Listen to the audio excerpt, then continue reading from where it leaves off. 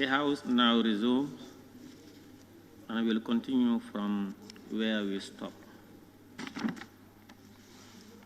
I now invite nominated member Maimouna Cissé.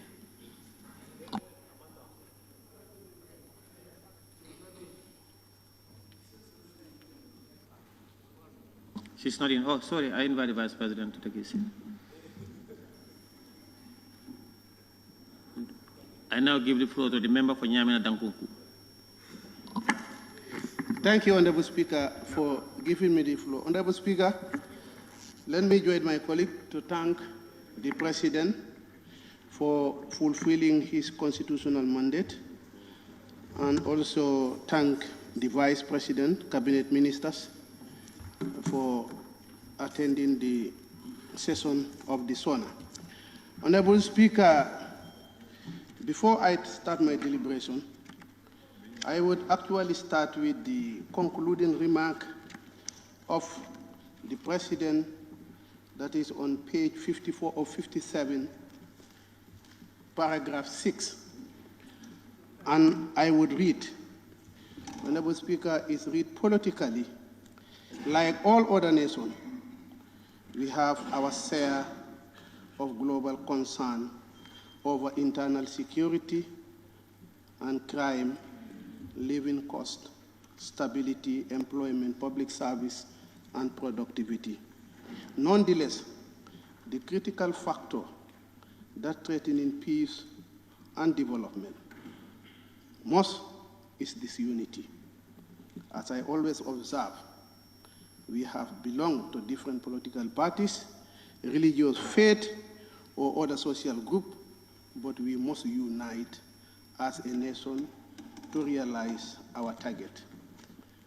Then, on the same paragraph 12, after he makes his statement, he directs the National Assembly members how to debate or how to deliberate on his speech, which he emphasized on paragraph 11 and 12. Honorable members, while discharging your duties, I urge you to dialogue and initiate partisan collaboration in a positive and democratic manner.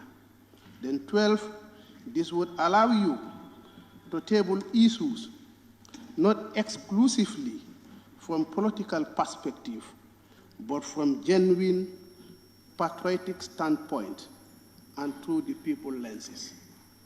So, Honorable Speaker, if you looked at this thing, the President have already directed National Assembly members or summoned us, let us deal with issues beside partisan politics. But, Honorable Speaker, I will come to this unity. Honorable Speaker, you know, in Fula, we said, if you are afraid of the eye, you cannot remove the skin of the head. And then I think, before we enter our deliberation, Honorable Speaker, what did this unity in this country is actually an acute political rivalry within the President himself and the party he belonged to before.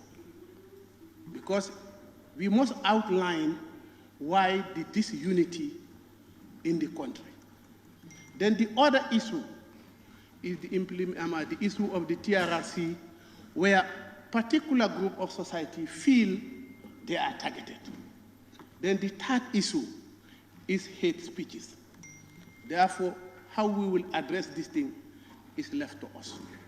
When it comes to the issue of political rivalry within the President and the party he belonged to, these are two prominent people in the country.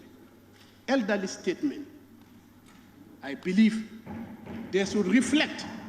Yesterday, they were eating on the same basin, they were sleeping in the same room. Let them not forget they were in one group before that is divided now. Then that acute political rivalry have contributed to the threat the President talked about. And then I think the President himself, as the statesman of this country, we have seen, I think it is necessary we have a national dialogue among ourselves. Because because all the challenges on paragraph 6, if the issue of this unity is actually preventing us to achieve this one, any government that cannot achieve to resolve employment and other issues is going to be a problem. And then I believe this is number one of our disunity that I believe they can handle among themselves. The issue of the TRRC, government should professionally handle the issue of the TRRC, and when it comes to hate speeches, that also is another thing. Let us stop attacking one another on political platform. Me, I always quote myself, I can belong in any party in this country. I can belong in any party in this country. Today, if I should shift an allegiance to the United Democratic Party, I will fit there. Because even when they make a research, they will make throughout research, they will never say somebody has stood in a political platform and made it a hate speech against my party, and other party, and other party. If we adopt this thing among ourselves, we will be united. Then Honorable Speaker, let me go straight to the statement of the President. I will start with agriculture. Honorable Speaker, agriculture is not only the production of crops, it is the production of crops and animals. That's why we say animal husbandry. There is nowhere in the statement where agriculture is mentioned and animal husbandry is mentioned. So meaning, I don't know what is the policy of the Ministry of Agriculture when it comes to agriculture. If you want to only base all your agricultural productivity on crops and leave the issue of animal aside, then the Ministry of Agriculture is bound to have a problem. Honorable Minister of Agriculture, you have the biggest problem in this country, because agriculture is where the country depends itself for food production. So if you are given that tax, you have the biggest tax and the biggest challenge. And we have seen in the President's statement under the Ministry of Finance, where he informed us the issue of wheat and corn, that's maize. Meaning, if the President mentioned that, actually, he have directly talked to the Minister of Agriculture to see what policy you can do and you can adopt, because if a country is fighting and you depend on wheat and flour coming from that country, and the country have only lasted for 1 year, you don't know when the war is ending. What about when it went to a situation where even that country importing, exporting outside, it is impossible?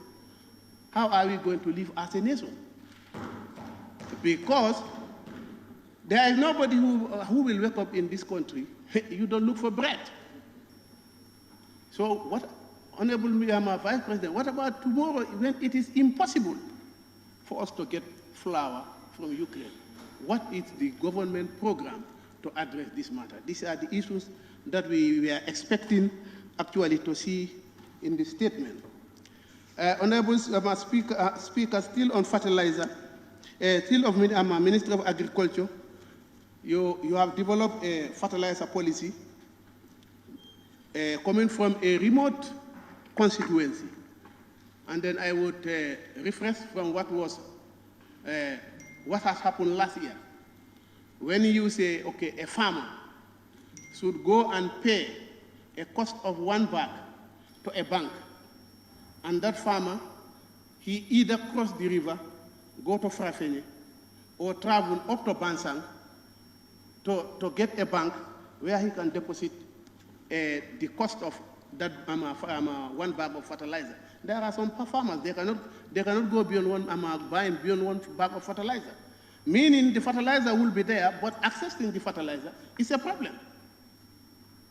And then again, the price you put on the price tag, before the farmer will get that fertilizer to his home, if you don't mind, another 300 would be an increase. Imagine if a farmer should travel from Dankunku and you are asked to go to Farafenye, deposit and fare, to and fro come. Before you get to you get home, you have another $300 expenditure on fertilizer. I think we need to look at that also. It's not only the getting the fertilizer, but the farmer accessing the fertilizer also is another important thing. Honorable Speaker, on fisheries. Honorable Speaker, I think sometimes if ministries submit their issues when it comes to the SoNA, the president should look at what are presented carefully. I would quote from the Ministry of Fisheries. This is the third SoNA, Your Excellency. The issue of the water bill is reported in this assembly. How long would it take a ministry to draft a bill? For 3 consecutive SoNAs, the president is reporting, soon we will table the water bill. So imagine, then that means that there is no movement. If it will take a ministry or a government for 3 years without producing a bill. And then this is the third SoNA. The issue of water bill is being reported by the president. By next year, we will table it. So meaning is either the bill is not there or the president is misinformed. And once the president is misinformed, he carried that information. He come here at the assembly also misinform us. I think we should avoid that, definitely. And then I think the Minister of Water Resources, you are around. You can go back. I can vividly remember the first SoNA on the issue of this water bill. Then your predecessor was the minister. And you came, you are there. I know you are almost 2 years old there, or virtually 2 years. The issue of the SoNA, this bill is being reported. And water is a problem in this country. Wherever you go, people are complaining of water. So if the policies that should help us develop, get water are delayed, mean getting water to the population is being delayed. Honorable Speaker, on judiciary, that is on page 27. Page 27.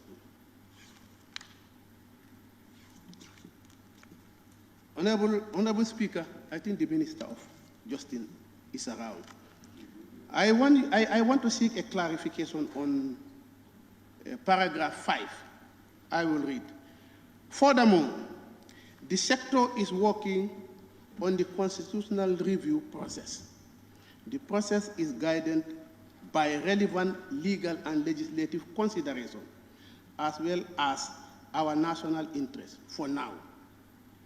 It is essential to determine the necessary legislative amendment, I underline legislative amendment, to support the next phase of the review. I believe before you can amend a law, the law must be legislated.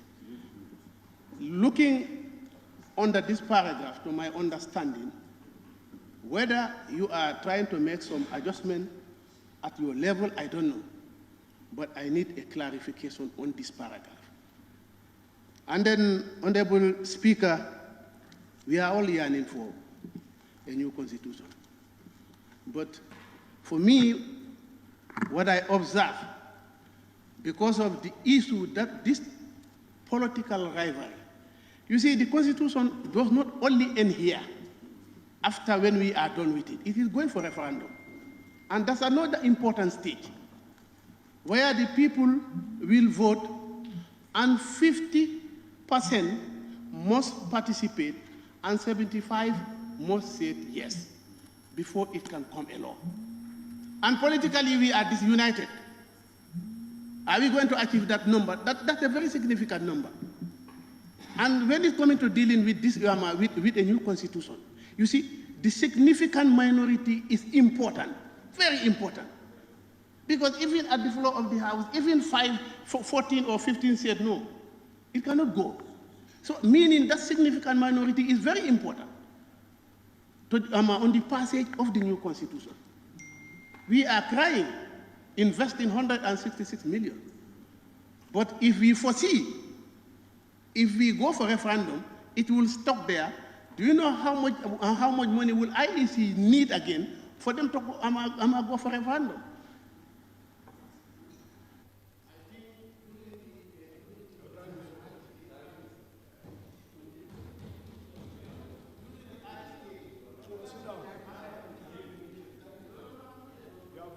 See?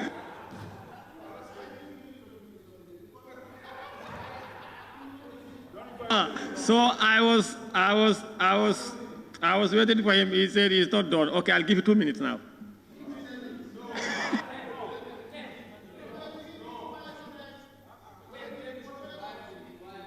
Use your mic. Use your mic.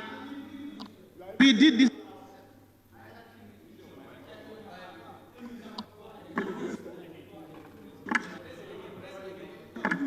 It will come. Just press it.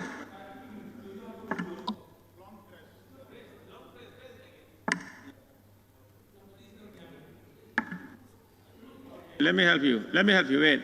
Put it on. Okay, put it on.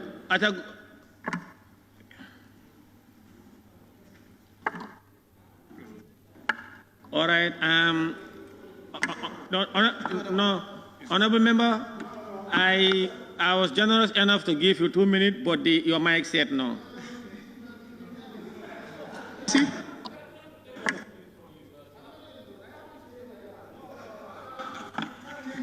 Honorable Speaker, thank you very much. You see, sometimes when we curtail our own, when we try to deviate or manage our own rule of procedure. Honorable Speaker, point of observation. And then you see, it's not good. Honorable Speaker, no, don't worry. I got the floor again. Honorable Speaker, when it comes to Ministry of Works and Transport, we have, that is on page... Speaker. That is please. On page 31. We don't know the amount of time you've given, and it's a procedure we need to know about it. Page 31, page 31. Honorable Speaker, on the Ministry of Works. Honorable Speaker, you see, when it comes to policy are not only written policies. Pronunciation also always turn to be policies. Wherever the president stood and make a pronunciation, I will do this, have turned to be a policy. And then I was a little bit shocked when it comes to road construction in this country. I don't think this government have a policy direction how to construct, how to do road construction. Because in 2021, when the president was in my constituency, he informed us that after the presidential election, the Nyamina Dankunku Road will be the first road that I will construct. And he made this statement in a plot and protocol when the entire people of Nyamina Dankunku and Nyamina West are sitting down. That's a statement. It was a policy. And I was surprised. I made a parliamentary question to the Minister of Works. After 2021, 2022, he told me that your road is not captured in our development agenda. So meaning, then what the president told us in Nyamina Dankunku is not something that is happening. And definitely, any leader, the first thing that you should do is to make sure that people have confidence in what you tell them. Honorable Speaker, you are, Honorable, how to call Vice President, you are just a little bit far. But I have a video here. If I show it to you, and you see how the people of Nyamina Dankunku suffer, immediately they cross from Nyamina, from Lower Salum. You see that video. Honestly, you will see, you will tell the president tomorrow, let him go and then do a foundation laying. The problem of this foundation laying is bringing confusion, giving us National Assembly member a lot of issues because they are saying that we are not representing them and we are doing what we are supposed to do. the Speaker.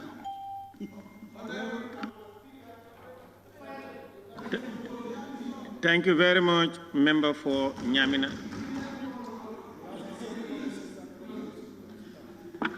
Honorable Speaker. Honorable Speaker, on tourism, please, 1 minute. Honorable Speaker, on tourism. Honorable member for Nyamina Dankuku. Please, give me 1 minute. 1 minute. 1 minute. You see, we create this problem for us. People cannot deliberate.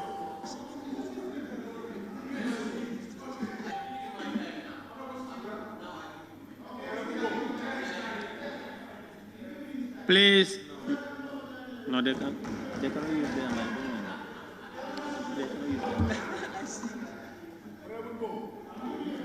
Member for Nyamina Dankunku, please, thank you very much. Take your seat.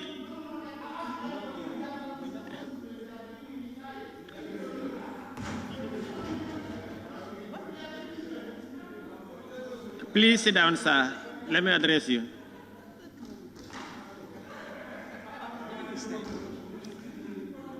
Please, honorable member for Nyamina Dankunku, I gave you extra 4 minutes. So it was extra 4 minutes. I now give the floor to nominated member Maimouna Sise.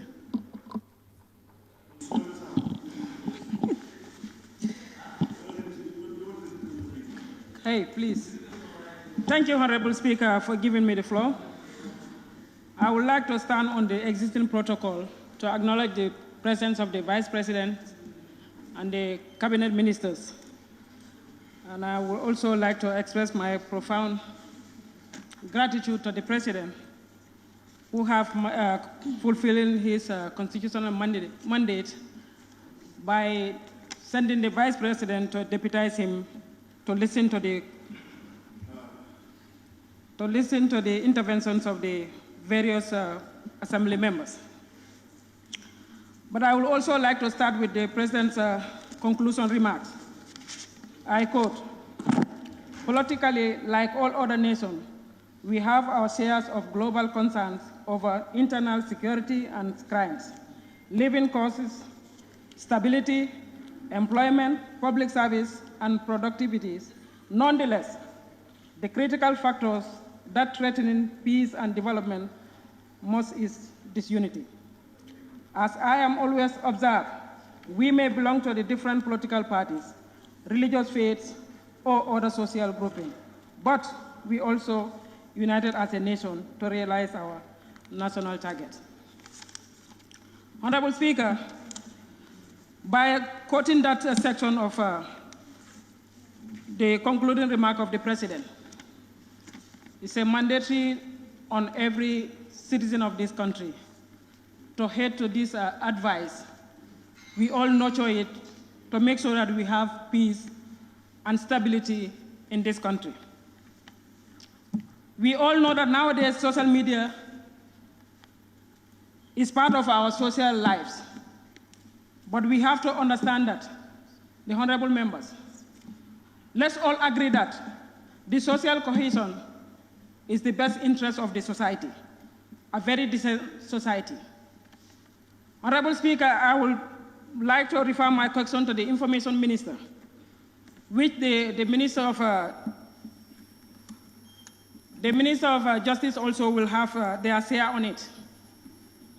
Honorable Speaker, these two ministries they need to have a very interesting and very colliding relationship to make sure that the hate speech in this country is getting out of control.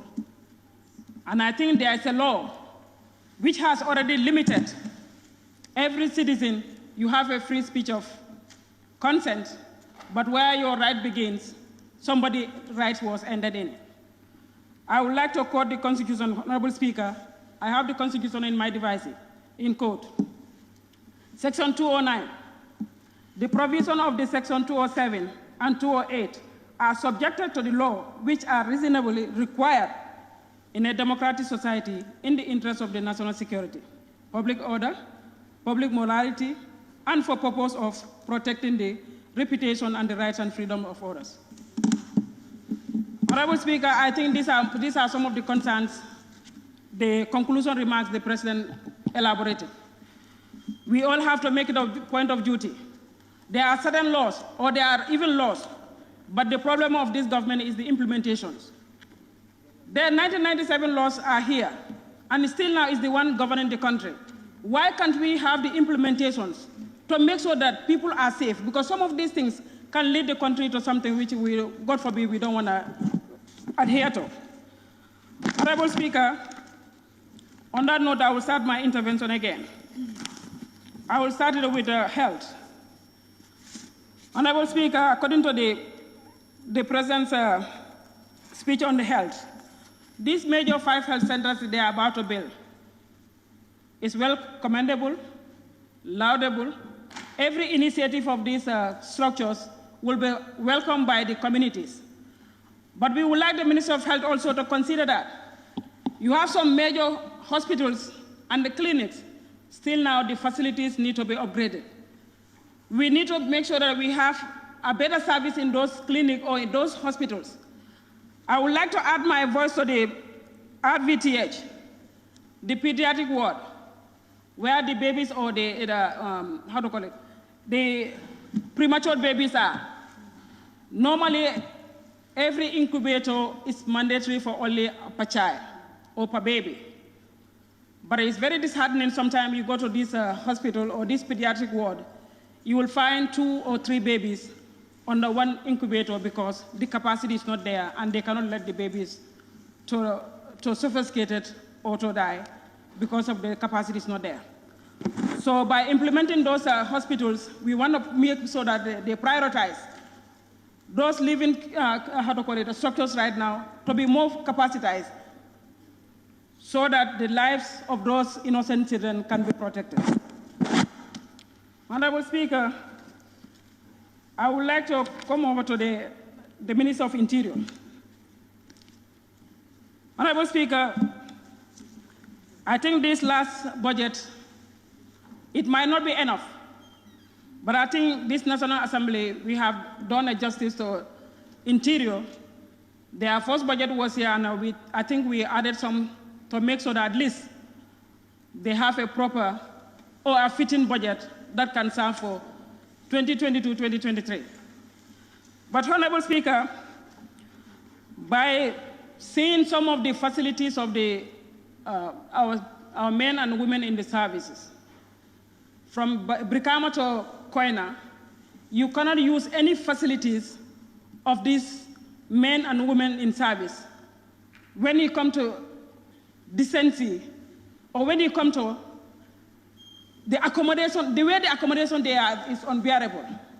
Honorable Speaker, we want to see that these men and women are protected. They are the ones, when we are sleeping, these are the people who will be in the streets, in a very dangerous zone, without arm, without mobility, but still now when they get home, they are not fitted in their home because of the deteriorated condition their living conditions are. Honorable Speaker, I am not a security personnel, but every responsible person in this country should have a mind that our men in uniform, our women in uniform, they need a clear attention. I would like the Honorable Minister and his ministry to look into their men in the service. Their conditions need to be uplifted, and we want to make sure that it's uplifted as soon as possible because the allocation was there and it needs to be improved.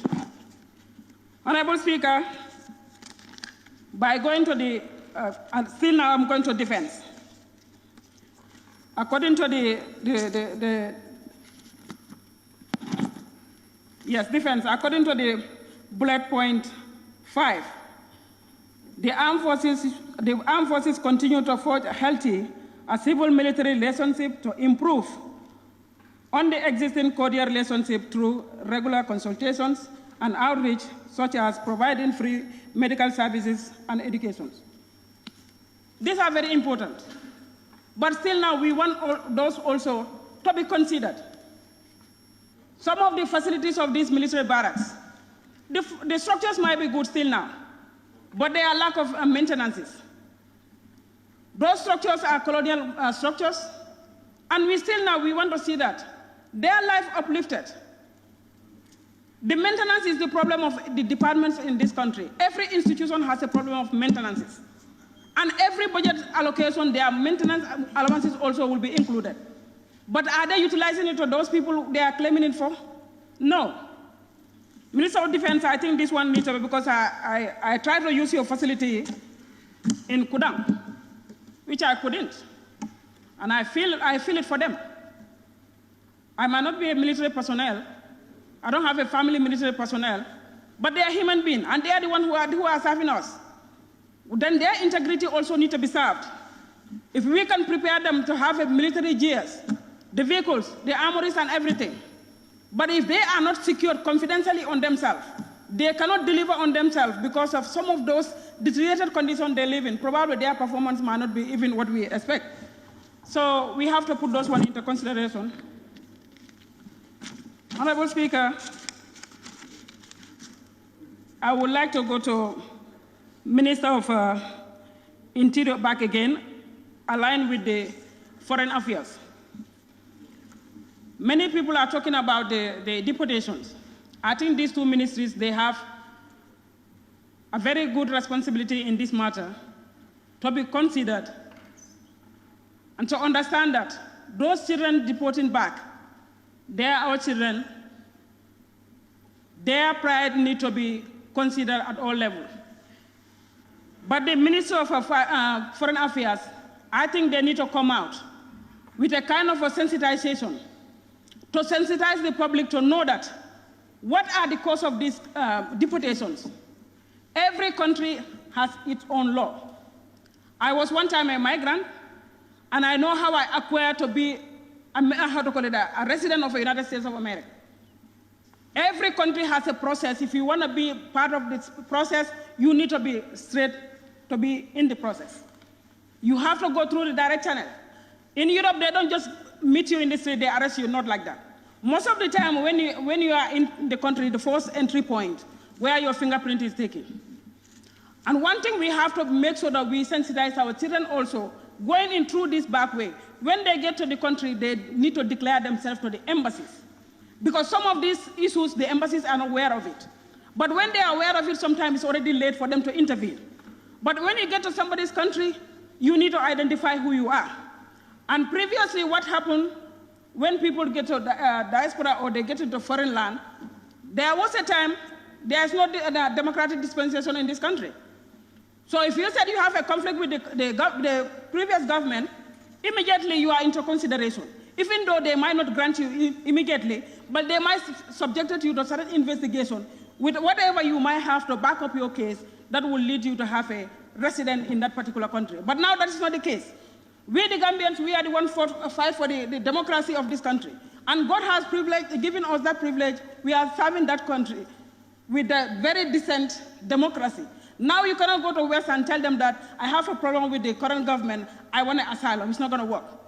And our children are not planning to go back to upgrade themselves with the system they found themselves in those foreign lands. When you get to foreign lands, at least first thing you need to learn is their language.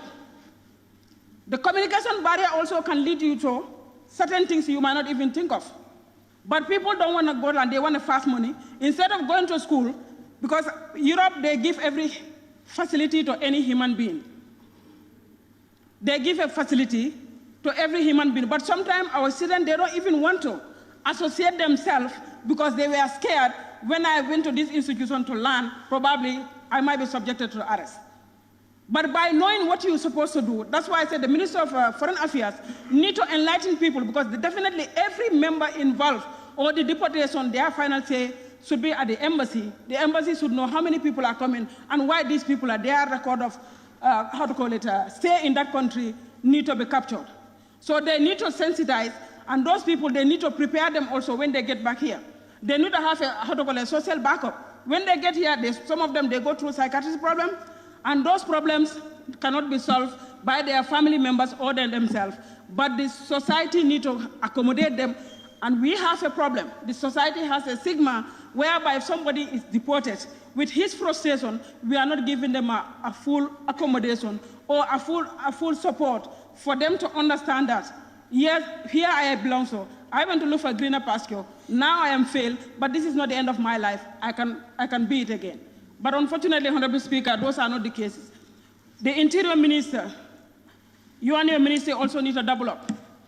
These children, when they get here, when they are not properly managed, they can easily go violent. And some of them are easily violent.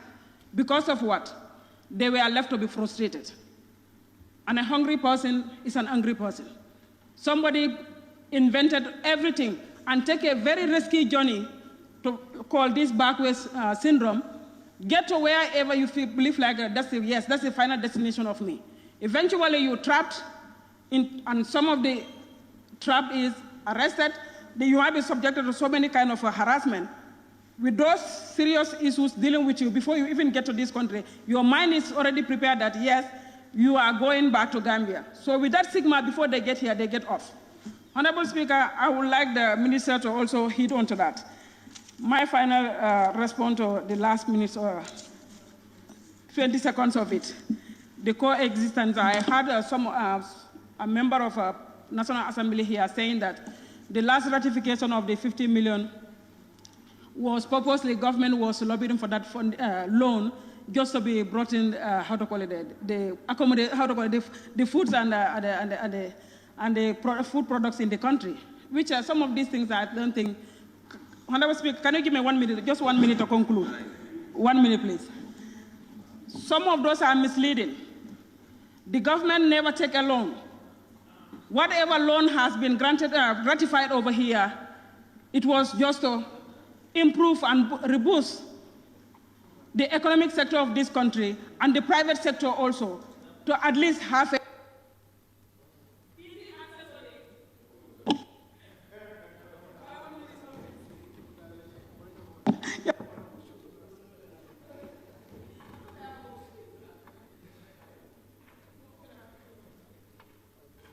Yeah, you have 2 minutes, please.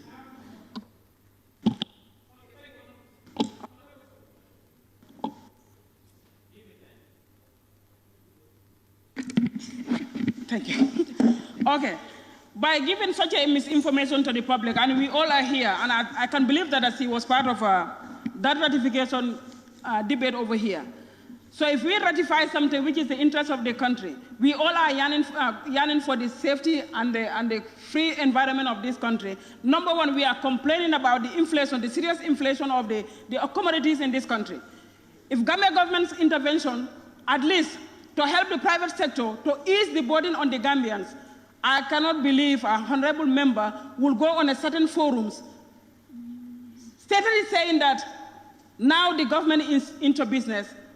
They are getting a loan of 50 million from Badia just to invent into a business. That's a very misleading information. I think the honorable members of this August Assembly, we need to desist from such an action. We are honorable members and people looking at us. Our reputation needs to be counted. Our reputation needs to be smelled and needs to be felt by our own actions and our own deliberations in these chambers. I thank you. I better submit.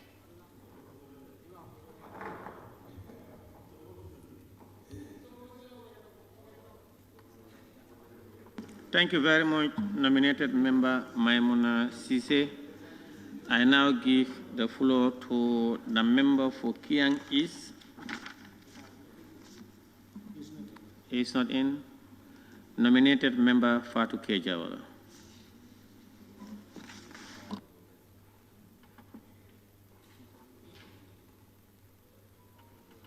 Thank you very much, Honorable Speaker.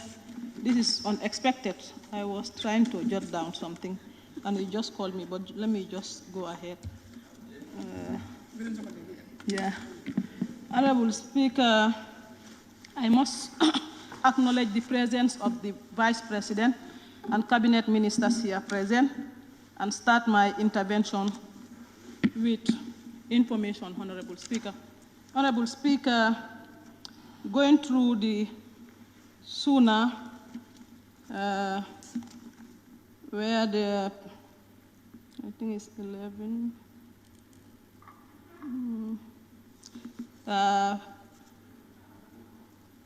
page 43 information.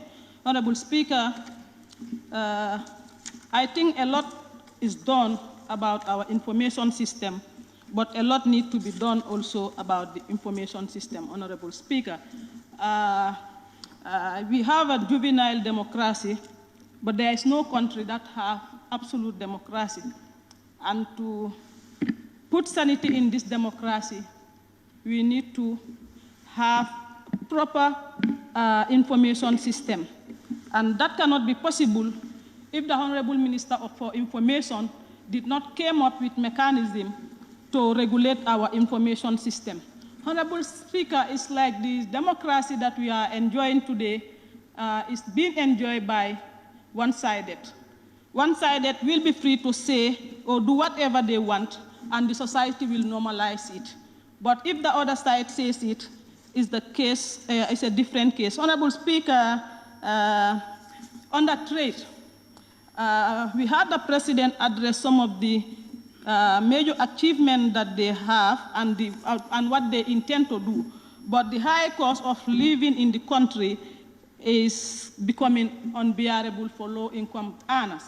And as the head of state that we all voted for through our hard blood and sweat to approve the most brutal dictator, we expect a lot from him. We are the generals of His Excellency and ready to take any bullet for him. But notwithstanding, if we see something that will not tell well on the government, we will hone the system. And in doing so, we have to say what the general public, the outcry of the general public. Honorable Speaker, the Gambians subdue and surrender their will to this government. And I think the government did a lot since its inception. But the interior sector also needs to be looked into, Honorable Speaker. Key areas were being highlighted by the Honorable Minister of Interior, but I think a lot needs to be done about road safety and air safety. Most of the smuggling in this country were done by the river. And road safety also needs to be checked into because there is a high rate of accident in our roads. I think the Honorable Minister of Interior needs to look into that one also. And also the high cost of fuel also is a case for concern, which I expect that to be filtered in the address of the Honorable, the President. But notwithstanding, we are bringing it to the attention of His Excellency and the government at large that the people that we represented are crying day in and out that the high cost of fuel is affecting people, and again the high cost of living also is affecting people. So I think he could put measures in place to address some of those issues. Hence, we are the one who elected him and expect a lot from him. And I know he is a very kind-hearted man, willing to help this country to move forward. So we are appealing to him to help this country and the poor people of this country about the cost of living. Honorable Speaker, on those few remarks, I think I'm going to submit and beg to take my seat because I was trying to jot down something and you just called me. Thank you. Thank you, nominated member Fatou Jawara. I now give the floor to the member for Basse.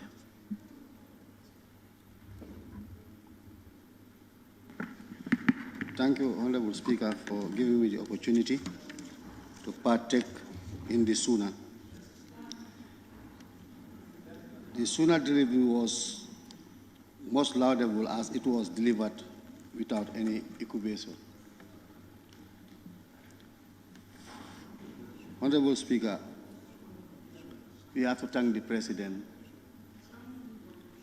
the Vice President, and the Cabinet Ministers with their PS, and also the technicians who are here with us since yesterday on these deliberations. Top among the things that matters to the public of this country is the economy. That is the increase in domestic taxes by 5% and custom excise, which also increased by 20% over the same period as stated.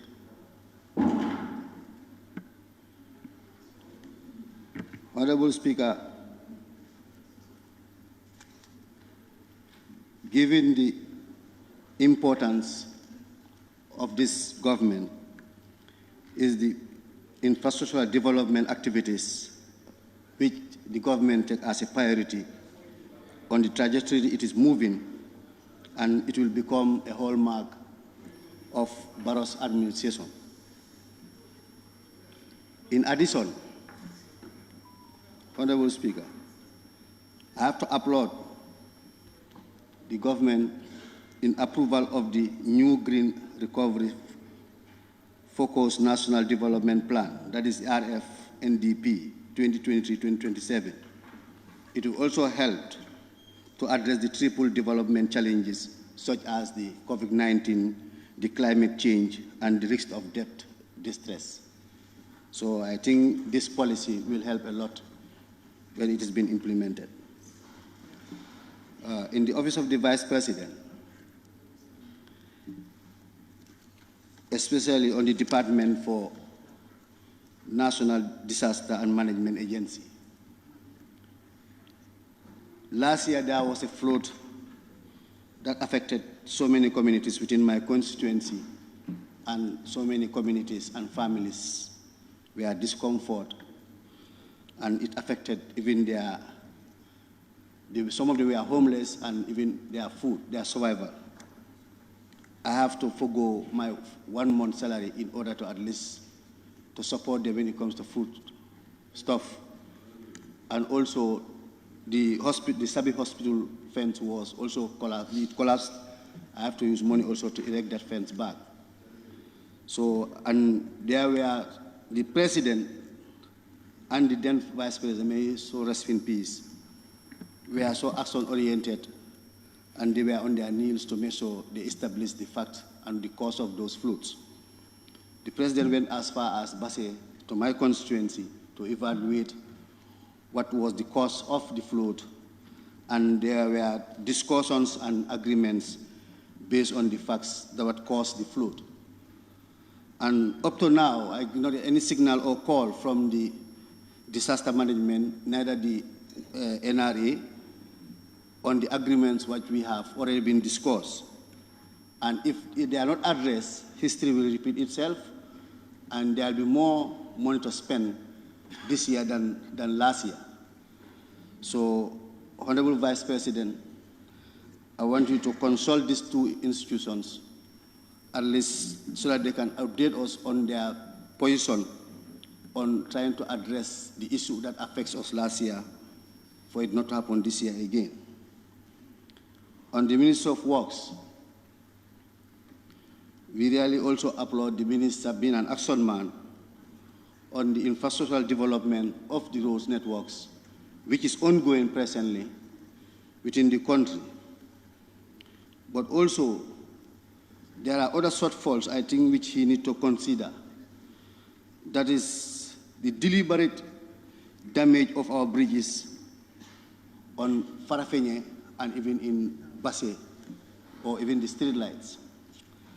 Yesterday, on Sunday, I passed through the Farafenye Bridge, and what I have shown was some of the actions were deliberate, because I cannot imagine what type of speed are you going to run on that bridge until you have to break some of those hard irons. So that was a deliberate, that was a negligent, because I don't expect you can run above 60 or 70 to at least to lose track until you have to hit those nails. So, and actions must be taken, and at least there should be a proper mechanism to control whoever destroyed must face the penalty. And also the street lights. People now don't care. They just drive recklessly, they damage our street lights, and they scot free. In fact, even the street lights, they leave it like that. It can even have an obstruction on the highway. So there was a policy whereby when you break any street light, you pay about, is it 35,000 for the replacement? And I think NRA should also come up with that policy and make sure they at least they apply to the latter. Whoever falls victim, you have to pay for it because it's a national fraud, and it have to be replaced. Or else we will end up approving budgets, erecting these street lights, but they will not be durable, they will not last long because people don't care about it. On the health sector, I'm also happy with the direction the government has taken. Looking at these development achievements, one, building resilience for better healthcare service provisions to people. Two, rolling out the National Healthcare Insurance Scheme, construction of a modern National Emergency Treatment Center, a blood transfusion center, reference laboratory, and a training center in Fatou, and up-to-date modern equipment to handle health emergencies and advanced diagnosis. 7, to complete the master plan for a new teaching hospital in Fatou. With these 7 bullet points, achievement by the health sector, I think the government is on the right track and it's also moving to where we want it to be. On the side of the agriculture, also there's an achievement and there's a lot we also expect to achieve in future. Looking at last year, when it was the outcry of the farmers, when I can remember when the first meeting the agri-minister have with the farmers in the provinces, when they have to disclose the price of the fertilizer, I think that the minister and his PS were their soldiers of their own, because the reaction they get from the farmers was not happy, and the government have to look into it because they know they are the people they are serving, and they have to serve the interests of the people. They have to reconsider. The government have to go back to the drawing board, look out for support until they were able to reduce the price to 2,000. But even though I know the government was not comfortable because the people they are serving, they find it difficult to get those fertilizers. But also, it was beyond the limit of the government to at least to reduce it less than 2,000 because of the price they got it based on the situation of the global situation. For this year, at least, they work faster, looking at what they have encountered last year. At least they were able to get some fertilizers and the price was reduced from 2,000 to 1,150. And I think that was a laudable effort. We need to thank them for that. And also for the continuous harvesting throughout the year on different varieties. I think last week, I don't know, some people were asking for other varieties which was almost perishable within the country, but the minister told them, yes, it's still in existence, and in fact, we are harvesting right now. So this is what we expect from the agriculture, whereby it will be year-round harvesting. Some of us who went to China, we have seen they harvest continuously throughout the year, and that's the only thing that can sustain us when it comes to feeding the nation. So thank you, Honorable Minister. So we still want you to look for more varieties that will at least give you a shorter period to harvest in future. Honorable Speaker, looking at the youth and sport, so many of my colleagues have emphasized on it, and I think it's a ministry which the government should look into, because it's carrying or governing 60% of the population. And looking at where the government was asking for 1,500 jobs, I think that is the area we should target in order to achieve that. Because the budget allocated to Ministry of Youth and Sport, I think the minister is trying his level best in order to at least try to address some of the needs or the areas concerns within the ministry. Because as all of us knows, we are all sportmen, We have passed through there, we have been an athletes, and now we have done sport management. We know what it takes to manage sports. It's very expensive, much more to manage youths.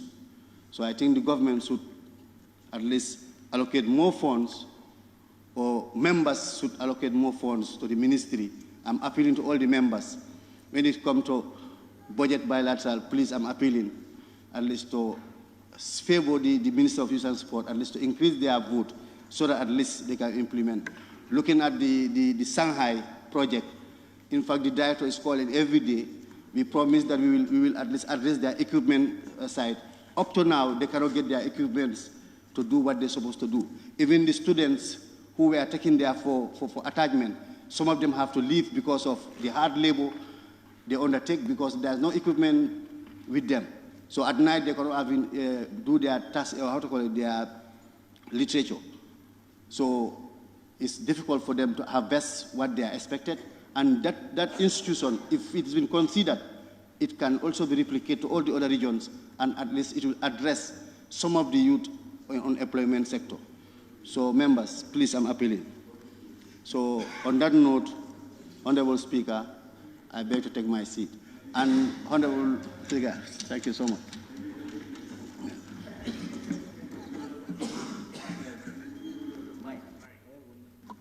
Thank you very much, Member for Basse.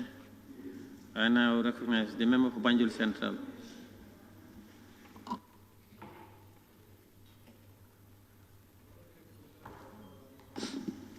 Thank you, Honorable Speaker. My apologies, actually. I was told that I was called earlier on, but I had to go to the hospital because I'm not feeling very well. Yeah, I'll first of all like to thank His Excellency the President for coming before our midst to present the SoNA as usual, which was constitutionally mandated. Also like to thank the ministers here present with us. I also like to applaud the government for bringing the SoNA earlier, because usually we have been advocating here time and time again the idea of it being brought usually around September. So at least we are having a headway. Hopefully next year it will be brought in the, hopefully in the first quarter. Yeah. The SoNA, the President is mandated to come and tell us how the country is faring in different facets of government and how the sectorial improvements or lapses are going, for us to scrutinize it. And I would say the SoNA was okay, but it kind of gave us a holistic background of how things are going. But if you compare it with the last SoNA, I would say, sorry, I would say the last one was a bit more detailed. This one was kind of, though the President said this is not an activity report, but at least we were expecting at least some statistical, take-homes whereby it will help us in also making assessments, because our role is to scrutinize.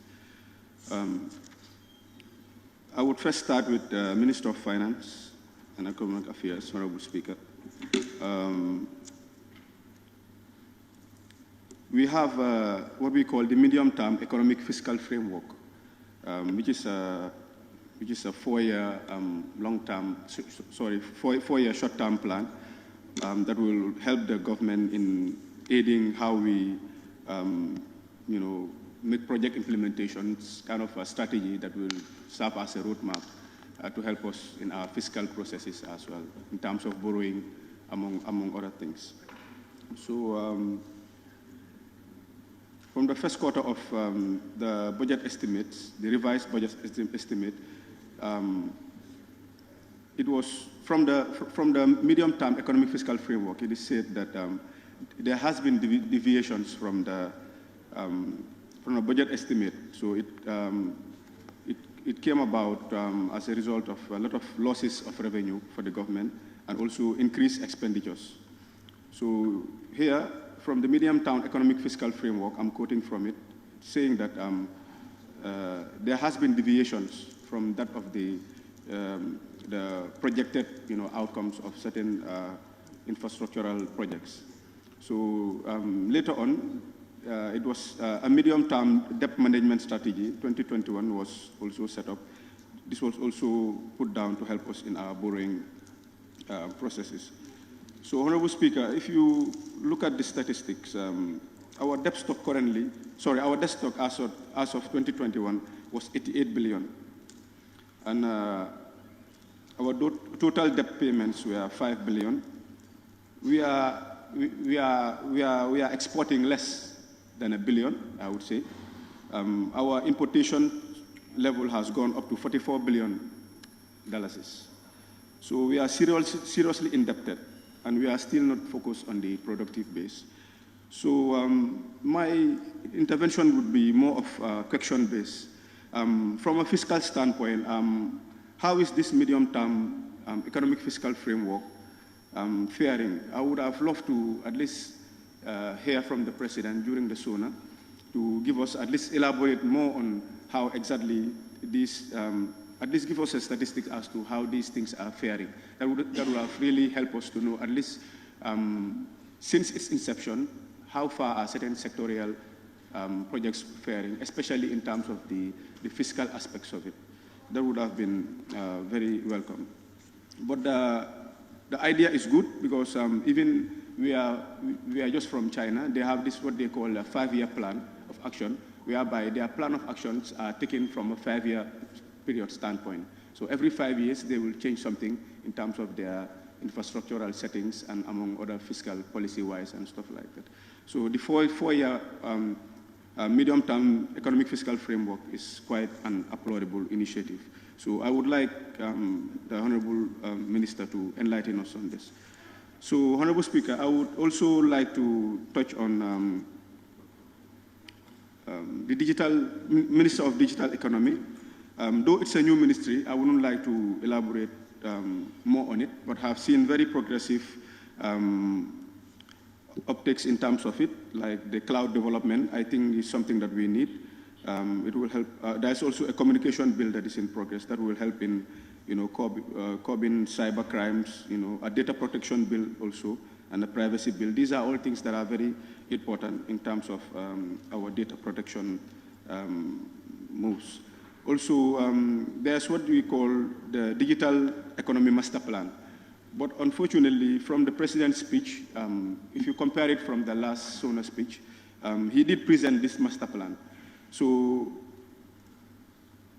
within this speech, he said that there's a scoping exercise, that is of 2022. The President told us that there's a scoping exercise that is ongoing.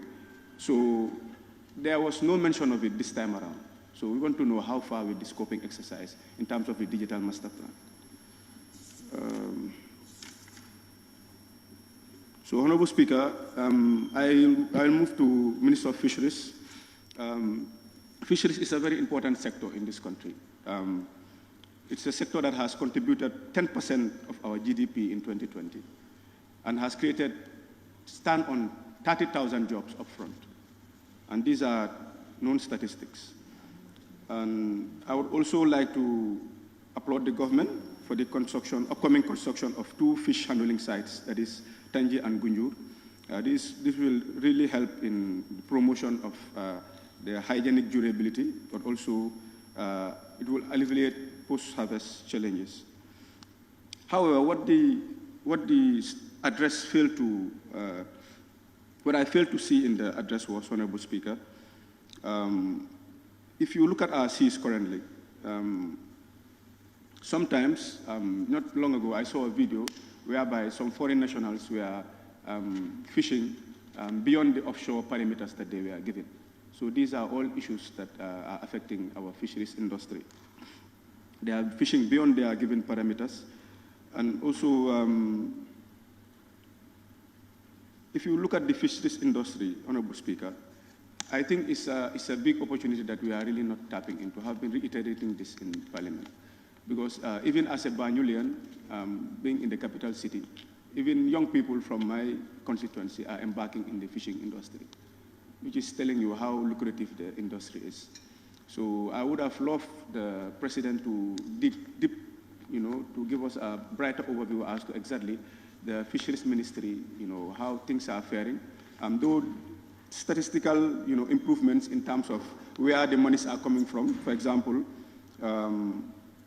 if you look at the revenue base, we were told that 34 million has been, gotten from landing fees, 83 million from licensing, and 30 million from external support, which means that there's funding for these projects. So my take is, from the revenues that are generated from this, are we really ready to reinvest it into the productive base?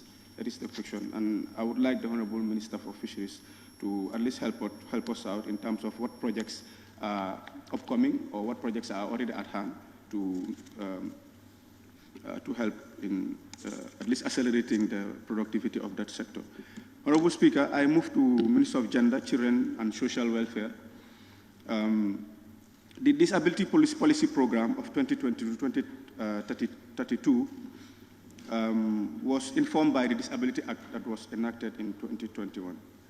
So from first hand, because I was opportune to go to Govi and also visited the Federation of the Physically Disabled.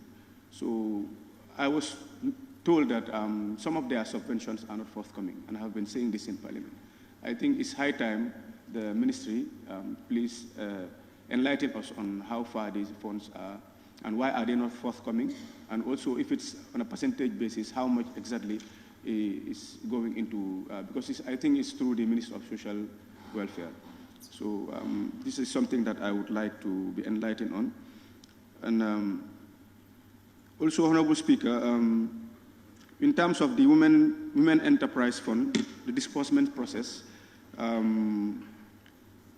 this is not actually my take, but talking from engagement with certain women folks, some have seen it as a very politically motivated fund, because most of them do say that they are not usually aware of when the funds are available, and that usually they hear about it once it has elapsed. And most of the women folk that enjoy this type of funds are usually those that are in political groups or the like. So this is coming directly from the people of Banjul Central. So I would like elaborations on this as well. Okay. Honorable Speaker, I will move to Minister of Basic Education. Briefly, there has been a lot of infrastructural developments in terms of the educational sector, which we applaud, definitely, and also even the conventional and madrasas has also been part of these structural developments, and also teacher accommodation spaces have also improved based on the statistics that we are given. However, I was told yesterday, I was making some research, and even I was told by Honorable Bow that the education policy is under review. So I would just take this opportunity to say that whilst reviewing this policy, we all know that it's currently a court case and a sensitive matter, a sensitive topic, but this veil issue has really prompted national discourse. And right now, the Christian community have been known to be very conservative and firm contributors of this nation, and we've all coexisted in peace and harmony for a long period, I would say. So this is a very technical issue that I think through the policy review, you guys can try to see how certain clauses can be included in it that will help in at least mitigating this current issue that is ongoing, to see what measures, what policies can be put in place whereby it can accommodate, in terms of religious perspective, it can accommodate certain, timing in terms of, what to wear, what time to pray and stuff like that, because I don't want this to turn into a religious conflict. And if you look at how things are going, it's really not telling, especially if you follow these groups and the social media outcry. So I would like the Honorable Minister to take note of that as well. Honorable Speaker, briefly, I move to Minister of Transport, Works and Infrastructure. I think I have about a minute.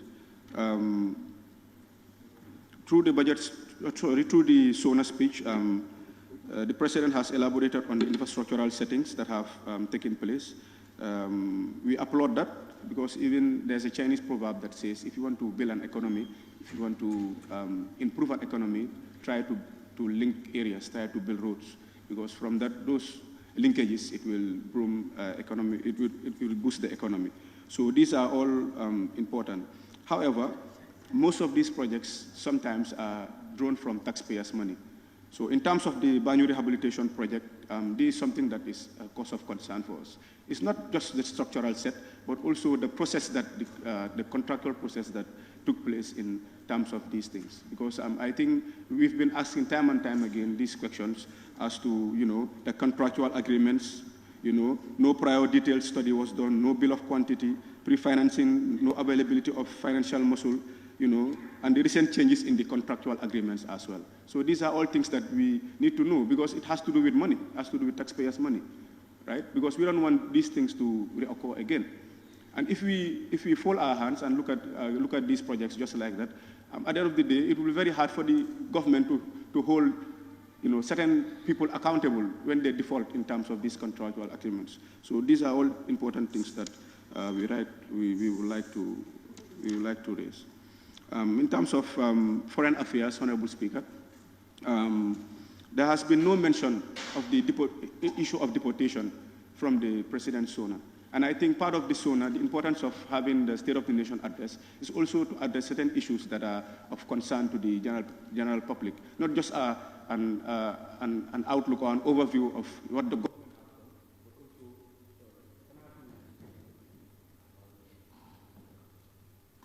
Yeah, you can have 2 minutes, please.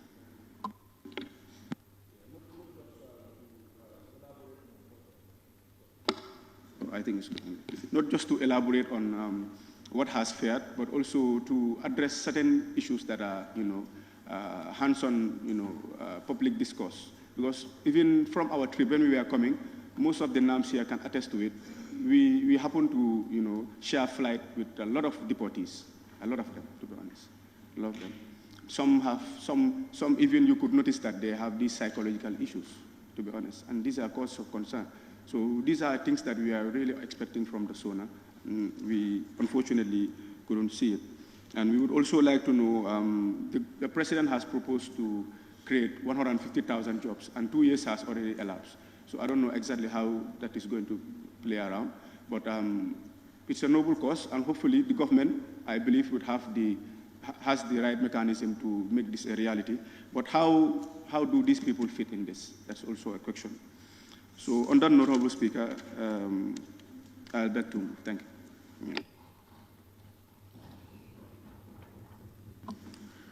Thank you very much, Member for Banjul Central. I now recognize the Member for Upper Salum. Thank you very much, Honorable Speaker. And thank you very much for giving me the opportunity to speak briefly on the President's State of the Nation address. That is a constitutional requirement. So we thank him for fulfilling that requirement. And I also want to thank the Vice President also for being with us since yesterday to listen to what we have as we dissect this speech from left to right, from north, south, east, all over the place, and to also read what is not written.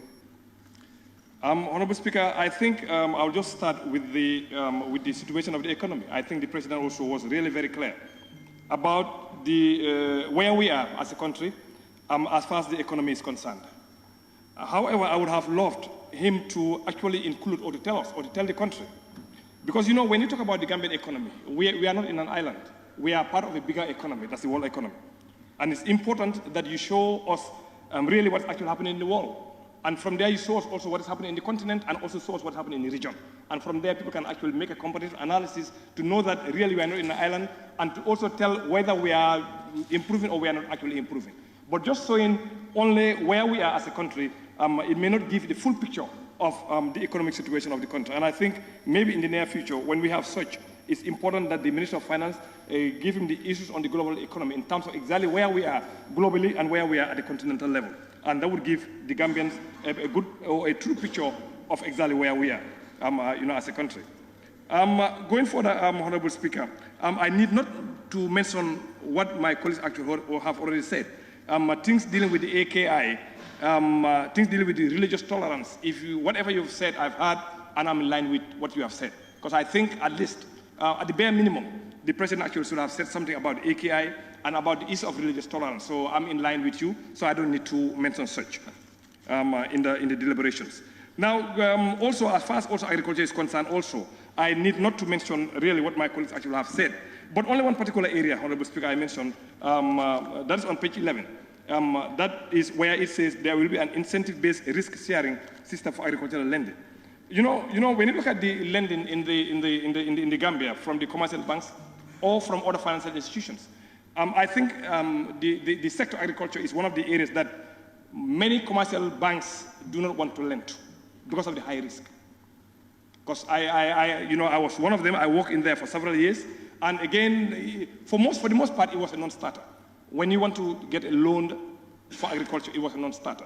So I think this particular, initiative, the Minister of Agriculture has initiated the Gambia incentive-based risk-sharing and agricultural lending facility project to improve access to finance by de-risking lending. I think it's a good initiative, simply because now the private sector can actually go in there, knowing that when they go on their own with the commercial banks, they may not be able to do that, but when the government comes into play, they can actually reduce some of the risk that was going to be put on the side of the banks. So the government actually can handle that. And I think it has the potential to actually avail the private sector for them to enter into the agricultural sector. Now, the other area, Honorable Speaker, I really wanted to mention was the issue of the digital economy. You know, when you look at all the activities they intend to do, I think, personally, it's the step in the right direction. Simply because when you talk about data in this context of connectivity, I think it's one of the most expensive. And there are several factors. Not only because the private sector want to milk us as consumers, but there are several factors that actually cost that. So, and I think based on some of the things that they have here, in terms of having a second submarine cable, which is going to create a resilience in terms of connectivity, I think in the step in the right direction. And the creation of the digital economy master plan, I think is the right step.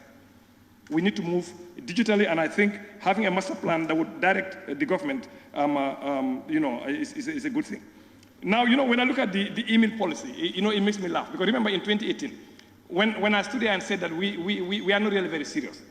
Because when you talk to government officers and then you get their business cards, most of them Yahoo email, Gmail, Hotmail, all over mails. So the government needs to really stop that. We must communicate using our own emails owned by the government. Why the servers actually is owned by the government? Because the thing is we will protect. But right now you send email to Gmail, you have a Gmail, you send email, or Yahoo. Where is the server? Who secures that server? The information that is transmitted between the minister, between the parliamentarian, between the permanent secretary, back and forth, who actually controls that? They can tell you. But I think this is a step in the right direction. Once we have the policy, now we'll be able to have our own email server, and everything can be managed centrally from the Gambia here. And then, which means the security aspect of it is under our control. But when you use Yahoo, Gmail, otherwise, whatever, you send email, sensitive information. For example, if I want to send email to Abdullah Cisse, acisse@gmail.com, but actually, Abdullah, that's not his. Cisse actually belongs to Alaji Cisse. So can you imagine that confidential information I'm sending to Abdullah mistakenly? But if it is within the government network, the government server, then at least it's sent to the wrong person, but it's within the same network as within the same server, we'll be able to control. So we need to get, I think this is a step in the right direction as far as the information is concerned. Now, when you look at the president's speech, when you dissect it, actually he has given us a lot of work. I'm not sure if you realize. There are close to 20 bills that he says he's going to bring to us. I'm not sure if you realize that. About 20 that he actually mentioned, like the data protection, cybersecurity, anti-money laundering, countering terrorist financing, public finance, state-owned enterprises, the banking, communication bill, privacy bill, victims reparation. You name them, plenty of them. So what that means is actually they need to start talking to the parliament, to the secretariat, to have a proper plan. The Minister of Justice cannot just come and just bring bills just like that. No, we need to have, a legislative agenda together, where we as parliamentarians will work together with them to plan really what we want to do throughout the year. Legislative agendas are really very important. But if you can't wait until the third quarter, you come and dump us 20 bills and you expect us to deal with those bills, it's not going to work. But we can work together and create an agenda together where we know exactly what to expect in each quarter, and then we'll be able to work amicably to ensure that we do justice to the bills as opposed to what we have right now on the anti-corruption. That's almost here 2 years. So I think Honorable Minister is around. I think it's important that we, at the beginning of the year, the first quarter, let's talk. Let's know exactly what your intentions are for the rest of the year so that we can work together and have a legislative agenda for the rest of the year. Now, in particular, in these bills, I think one of the most talked about bills is the Victims' Reparation Bill. And I think we need to do all what it takes to ensure that we get this bill to the Parliament as soon as possible. You know, they've been talking about it, they've been complaining. Again, you know, when you look at reparation, it cannot actually substitute life that was lost. It cannot. But it could be used as a consolation for the victims. So let's get the bill in the Parliament here, and we will do the needful to ensure that we move in the right direction. Honorable Speaker, the other area I just want to touch on, because I don't intend to really talk too long, is the issue of the Africa peer review mechanism. We've been told by the President previously that the Gambia actually is part of the Africa peer review mechanism. But throughout this speech, we've not been told anywhere what actually has happened so far.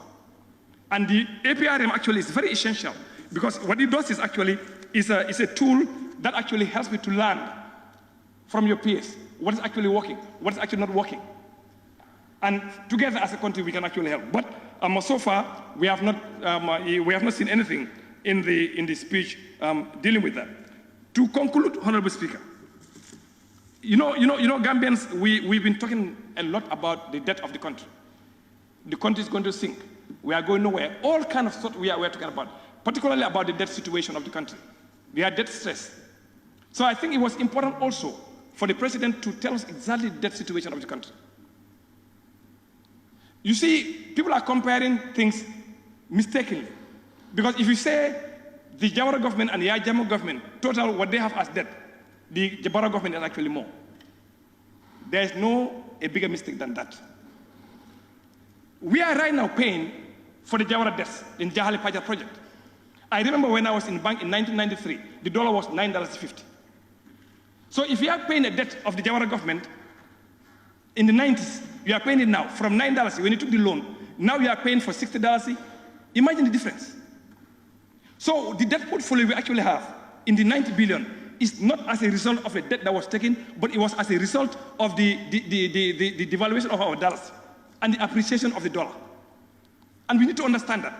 It's not that we are taking more debt, but because the dollars and the dollar issue from 1995, when we took loans for the Jahali Paja, we were paying $9. Now we are paying that loan still now as we speak, and we are paying $1 for 60. Can you imagine how many 1,000% increment? And that's the reason why it was important for him to explain to the people that this debt you are talking about is not as a result of what we have taken, but as a result of the appreciation of the dollar and the devaluation of the dollars. That must be very clear. And again, when people start talking about issues like this, I think it's very important the Minister of Finance or himself in the report for that to come out very clear to people to understand that not all we are talking about, we are comparing two governments against one government, we are taking more. We are not actually taking more. It's the issue of the dollars and the issue of the dollar. So on that note, Honorable Speaker, I thank you. Thank you very much, Honorable Member for Upper Salum. And now, the member for Kantora.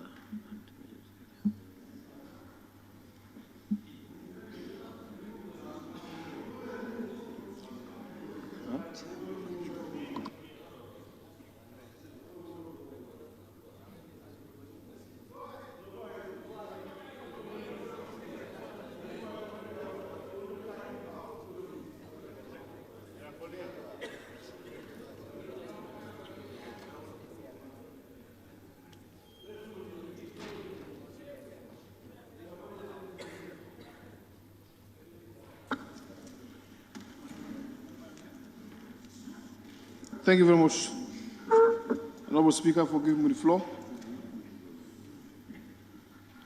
Honorable Speaker, it's been a long day, but prior before going to the debate proper, let me recognize the Vice President, His Excellency, and the Cabinet Ministers present, and thank His Excellency for fulfilling the constitutional mandate. Section 77, subclause 1, did mandate His Excellency to come to Parliament to furnish Parliaments on policies of government, conditions, policies of government, and the administration of the state. Looking at the address, that is exactly what he has done, but through sector ministries. Honorable Speaker, before going further, I want to recognize the effort of the Ministry of Foreign Affairs. If you look at the Ministry of Foreign Affairs, they are now working on foreign service regulation. It will be the first of its kind for us to have such policy in place. It enables the ministry to make sure that there is a guide map, there's a guideline in terms of posting to make sure that the right people are sent to the right places. Honorable Speaker, the ministry has really done tremendously well in terms of plight of Gambians in diaspora or in abroad. Recently is the issue of Gambian students stranded in Sudan. The Ministry of Foreign Affairs needs to be commended for the tremendous efforts injected within the short possible time to make sure that Gambian students are actually salvaged from the warring country in Sudan and sent to Saudi Arabia, then to Gambia. These are efforts that we need to recognize as Parliament. Honorable Speaker, migrants in Libya and other parts of the country, the Dubai, the UAE, there are serious efforts that the ministry has been doing, but it's not really talked about. Honorable Speaker, looking at the issue of German deportation, it is time, or it is high time for us to speak truth to ourselves, to understand the genesis of the problem and where we are as a nation. During the former regime, many people flee to Europe, Italy, and Germany, asking for political asylum. Political asylum differs from economic asylum. You went there is not because of economic hardship, because the easier way to access visa, the easier way to, yes? Majority Leader, I noticed that members, I'm not sure where your chief whips are. The membership, the number of members in the chambers.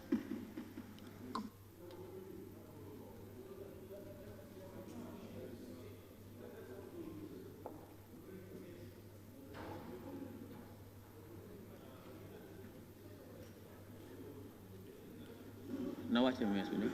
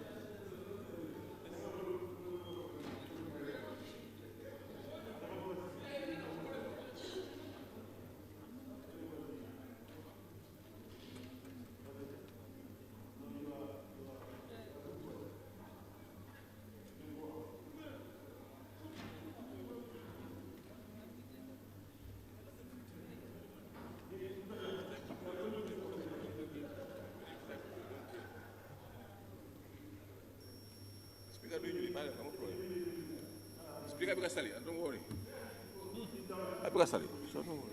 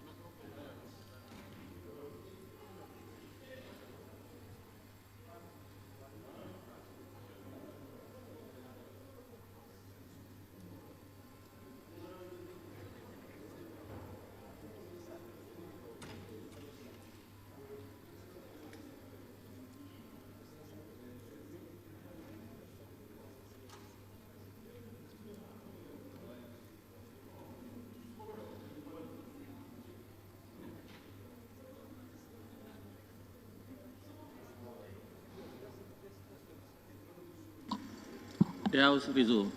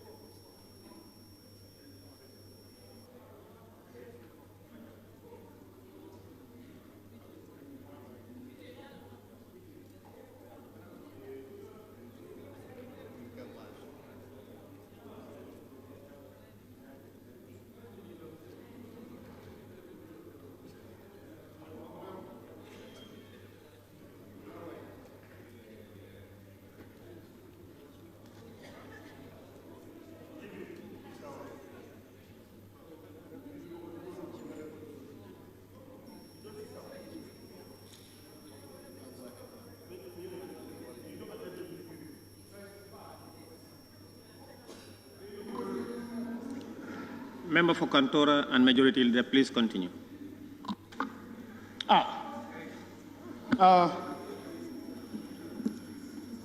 Thank you very much, Honorable Speaker, for giving me the floor.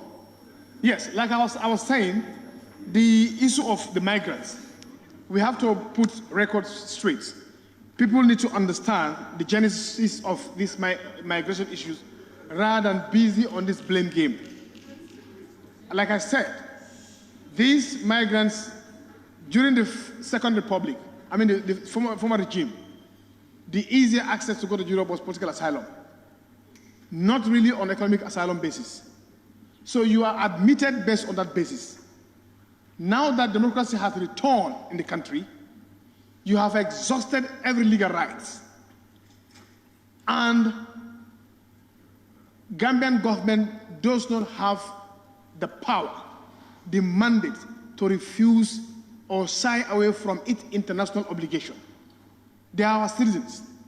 They went there through either a visa process or a legal means. Having got there, you filed for a political asylum. Democracy is back in the Gambia. You have no case to fight. However, what is important is that the politician has to come out and tell the general public that this is not the fault of the government of the day. What we can do is to cooperate to make sure that we, as the receiving state, when they're sending this migrant, we make sure we have profiling of these deportees. This is very, very important.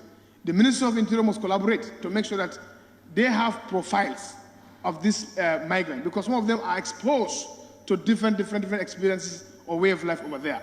They are traumatized. And I think the government, through the Ministry of Foreign Affairs and Interior, are really working in that direction. And having said that, this August Assembly just ratified a financing agreement of $15 million US, additional financing of the Baton Hadi Highway. So it baffles me if you say that the OIC will not materialize or will not host OIC. You are the very member again, we are the very August Assembly that actually approved $15 million financing to finish the ongoing project, with the OIC roads. Honorable Speaker, when I look at the report, I am really happy in the sense that the issue of crime rate, as a state, you are charged with the responsibility to protect the lives and property of the governed. And the state has really injected so much resources to make sure that the daily crime report rate has reduced through intensive patrol, through rigorous policing of the states.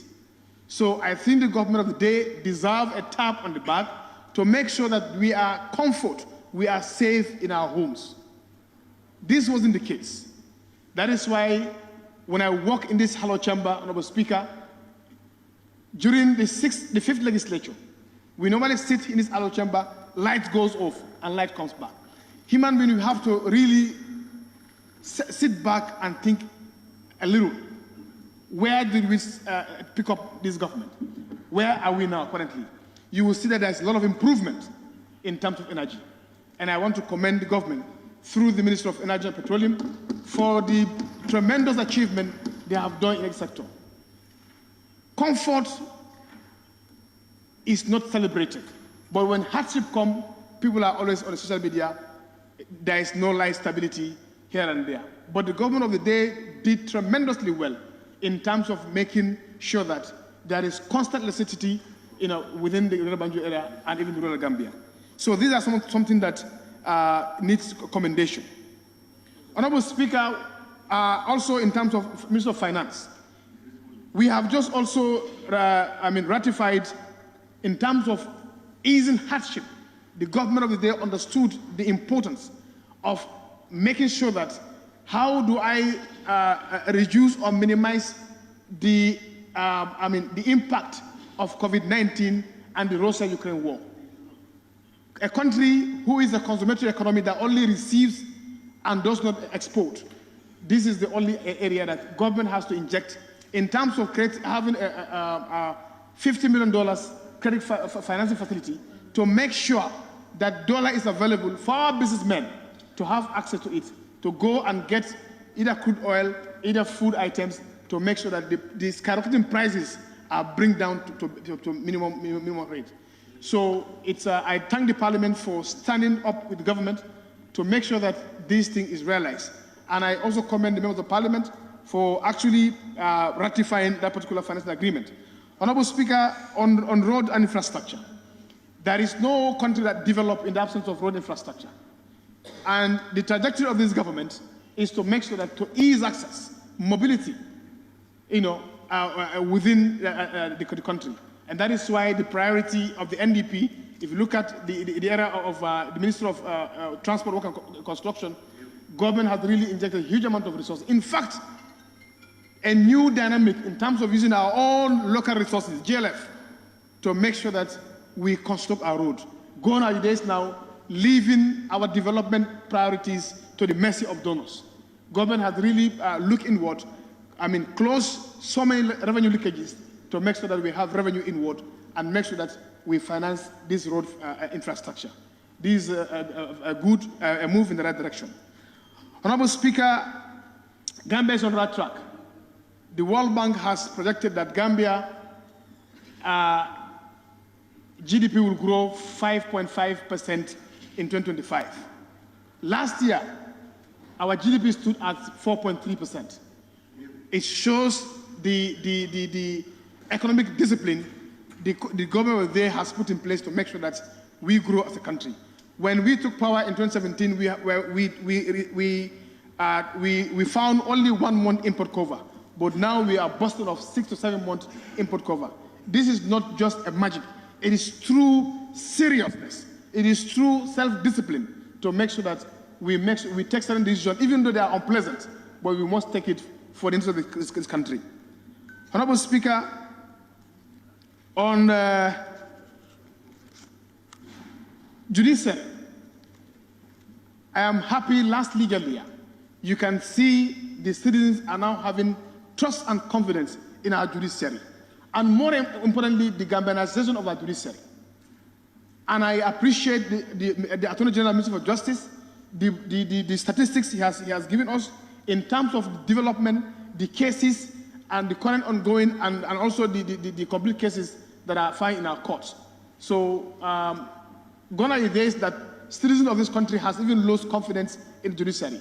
But because of democracy and good governance, accountability and separation of power, leaving every institution independent, that is why this August Assembly have now gotten our own autonomy, whereby we are free from executive interference.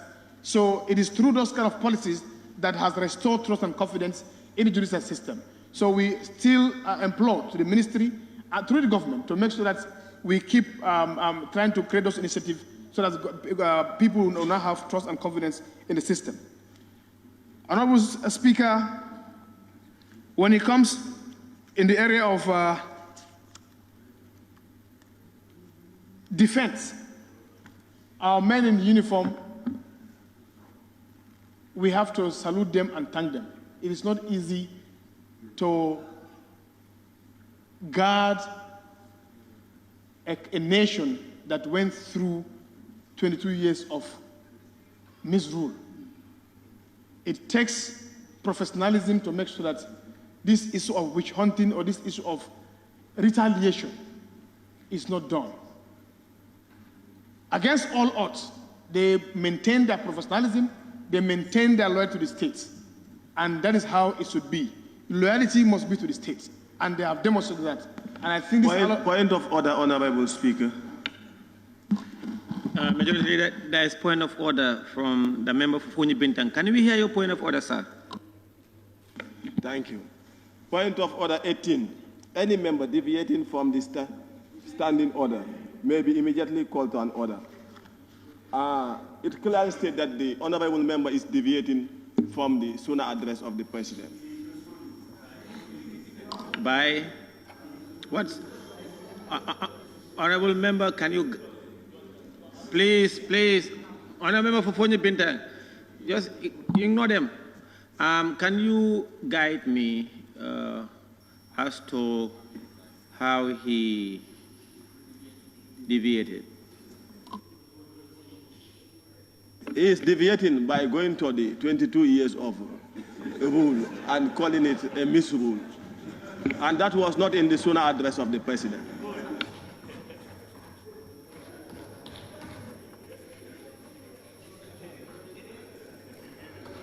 Minority Leader, you are looking at me. The point of order that I want to raise is pertaining let me rule on that point of order first. Huh? Let me rule on that point of order. Okay.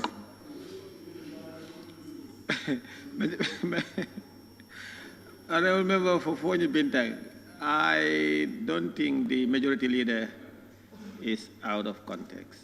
Majority Leader, you may proceed. Thank you very much, Mr. Speaker, for giving me the floor. There's point of order. Lastly, there's a point of order from the member for Brikama North. Yes, the point of order what I want to raise is pertaining to Order 29. Every member shall restrict his or her observation to the subject matter under discussion. The Majority Leader is merely reading the heading of the speech, for example, if it's debate, and totally deviate from that point and try to add his own Jimbo and Maggi to what the President has not said, which is uncalled for. Speaker, point of order. Honorable Speaker, point of order. Please, Opanyome, let me rule on this point of order first.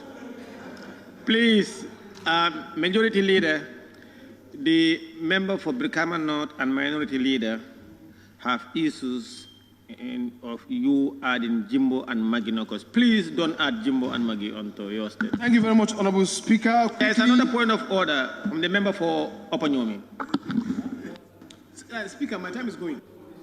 Your time is not going. Honorable Speaker, point of order 17, behavior of members. 17F. While a member is speaking, all members shall be silent and shall not make unseemly interruption. And this is what they are doing. Minority leader and honorable member for Bindankarana, that's what they are doing. Stop it.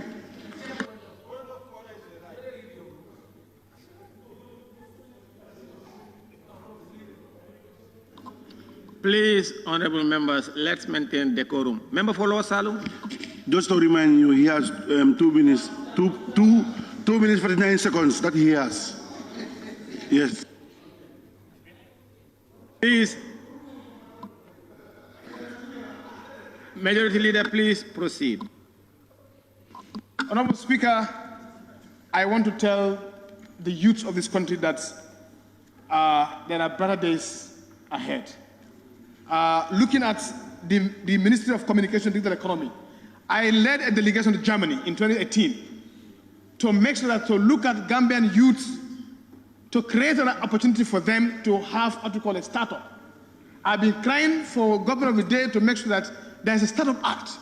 What can we do as a nation to really improve the vision and the mission of our youths who are talented in their various respective domains?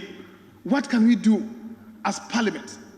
And this is a dream come true for me, because I've led a delegation to Germany to go and learn best practice in Germany to come and replicate it here.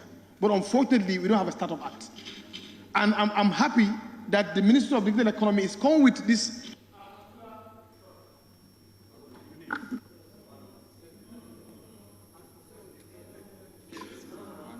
Go ahead, you have 4 minutes.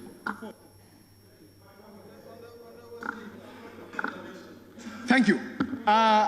It says, equally proposed is the adoption of a Startup Act during this legislative year. This framework is also to articulate provision for Startup Act and give the country's youth more opportunities to reap the global digital dividend. Let me tell you, nations now are competing. There is no natural resources in Rwanda. What they embrace is technology and ICT.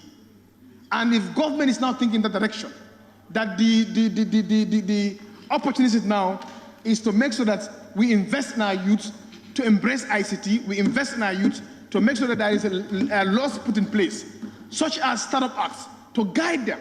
There would be startup acts when established. There will be opportunity allocation whereby we are giving to these young people in our country to make sure and support them to be more creative, to be dynamic, so that they can also harness the democratic dividends we are enjoying in this country. So, Honorable Speaker, the most happiest part of this honor is the issue of startup, because this startup is so dear to my heart, and as a ministry, I'm happy that they took it upon themselves to bring legislation back in that. Right. Honorable Speaker, going to the Ministry of Agriculture. Honorable Speaker, agriculture is the backbone of our economy. And the government of the day understood the hardship the farmers are going through. And that is why they went all out to subsidize, to make sure that farm inputs are available and accessible. There is a difference between availability and to also access it. That is why even at URR, you can get a bag of fertilizer at 1,150. This wasn't the case last year in 2021 and 2022. So we want to say kudos to the government of the day for understanding the plight of farmers, the people that we represent here in these hollow chambers. Honorable Speaker, I also want to recognize the efforts of the Ministry of Tourism and Culture. Honorable Speaker, Honorable Speaker, allow me to recognize the Ministry of Tourism and Culture. Tourism contributes 40%. It's incumbent upon us to preserve our natural heritage, to make Gambia a tourist destination. And that is why the transformative agenda right now happening in the Ministry of Tourism to link tourism and culture is the right move. And that's why I agree totally with Member Sarakunda to make sure that we combine. There's a connection between tourism and culture. Not only promote tourism, but our artifacts, our cultural heritage are being promoted alongside tourism. So this government understood that for us to revamp our tourism sector, there's a need to make sure that we revitalize our tourism industry coming out of COVID-19. Also trying to create ecologies, not only concentrating tourism in the Brigade area, but there are ecologies being constructed in the URR, in the CRR, in North Bank. So this is the right direction. We want to encourage the Ministry of Tourism to really inject more resources in this aspect. Lastly, point of order. There is point of order from the member for in a serious note, Order 29-1. Observe you. There is nowhere in the speech of the president where he made mention of the ecologies. You cannot speak for the president. You are not the president, you are not the minister. The vice president. Observe that the president has not mentioned this, but you cannot say that this is what the president said. It's not part of it. Please. We are linking tourism. Please, let me rule on the point of order. Thank you very much. Observation, Speaker. Observation. Let me just observe you. Fair and justice, Honorable Speaker. Please, member for Woolly East, there is a point of order. Let me finish with that one first. And fair and justice, huh? Please. Please, honorable members, let's confine ourselves to the speech of the president. Honorable member, proceed. Oh, you have. Thank you very much, Honorable Speaker. Please, Speaker, this is not a ruling. That's not a ruling. That's not a ruling. That was not a ruling. Rule, either the order sustained or he is on track. Please, sit down, please. Please, sit down. You have point of order. Are you raising the point of order? Honorable Speaker, you didn't rule on the order on the table. You didn't rule on it. What you said was not a ruling. I said observation, and he has given please, me... I'll come to you, please. Can someone move so that we can sit beyond 6? The member for Woolly East. Thank you. I rise to move that we move beyond 6 to finish business. To complete business. The member for Olyundum. Seconded, Honorable Speaker. It is moved and seconded that we sit beyond 6 to finish business on the order paper for today. Those in favor, please say aye. Those not in favor, please say no. The ayes have it. Lower Salum, are you on point of order? No. I observe you and you give me the floor.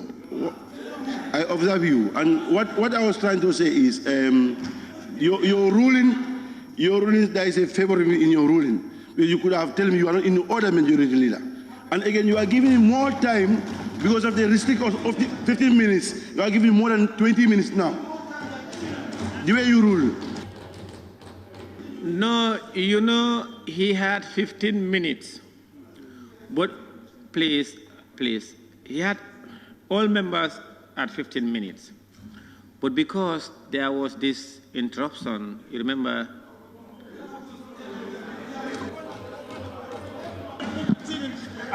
if you don't allow me to finish, please. In fact, I don't know who. There was one of the members. He exceeded. In fact, he spoke for 18 minutes, and I gave him another 2 or 3 minutes. I don't know who was it. Yeah, I even said it here. So, please, you cannot sit on that chair and at the same time sit here. Yeah, that's why. Observation. That is why observation. I am Honorable not Speaker. there, And that is why I am not Honorable Speaker, in the debate. No, please. Observation. Observation. Who are you observing, sir? You, because when people did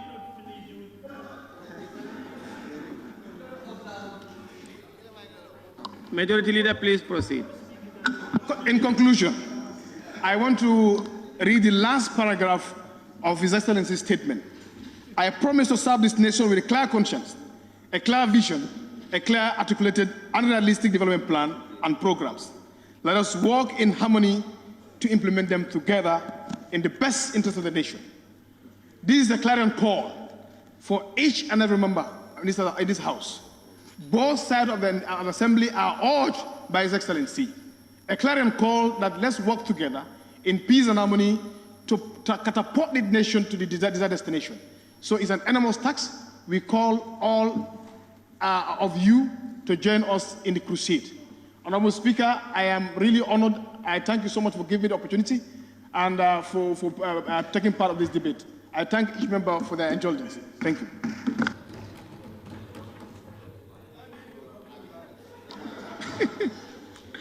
Thank you very much, Majority Leader and all honorable members. I can understand what's going on, and on a more serious note, I want to thank each and every member of the National Assembly who contributed and those who have not, but one way or the other agreed with all of us for your time and for energy and for your opinions to government so that we can move this country. And in accordance with Section 25, Clause 2 of the Standing Orders of the National Assembly, and it reads, the Assembly shall allow time for the Vice President or a Minister to speak whenever any bill or other matter concerning a department or other business of government committed to his or her charge is debated. Having concluded the debate on the State of the Nation address touching across all sectors and all departments, and we have His Excellency the Vice President standing in for His Excellency the President in accordance with 1997 Constitution, accompanied by cabinet ministers who are charged with the responsibility of various departments. I will now give the honorable ministers the floor to take part in the debate, beginning with the Attorney General and Minister for Justice.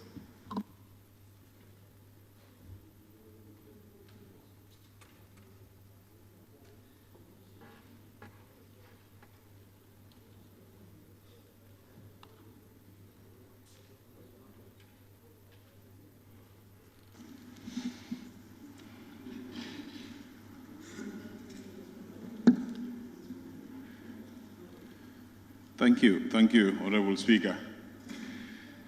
Most of the issues touching my portfolio is on the draft constitution. I noted few other comments that are not directly linked to the draft constitution. I will look at those ones separately. But for the draft constitution, in addition to the brief answer I'm going to give, which is to say that we have set the resumption of the constitutional building process in motion already, but there are some preliminary steps before it reaches the National Assembly that are being worked on. Hopefully, in your next session, we should be able to be very definite. Probably it would have been gazetted, or you will be aware of the consultative or consultations that are going on, leading to the introduction of the next bill. There is a direct constitutional question that I will be answering tomorrow in the oral answers. But suffice it to say that the President is right, work is in progress, and the draft constitution is on its way to the National Assembly. I noted Woolley made mention of some delay in disposal of cases. Justice delayed is justice denied. That is true. It's a very old saying. But in our jurisdiction, the delay in disposal of cases in our courts sometimes is not entirely on the side of the state. Of course, we are challenged. If you look at criminal cases, sometimes investigations takes time. When they go to the courts, we have to admit sometimes maybe on the state side, but we are doing a lot on our side, whether on the side of the police prosecution or when we are prosecuting directly the Ministry of Justice. We are doing our best to minimize delays caused by our side. You will hear that we have recently even recruited a lot more state councils just to beef up the capacity of the Ministry of Justice. But delays generally can be caused by different reasons. One, because our court systems are still recording court proceedings with longhand. So if you have a case and every witness that is before you, whatever the witness said, the judge or the magistrate have to record everything with his hand. How many cases can you do in a day? It's very slow. As a result, the courts have a backlog. And when the case is to be adjourned, you try to adjourn it to the convenience of both sides. That is, both sides, especially if lawyers are involved, the adjournment have to be suitable to the diaries of both judges and the diary of the court as well. So the court is loaded, lawyers are loaded. So this is why sometimes adjournments can go to 2 weeks. It can go even for a month and above. So if you have a case and the case is supposed to be heard, for example, 20 times before it is disposed, but each adjournment goes 1 month. So that's already 20 months. So a simple trial that could have finished, say, in 2 weeks under normal situations or in a month or two, ends up being heard in a year or two. We're looking at all of these things, and I will be introducing, in fact, it's already here. I think we did the first reading last week, the amendment of the Legal Practitioners Act. We are looking at also looking at situations where we put in mechanisms to hold private legal practitioners also to account. Where, for example, they take too many cases and they are not paying attention to the interests of their clients. We do receive a lot of complaints, so one of the reasons why we are trying to amend the Legal Practitioners Act is to enforce discipline in the practice of law, to make sure that lawyers also are held to account for their activities. So we're doing quite a lot, but we're getting there. The digitalization of the judiciary projects are here. They're starting, already pilots are on. We hope ultimately if we are able to get courts digitalized, where people can come, witnesses can testify, and they will be digitally recorded like we are recorded here in the House, and then it is transcribed and put in the table of the judge the next day, so he sees what everybody has said in court. He doesn't have to laboriously record everybody. We hope with that the cases will move a little bit faster, and we'll be able to see a high rate of disposal. But actually, if you see the statistics of disposal of cases from the judiciary, there has been a marked improvement on the disposal of cases. So we take your concerns on board. We are working very hard to make sure that the delay in the disposal of cases are dealt with.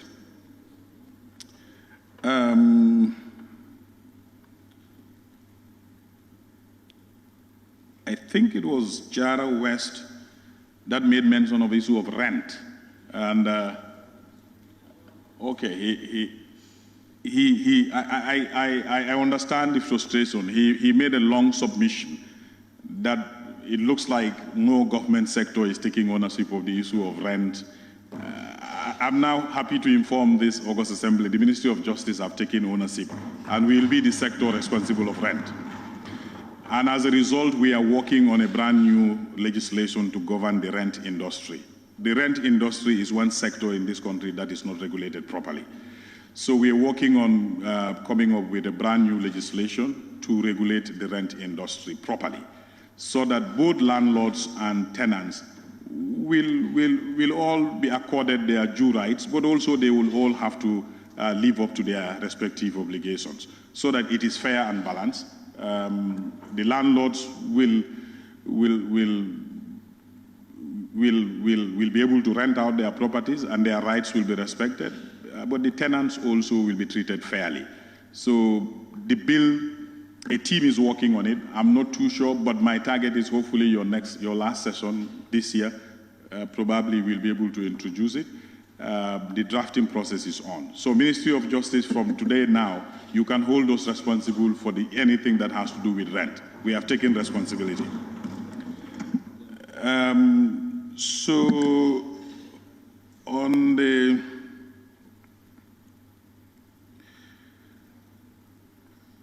there is, okay. I think Combo South made mention of issue of corruption.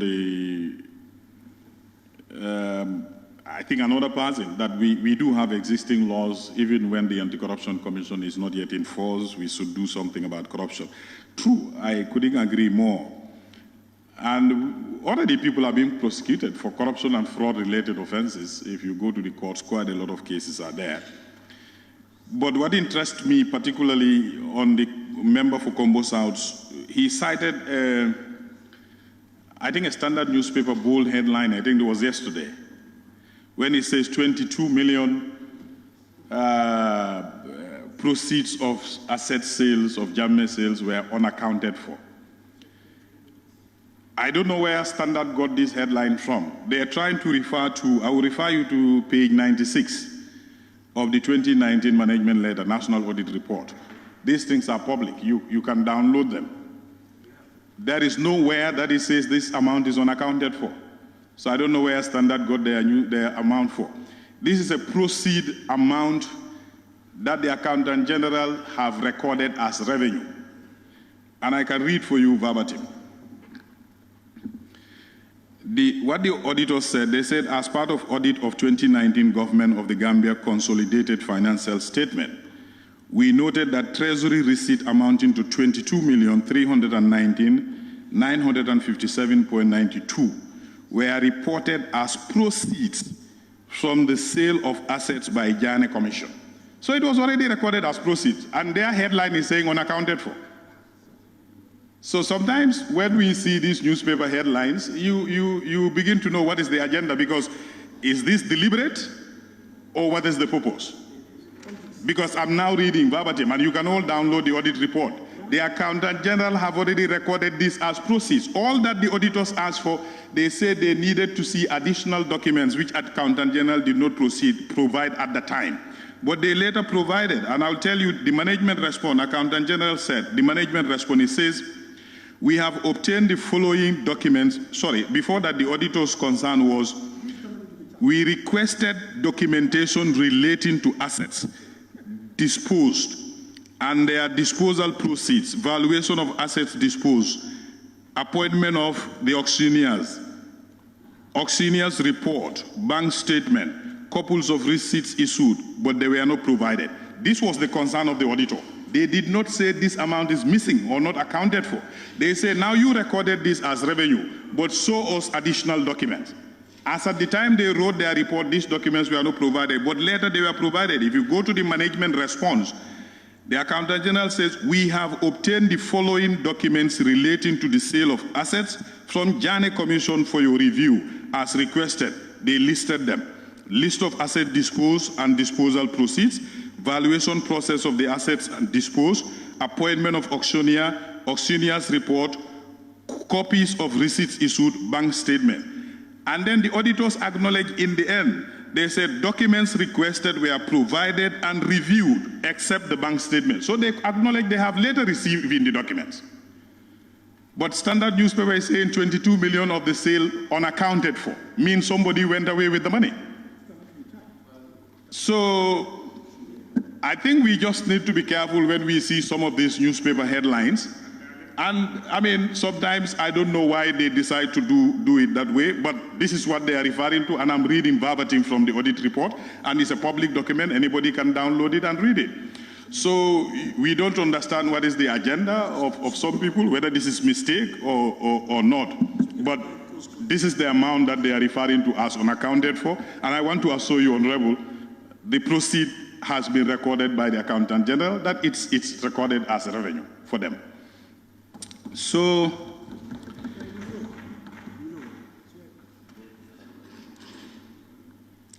I hear a lot of people's honorable members' concern on hate speech.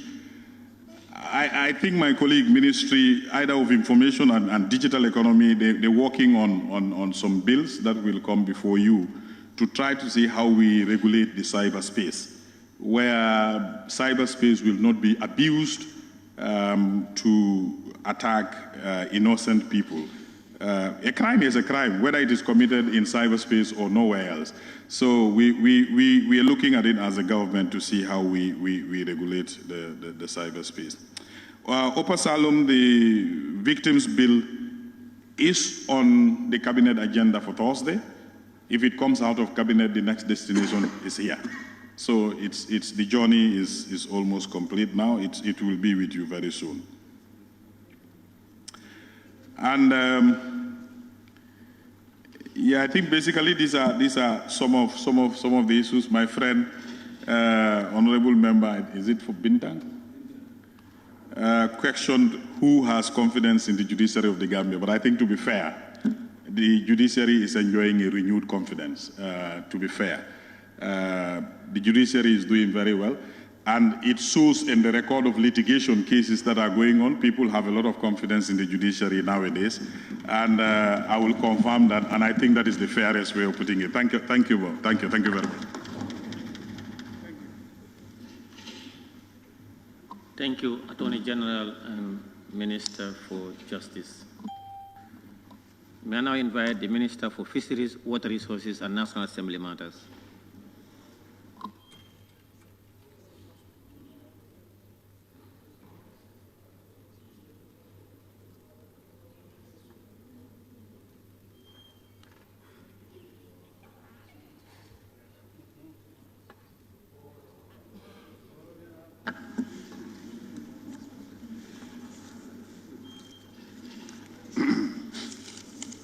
Thank you, Mr. Speaker, for giving me the floor. First of all, I want to maybe apologize for being absent yesterday due to unforeseen circumstances.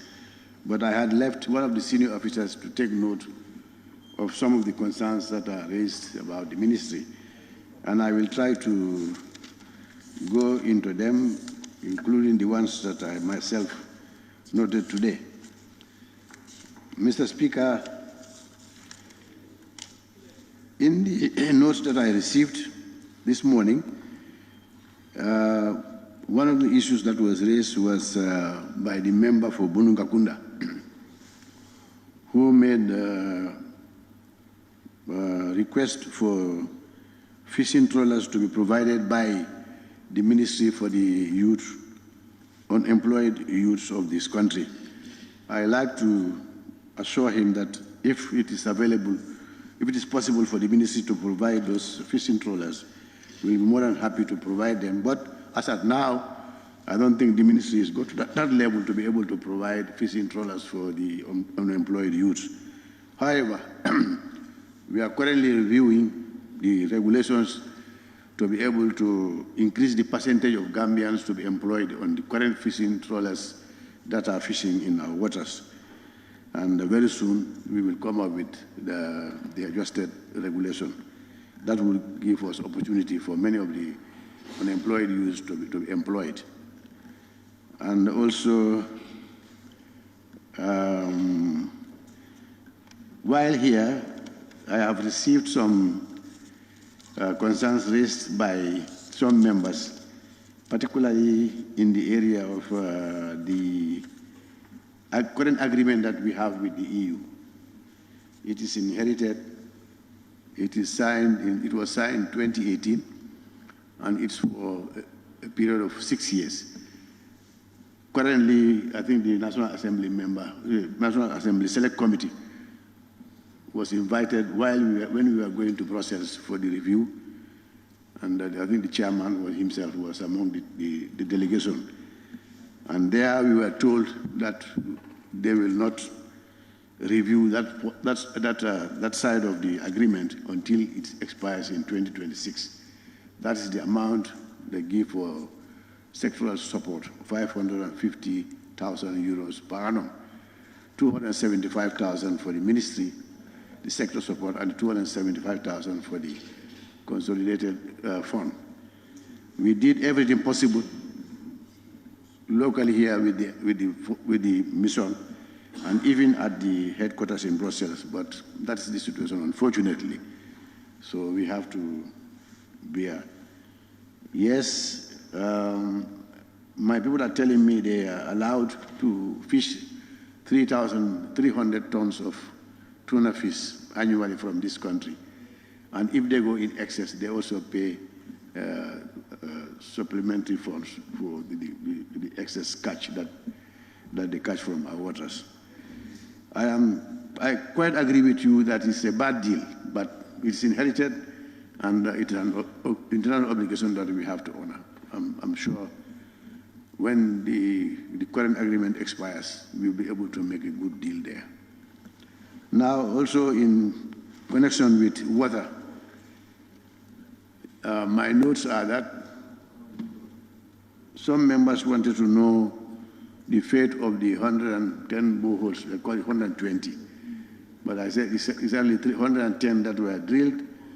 And I just remember I announced in this house that we already secured funding for the installation of 55 of them. And these are large boreholes connecting different clusters. And I understand some members wanted to know how many communities would benefit from this one. It's 118 for the 55 boreholes. And we are currently working on the balance of the funding for the remaining 55. Hopefully, because our tax manager just traveled to Saudi Arabia to perform the Hajj. And as soon as he comes back, we'll put pressure on him again to endorse for the 55 that is remaining. In addition to that, we also have the JICA. That's 20 large boreholes that's connecting this time about 20 of them. That is all ongoing. And some of the members would, if you go frequently in your constituencies, you know that the installations are almost there. And just for the commissioning of most of them. And the member for Banjul Central talked about what we can do for to reinvest in the fisheries sector. I want to inform him that we are in Banjul. We have two plans for two areas. That is to prepare a smoking facility for the women of Banjul. But the land site is still an issue that to resolve, and we cannot invest in it. And also the jetty, the landing jetty at Banjul has becoming too small, and we have just got approval from the World Bank for the feasibility study for the expansion. And very soon we will follow in that one. The member for Nyamina Dankunku talked about a repetition of the water bill coming to National Assembly year after year. I can't remember when it came here, but it is true. We are not deceiving the president, neither the president nor this house. There is a proposed water bill. It's already drafted, and it's supposed to go to cabinet. From there, it will land here. Mr. Speaker, I think if I remember as an own parliamentarian, the purpose of this president addressing this body is to tell the House what legislations are expected to come before you. And if there's a legislation that did not come, I don't think it's wrong for him to say it's coming to you. So you expect it. That's the reason, one of the reasons why he comes to address the House, to tell you what his government has for the legislative calendar. I think this is one of the reasons that what it's done. But anyway, it is not done to deceive anybody. I inherited it. It was first drafted in 2020, and we are working on it so that it can come as quickly as possible. And also on the issue of wrong fishing nets, I think the issue was raised by the member for Joshua, and also the nominated member, Kebalang Fofana. It is possible that it does happen, because one will always have to expect the unexpected. But I can assure you the officials of the Department of Fisheries are very vigilant, And if anybody is caught doing it, it's a serious offense and will be dealt with according to law. On the dead fish mentioned by Gebal and Fonfana, I don't agree with him that constantly there is dead fish on our stores.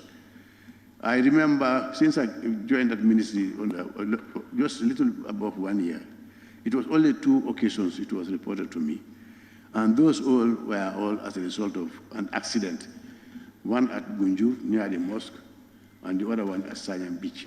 These are all sea accidents, not intentional, as the media will carry it. I think we should also be mindful of what we see in the social media. But our doors are open for any of those information to be shared with us. When I received the information, immediately I contacted the director and we contacted all the inspectors on both sides. And even we went further to talk to the fire and rescue service officers who were there, who came and prepared us a statement. And we discovered that they were both the result of an accident. One of them landed at night. It was low tide, and he was advised to wait till daybreak, and it was difficult. And as a result, he had his canoe capsized, and that was the first one at the Gunjul Beach. And the same thing applied at Sanyang. And all these canoes came from Kafunting, not within our waters. They came to sell to these the fish mills around that area. I think if I don't leave out anything, these are the things that I remember that have been given to me and the ones that I've recorded here. Unless if somebody wants to remind me as to what was stated. Honorable Member for Lower Salom. Yes, Honorable Speaker. Yesterday, my intervention, I was the very one who was mentioned about this agreement. And the Honorable Minister, on his submissions, on your submission now, or your answers, this agreement was signed 31st July 2019. The agreement, the EU agreement, it was signed 31st July 2019. And you said the chairman, and he was part of the delegate to EU. And there's nothing that you can do on this agreement to change the agreement. And Honorable Minister, I think any agreement or any fund play that is embedded in that agreement should be revisited and should be captured in the agreement. But now, where we are lying that they cannot change anything until it expires.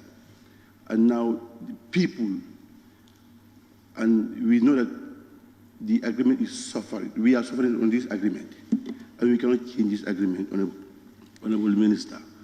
Hope is not a serious issue at the government side, especially the parliament that approved the agreement. This is why I said, whenever agreement comes to the parliament, clearly tell us the advantage and the disadvantage of the agreement, whereby we, before we signed it, we know what to do. But then, when it was introduced to us, they said it's a good deal, and now it's not a good deal. Honorable Speaker. And we cannot amend this thing, you said. Honorable Member, please, I want members to avoid debating. When the minister responds and you need clarity on probably a question that you pose, which have not been answered or cleared, then he will. But if you want to take him back to all this agreement which was passed through Parliament, whether, yes, member for Brikamanot. Minister, note down from the member for Lower Salom. Honorable Minister, I just want clarification. You did say you find it difficult to amend the agreement. And then you did mention that, yes, you concur that it's a bad agreement. Whether there is any termination clause in the agreement, and if so, whether we can terminate the contract before the expiry in 2026, and what are the implications? I think, Mr. Speaker, this is still a new element. It is a question. I just said if issues that were raised and I have not touched on them, I should be reminded. This is a question. I will now have to refer back to the records before I can say anything about it. Nominated member Kebalang Fofana. Thank you, Honorable. Please, I'll come to you. I just want clarification, and I think I would start by thanking the Honorable Minister, just to say that my question was not fully answered, because specifically it was about the fish mill in Sanya, and some environmental hazards were also highlighted as part of my question, answers to which I did not hear. And I would also like to encourage the Minister that it will not be for us to get to the ministry. This is consumption for the public. When they have information, let them relay it. It is not for us. It is for the public to understand what is happening there, and it will boost the confidence the people have on the government as well. Thank you. Speaker, I think I believe I dealt with the issue that he raised, that this is a concern, that constantly there is dead fish at the beaches. And I said, that's not my information. My information is we receive information on only 2 occasions that these dead fish were found there and how it came about. And that's very clear. Willis? Yes, thank you, Honorable Speaker. Honorable Minister, the issue that I raised is relating to the ADB projects. And, you know, I said 120. I thought that was the number. But it's just the time frame. Has the work started? Our major concern is the starting of the work. We are informed that you've received some money and you are going to start work, but we've not seen anything on the ground. That was my concern in your absence. Very good concern.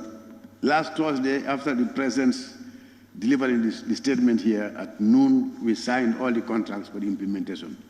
And very soon you will see them up country. In fact, they're going to start in URA. That will cover your area. Sane Mentreng.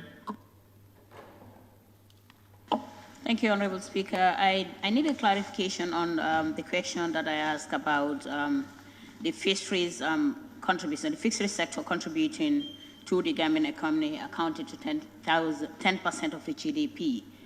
And I asked, and there was an area that highlighted providing or the provision of direct employment over 30,000 people. And there was a question that I posted that what percentage, if the minister may be able to tell us, that were women, and where is the employment, the unit of the employment, if possible. Thank you. Thank you, Member for Sane. You know, if you want to bring in very, very technical that needs some statistics and data, it may be a bit difficult for honorable ministers to, but nonetheless, honorable minister. I will go back to the office and do some research, and I will let the House know as soon as I get the details. For Banjul Central. Thank you, Honorable Speaker. Honorable Minister, with regards, during my deliberation, I made mention of the issue of sometimes these foreign nationals that are fishing through our seas. Sometimes they go beyond the given boundaries. They fish beyond the given boundaries. So is it relative to, does it correlate with the agreement that he is saying? If, as you did mention that once they fish beyond the boundaries, they pay an excess fee. So technically, isn't that illegal? Yeah. But I should have stated there is, like I said, we are reviewing the regulations. We are also reviewing the same regulation to abolish semi-industrial fishing vessels there. So the fear of coming to wrong zones will not exist anymore. So we are doing on that one. Mr. Speaker, I left out something. That is Senegal-Gambia agreement, which expired. And this expired well before I joined the ministry. And if the chairman of the select committee is around, I've made some follow-ups through him here, because the National Assembly, then National Assembly was concerned, and the agreement was sent here for a review and a comment, and we have still not received anything from the House. So I would very much be happy if the House would look at it quickly, so that we will look at it at the level of the ministry before we start talking to our neighbors. Because that was the agreement that we sent it here for an input from the select committee. We are still waiting for that. Brikama South. Yes, thank you. My question was about the ADB water project, which he said they really signed on Thursday after living here. So if we can be furnished with the communities, the list of communities as beneficiary communities and their clusters. Please. We will furnish you as soon as I get the full list of the communities that will benefit from this first 55. I will let you know. Thank you very much, Honorable Minister for Fisheries, Water Resources and National Assembly Matters. May I now invite the Minister for Defense.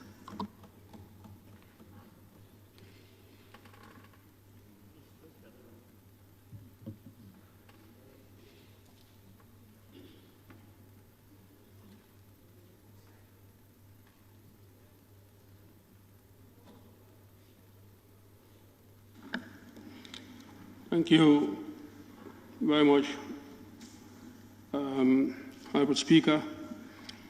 Thank you, honorable members. I have taken notes from some of the concerns raised by some members. I will begin with the honorable member for Fonyi Councillor.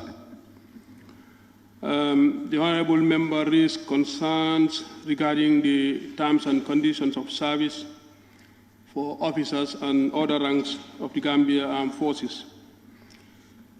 May I inform the honorable member that currently the terms and conditions of service for officers and other ranks have been revised and will be presented to Cabinet for consideration.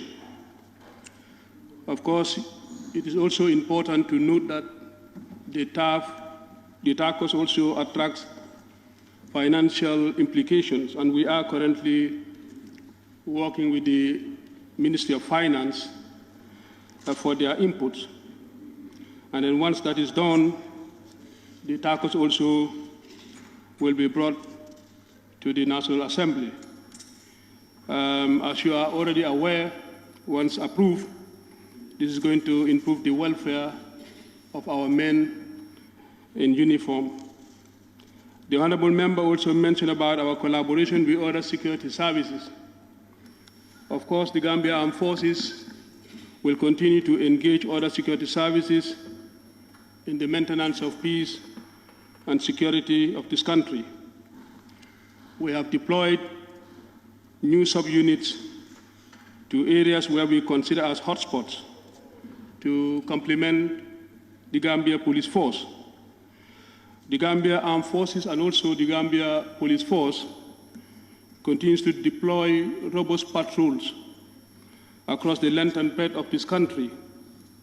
It's also imperative to note that all these patrols and deployments that are being deployed by the armed forces and the police goes along also with heavy financial and logistical implications. The honorable member also mentioned about the conflict in Casamance with the Senegalese armed forces and the MFDC, leading to cells and other projectiles landing in the Gambian territory.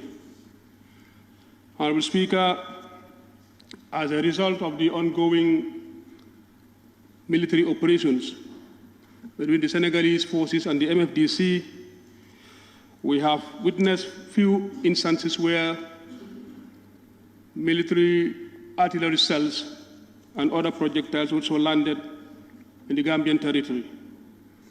We have expressed this with our Senegalese counterparts, and then we have made it also as a matter of urgency that they should caution their military planners when they are calling strategic targeting decisions to make sure that they keep the conflict away from our borders. My ministry is also concerned with the security situation in Fonyi, and GAF has also beefed up deployment to increase the deployment at 4th Infantry Battalion in Kanilai to ensure that there is security in the general area to give safe and security to our people in the area. The honorable member for Latrikunda Sabiji mentioned about issues pertaining to the ECOMIC, and then suggesting that ECOMIC should leave so that our armed forces and our security should take charge of the security. Let me also make it clear again that ECOMIC deployment in this country is as a result of the decision of the head of states and government of the ECOWAS. My ministry has no mandate to ask ECOMIC to leave.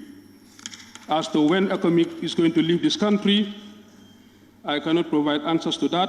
What I know is that my ministry has no mandate to ask ECOMIC to leave this country.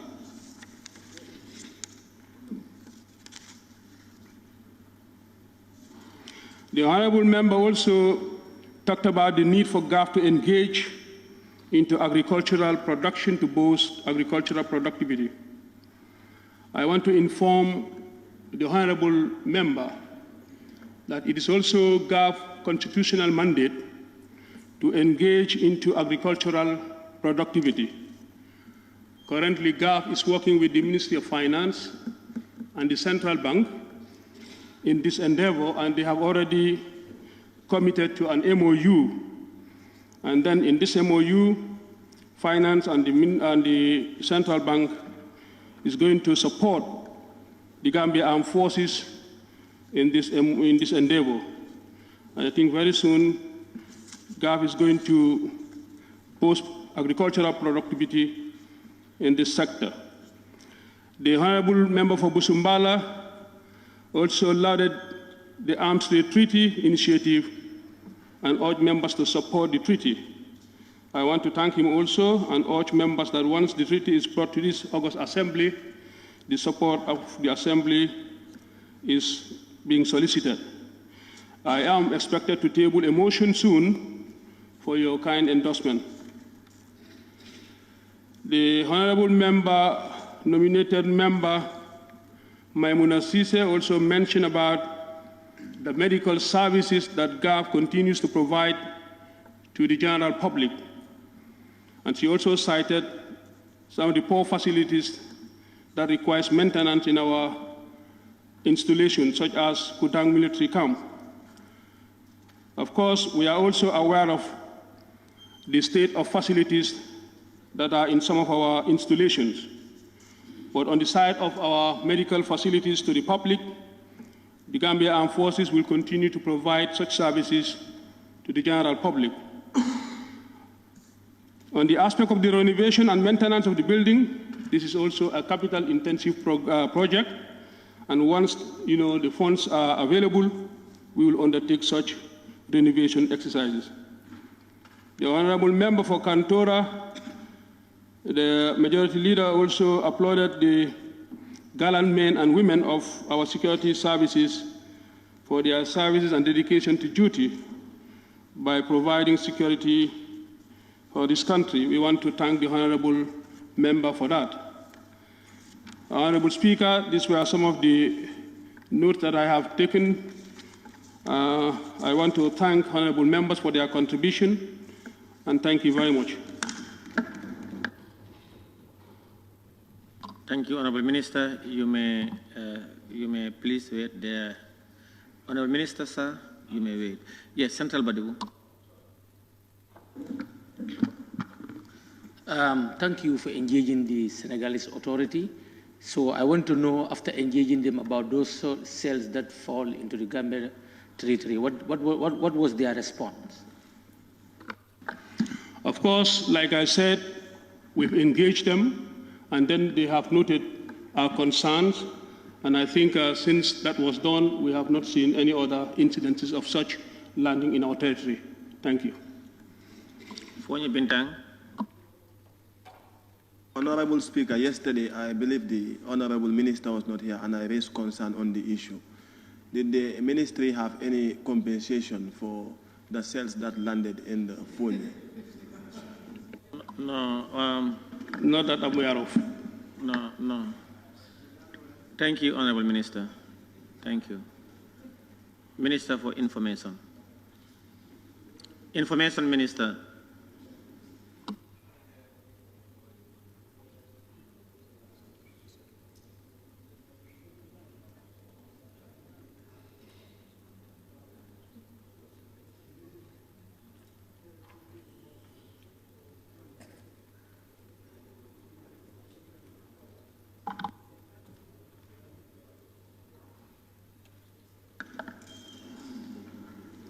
Thank you very much, Honorable Speaker, and to the rest of the August Assembly. Thank you. Concerns that were raised regarding my portfolio, I think, were three. One submitted by Honorable Maimouna Sise on hate speech.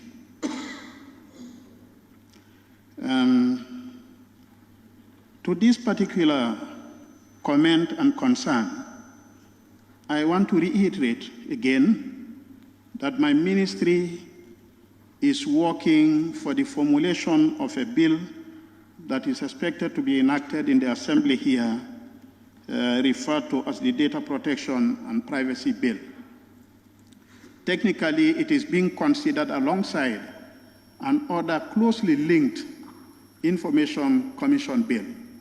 So technically, the infusion of the two is what is being studied at the moment. As soon as we are done, it will be brought here. And it is the understanding and the view of the ministry that this will count down to a very large extent the tendency of hate speech in the Gambia. The other concern, I cannot remember from which specific member it came, but essentially it was on how artists could be assisted to make life better for them. This certainly at the moment nothing is available because we have given our priority areas in the economy. We have not started thinking about subventing media institutions and so on. But then we are putting consultations together, working with concerned people in the area about the promulgation into law, something that would enable artists on what they produce, and that is being used by media houses to be used as a generation of revenue that would be shared among them. The details of it will be worked on when the time comes. There was another concern, that is the regulation of the media fraternity, which came from Honorable Fatoumata Jawara, nominated member. The expression is that there should be some degree of regulation. Institutionally speaking, that is not within the purview of my ministry. The regulatory authority is PURA, which is responsible, because in the democratic process, it is a strong belief that not every power should be concentrated in a single hand.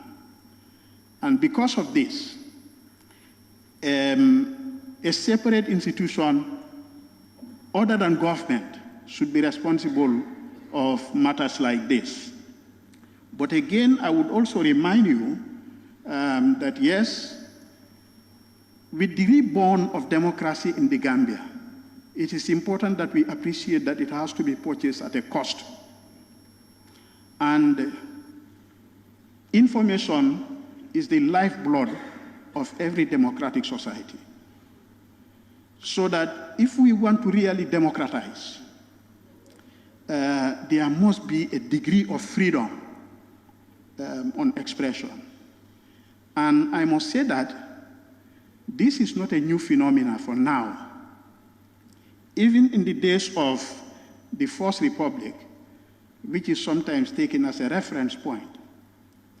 If you go through Sadauda's book, The Kairaba, he had mentioned a lot of challenges that he had been confronted with. At a point he said, I remember, I had tense moments when I had to put my foot down against undemocratic interests in my party in favor of upholding democracy in its national character and outlook. I insisted that power must be guided by law and society must be governed by conscience, so that we will, for some time, be confronted with challenges, but they will surely be overcome gradually, one after the other. And on this note, I thank the Honorable Speaker for the opportunity bestowed in me in making this submission. If there isn't any other. Thank you very much, Honorable Minister. Thank you. Now Central Badibu.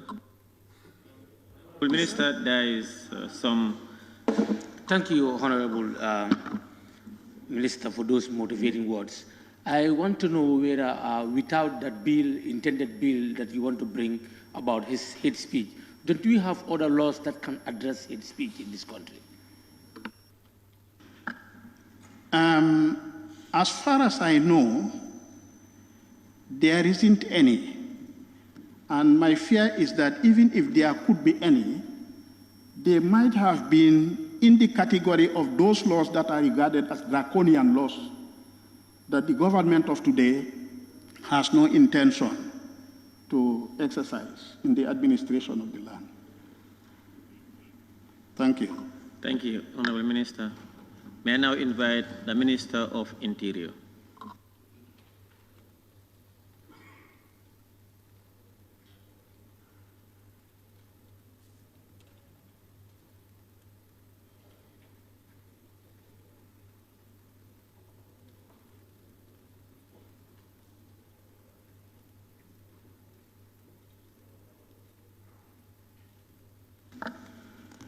Thank you very much, Honorable Speaker.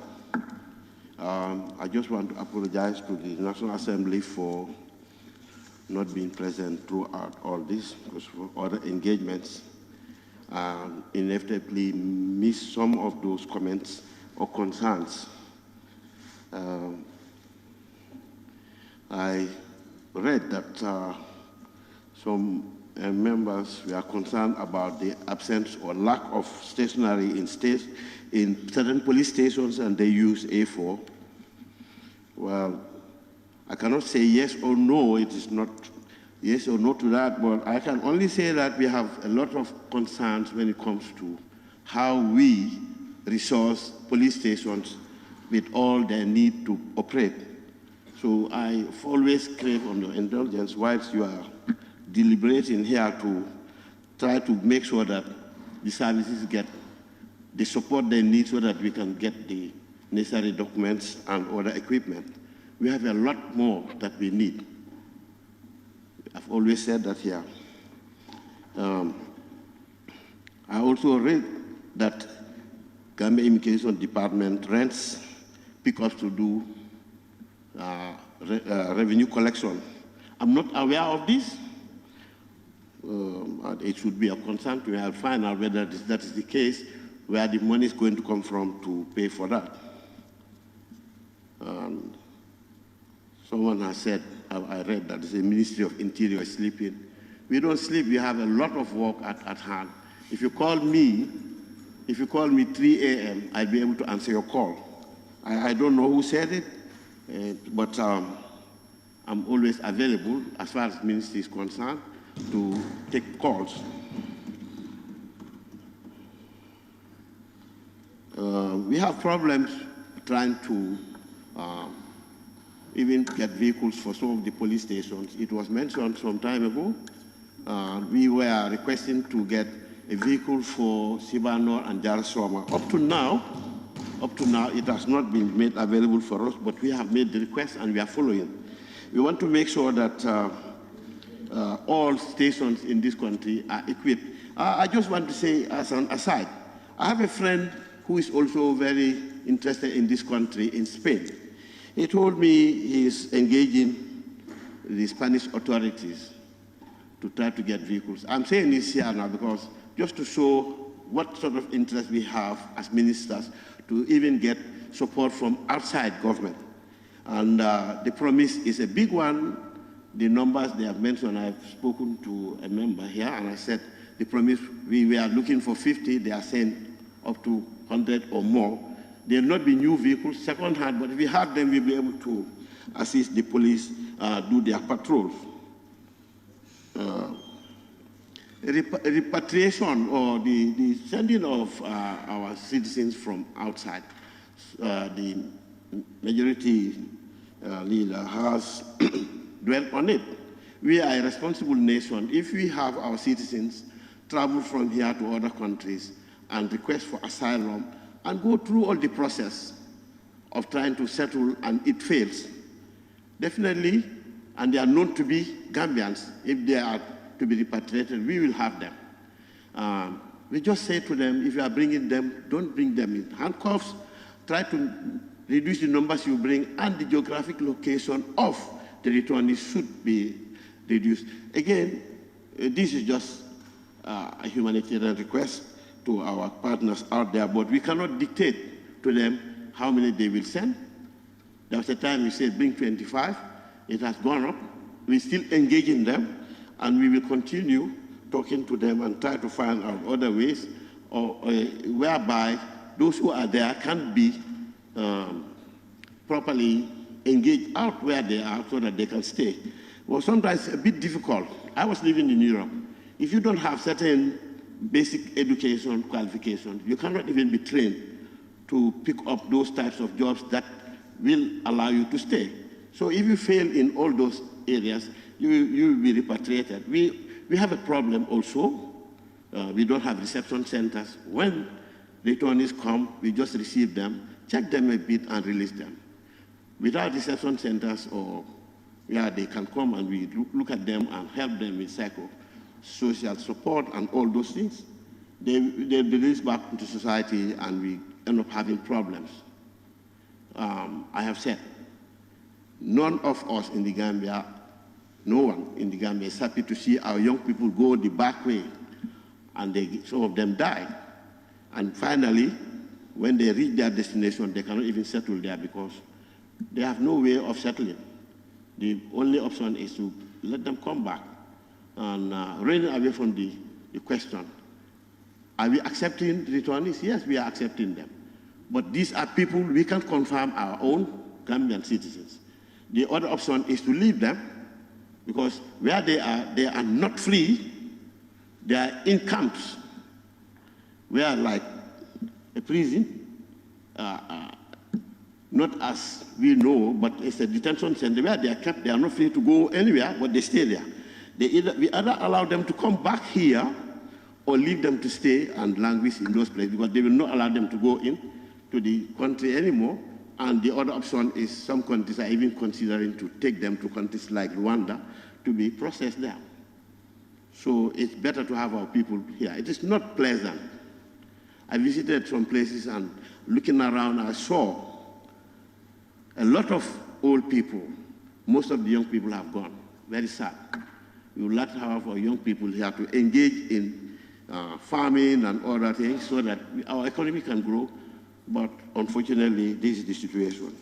I can tell you that even my own grandson tried to go the back way, saying he's frustrated. We are doing everything as far as the police and other agents are concerned to reduce crime, drug abuse, and so on and so forth. The statistics that are being released to say the rate of crime has dropped during a particular period is not fake, it is real. If you go into the police headquarters and request, they will be able to show you when it comes to crime rate, it is true. We are not trying to invent figures and so on to impress anyone. These are facts. If crime is committed, everybody knows about it. Unfortunately, we have everybody with a mobile phone. Whatever happens, they broadcast it. Even if it is 2, 3 cases, the way it is being magnified makes it look like we have so many crimes to the extent that I said to a press briefing, please, this is a tourist destination. Don't make this country look like it's a Wild West country where no one wants to go. The tourists come here, it helps our industry. The moment you start painting the country so red, no one wants to come here. Even you yourself don't want to stay here because you wonder whether it's true. But if we report crimes factually and not try to exaggerate, that will help. It doesn't help the Interior Ministry by exaggerating figures. If we report reasonably and then we deal with the issue.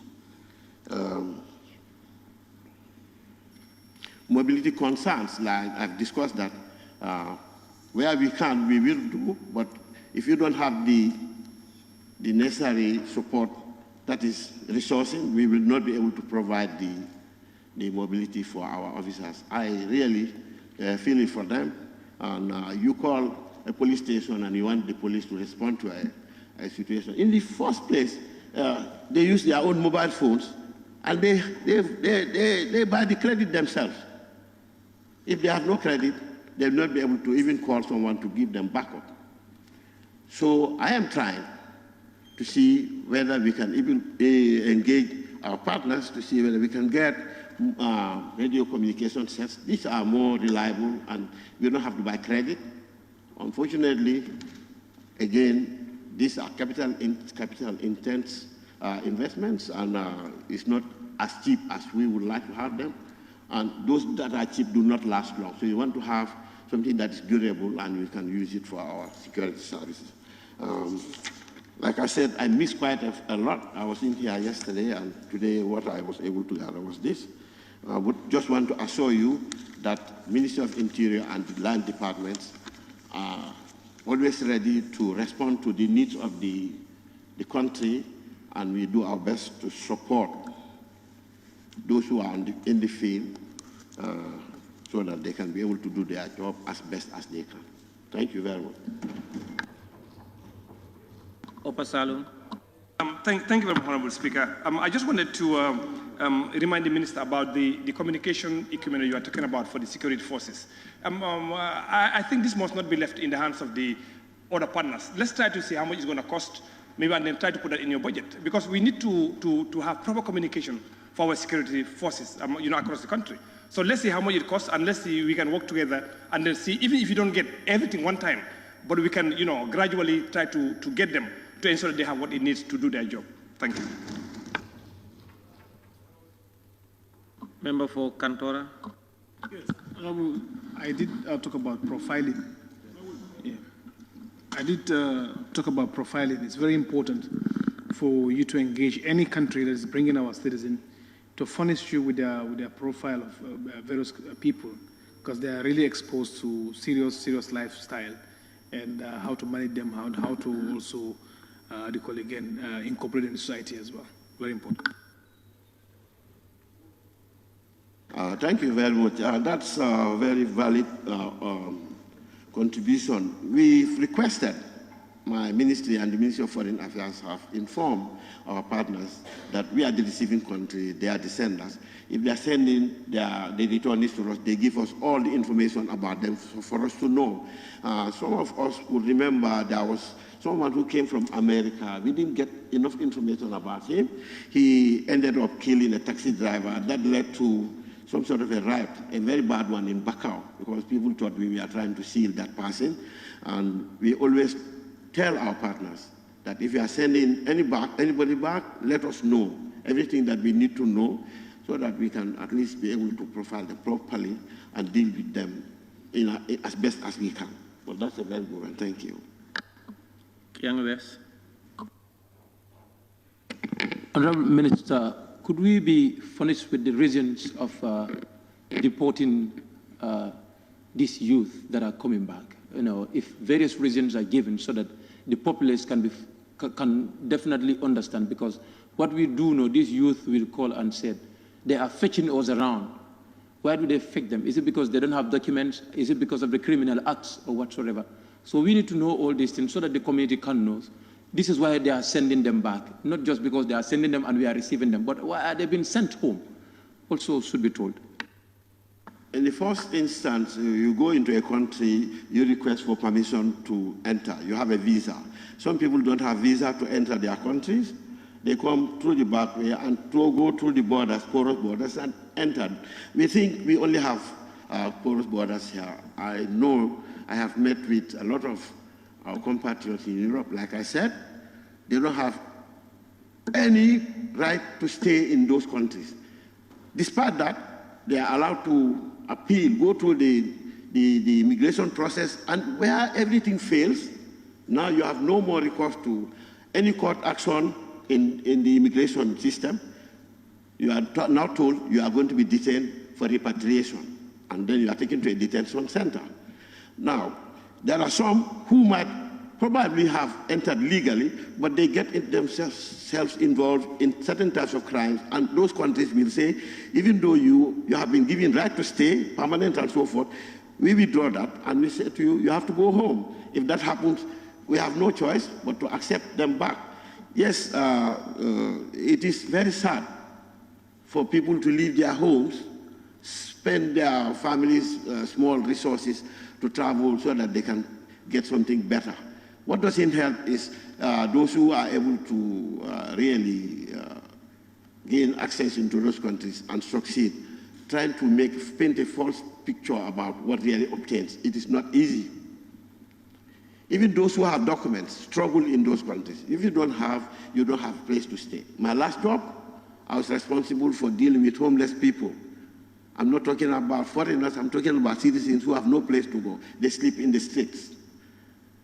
Now, if you are in that kind of a situation as a foreigner without a place to stay, the police raid you, show us ID. You don't show an ID. Later, we are able to identify you as a foreigner from a particular country. They keep you in detention. Because then you are like a leech on the economy. They have to support you, give you food and shelter. Taxpayers' money. They don't want that. Certain countries would let you go around, work for a bit, abuse you, and they don't even pay you. And then you find yourself going around the vicious circle. Really, it's not the most pleasant place to be. So the best thing for them to come back, yes, the families will not understand, because when they were leaving, the idea was that they go and get something better. Not everybody gets it. But if you are unable to now win through the process of trying to regularize your stay, everything fails, the only option now is for our country to say, now we have given you all your rights, then what is left is for us to nearly send you home. Upper Salo. Lower Salo. Thank you, Honorable. How immigrations tracked those girls that comes to country for sex worker? I mean, because we have many of them here, immigrants, I mean. Occasionally, immigration officers go around on raidings and so on in various areas, and like you're talking about, people come from other countries. They process them, and if you are unable to really show that you are living here properly and earning your wages from a proper job, they'll deal with you. If you are found in a compromising position, again, it's another process that will expose you. You might be taken to court, or the immigration authorities might decide to just say, I think it's better to really send them out. When I was a junior immigration officer, I have repatriated quite a lot of our neighbors to Senegal, Guinea, Mali, Mauritania, who do not have residence permit, because they are supposed to regularize their stay. But some don't even have that. Basse, member for Basse. Thank you, Speaker. Honorable Minister, it's unfortunate people are making a lot of concerns regarding the deportation of our citizens from Europe or any other area. But it's unfortunate, it's not our liking, but in fact, even during our young days, we found it here. And in fact, now what the government of the day is trying to do is to at least looking at the humanitarian side, whereby they cannot be handcuffed. Honorable member. Just allow me. I'm just coming. Just allow me to land. Honorable member. Yes, I'm just coming. Yeah. Just 1 minute. Yes. Honorable. Just, no. I mean, put off your mic yes. and allow me. Honorable member, please put off your mic. You know, at this point, is if members need clarity on point that were raised and asked, he have not. But a member asked him to elucidate more on this deportation. He did, and you want to come back again. We are not in debate. Please. If you have another issue, but not on deportation, that question or that you ask, and in his answers, there was no clarity in it, and you need him to elucidate more on that. Okay, I have another point which is also important, looking at the accident rate, which was also mentioned. So I think you can easily liaise with our foreign offices through the foreign minister. Because when we were in China, we went to one of the institutions where you have this digital. And no, it's a concern, my friend. You understand? Where I think you can also add to what you are saying of your that friend who want to secure some about 100 vehicles. So this. Minority Leader. I want to observe that the honourable member was merely making statements. As you advise him to ask the minister in case of clarification, but not to make statements. Thank you, Minority Leader. Member for Banjul Central. Thank you, Honourable Speaker. Honourable Minister, during your deliberation, I would say your clarification, you made mention of certain certain people that are brought back here being foreign nationals, I think. No, honourable member, one of the members just clarifying. That's earlier asked for clarity on that issue, so he have. No, Speaker, let me reframe it. Misinterpreting this section. No, let me reframe it. Let me reframe it. People are misunderstanding this thing. It's about your intervention. If he didn't respond to your question. Exactly. Please. Please. Honourable Member for Banjul. Yeah. I did mention with regards to the deportees issue, right? That's why I'm asking for clarity. You know, no, the issue of deportee now, please, let's... No, it's from something that he made mention of. That's why. It's important. I need clarity. No. On the issue of deportee. Yeah, please, go ahead. I just want to know, are there certain nationals that are brought back here that possibly might not be Gambians?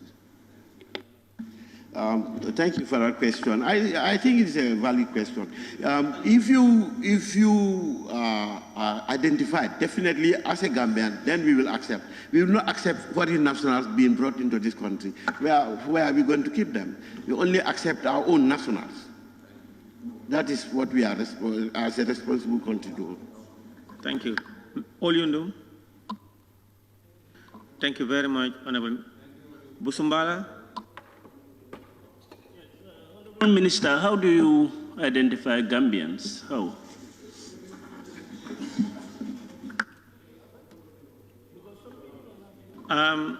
Please, you don't have to ask the minister new questions.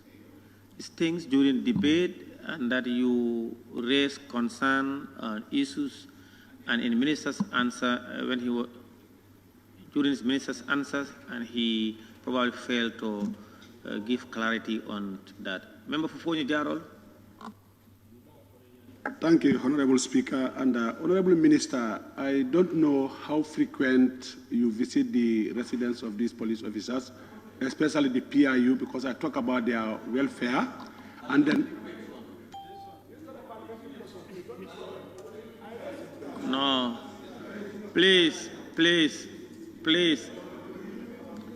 Honorable Minister, thank you very much.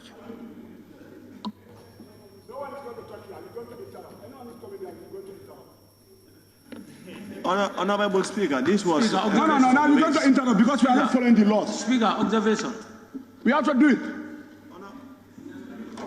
No. I now invite the Minister for Basic and Secondary Education. Honorable Speaker. The Minister for Basic and Secondary Education.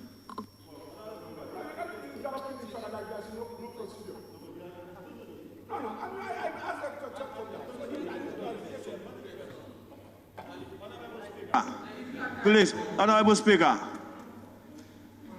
we need clarification, please.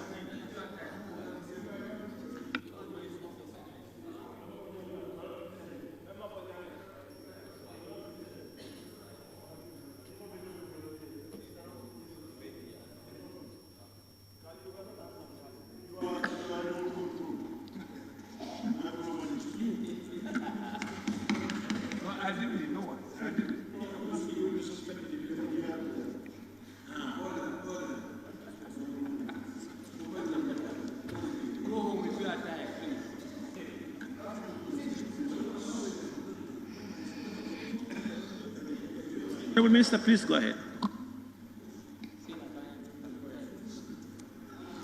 Honourable Speaker, thank you very much for giving me the opportunity to shed some light on some of the concerns and issues needing clarification. First of all, I'll begin with the submission of the Honourable Member for Woolly East, when he mentioned that MAPSI has not yet attained universal enrollment, even though we have a free and compulsory education. And his concern is that this is not so at all levels, and there are children who are still running around in communities. I want to say we are very much aware of that we still have out-of-school children, and we are doing all we can in getting them into school to ensure that no child is left behind in education. We are just concluding on the ESSP project that was launched some 4 years back, and we managed through that project to get a lot of children into school, particularly in the Sierra North area. Right now, sometime earlier this year, we launched the Qatar Fund for Development through the Education Above All organization, and we are targeting 66,000 children who are out of school, and we will do all that we can to get them into schools. The Kiang West Honourable Member also spoke about the achievements that we have made in enrollment and access. Yes, this is very laudable, and I would say that we are very proud about the enrollment increase that we have at all levels of our schooling. More so that of the girls. With the Girls' Education Campaign that has been on from the early 2000s, we have managed to attain parity at all levels of our education system, from lower basic to upper basic to even senior secondary schools. We have attained parity. A lot more schools have been built, and so access is now enhanced. We know that we have issues with performance, and but the SoNA indicated that we have managed to reduce the number of students who graduate from our schools with 0 pass or 0 credit. So if that is the case, it means we are making some improvements, although we won't say we are satisfied with the improvements that are being made. One should recognize the fact that the last worst results that some people thought were poor was as a result of COVID. When COVID struck in 2020, those students who sat to the grade 9 examinations were in grade 7. They had just entered grade 7 and they had a 6 months of interruption, and so it affected their performance. The worst results of the students who sat last year, 2022, was equally as a result of the interruption of COVID. Those were the students who were in grade 10, who had just entered grade 10, and before they could settle down to getting on with their syllabus and their education, COVID struck, and they were also out of school for months. So definitely it affected their performance. But notwithstanding, we have been doing all that we could to make sure that the time lost is regained so that future results would be better. Phony Chancellor also talked about poor results. I would quickly say it's the same response. The students were the ones who were affected in 2020. But we hope and pray that this year, 2023, with all the interventions that we had taken, the results, we are hopeful that the results will be better. The Phony Chancellor NAM also spoke about WIAC exams or papers being administered at 2 p.m. when it is prayer time. I would hasten to say that MOPSI is not responsible for developing the timetable. The timetable is developed at the level of WIAC headquarters. Let's remember that there are 5 countries in the WIAC bloc, and all 5 countries, for the main papers, they sit to those exams at the same time, simultaneously. So it may be difficult, I don't know, but perhaps it's something that could be observed with WIAC, and they might see what to do. He also spoke about bringing back common entrance. Common entrance was a selective examination to get the bright students to continue with their education and the not so bright ones to drop out. But when we talked about education for all, and we talked about basic education, which we have now moved away from, we are talking about complete cycle of education, we observed that the common entrance was not the best way to evaluate our students. And so we discarded the common entrance and we brought about the NATs, the National Assessment Tests.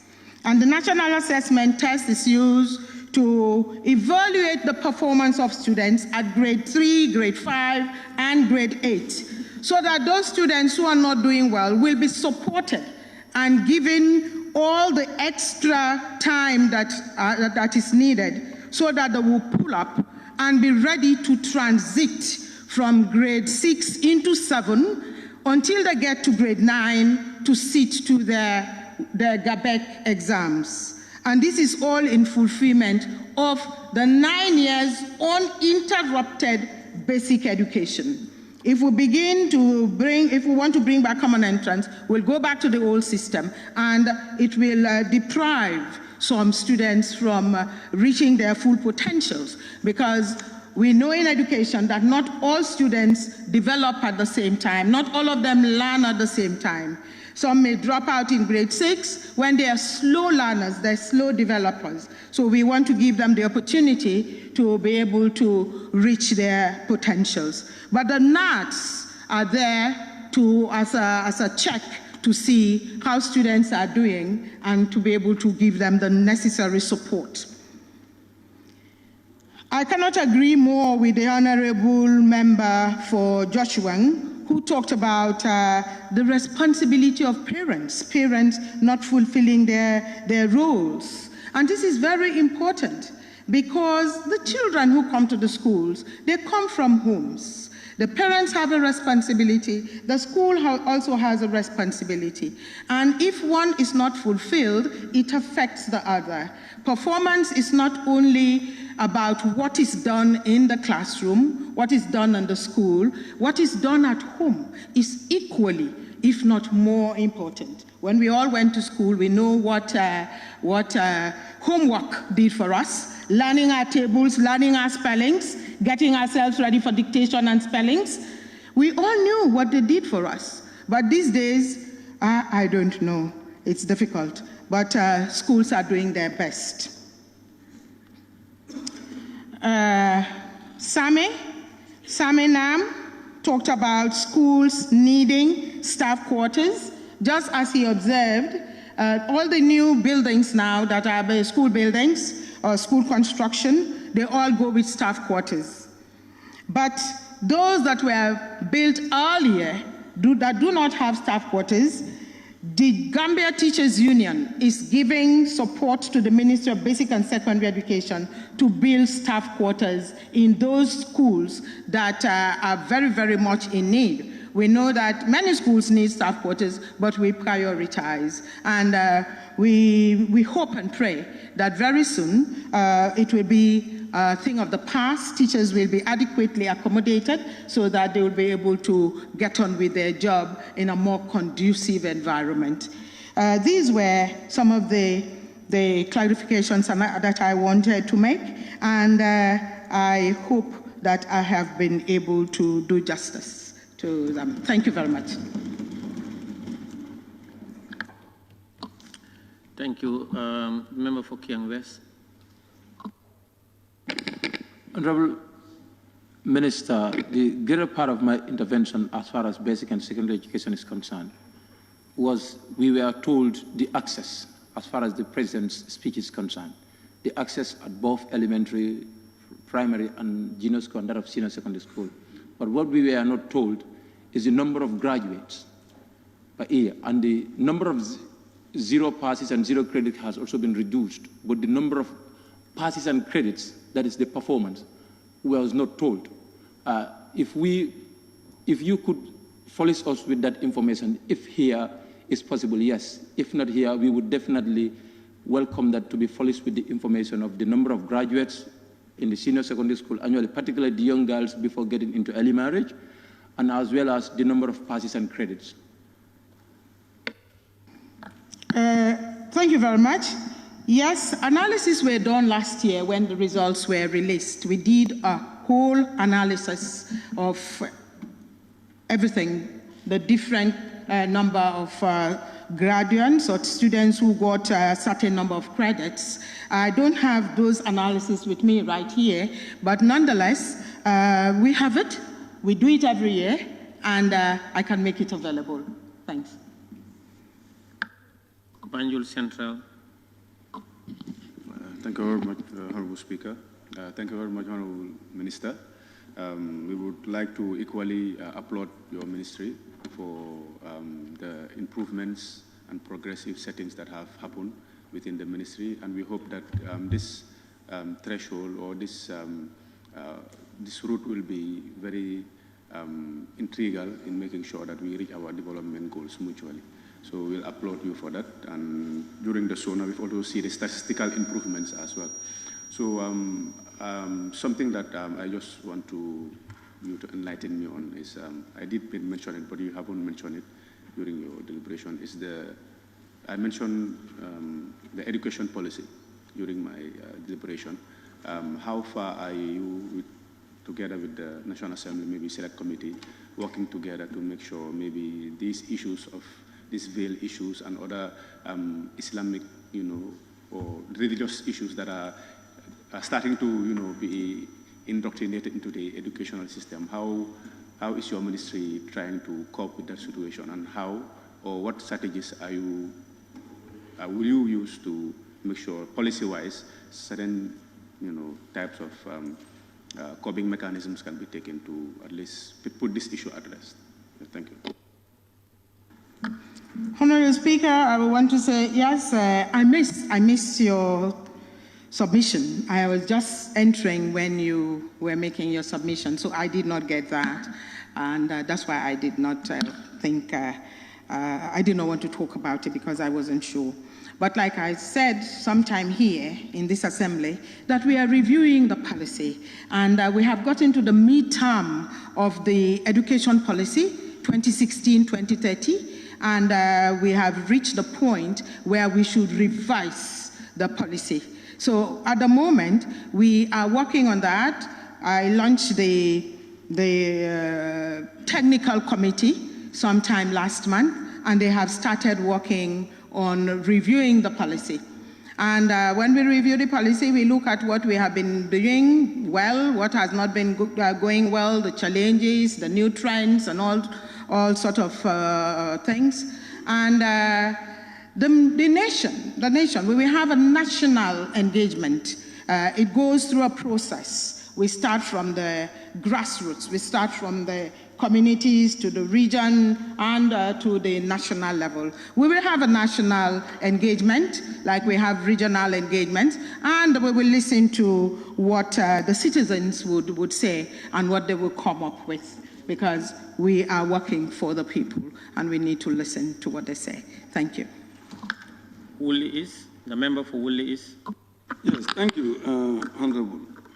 Honorable Minister, you know, my major concern is there are communities, small communities, that are very remote, distant from where schools are. For example, Fatou in Woolley East, Sarageda, Saragubu. These are all villages away from other schools, say 3 kilometers, 4 kilometers, that type of thing. So there are students there, or there are children there that really need to go to school. And they keep on mentioning these concerns to me. That's why I was raising that, what do we do with some of those small communities? Honorable Speaker, like I said, we will be reaching out to them. We just launched the Out of School Children project, and we will be reaching out to look for these 66,000 who are still out of school. We got the information from GBUS that there are about 66,000 children of school-going age who are still out of school.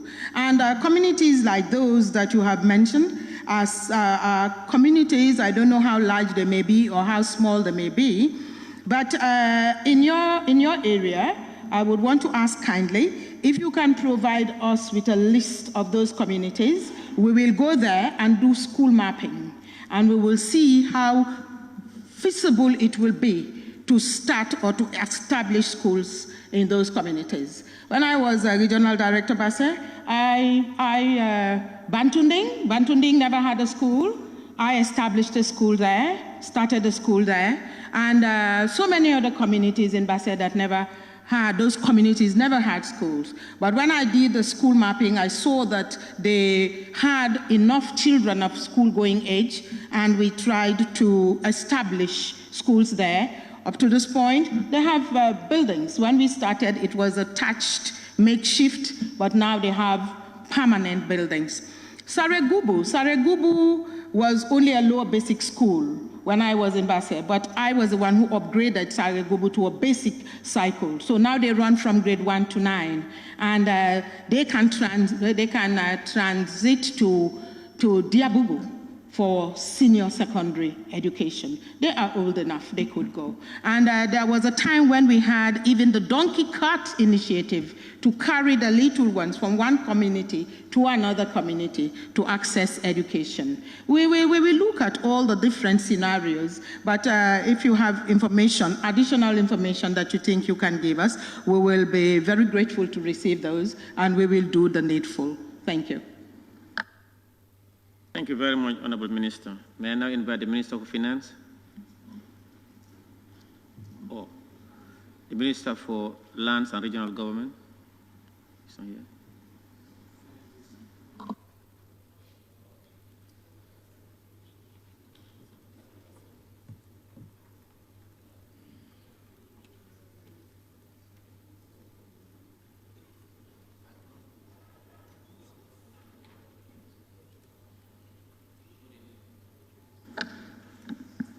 Good evening, Honorable Speaker, Your Excellency the Vice President, Cabinet Ministers, good evening, honorable members. Few points I gathered from yesterday's deliberations, and I concluded by saying actually justice was done to the SoNA, and we pick it from there as some of the issues deliberated on. First of all, there was a remark about councils, their responsibilities and dedication, and as new members, we need to ring up to work cordially and amicably with them. Yes, that's a fact, and it's in the pipeline of the ministry to prepare an induction training for almost all the members, the new members, councillors, chairmen, and governors at the Rural Development Institute who are currently preparing the curricula for that purpose, and I hope it's going to be done very soon.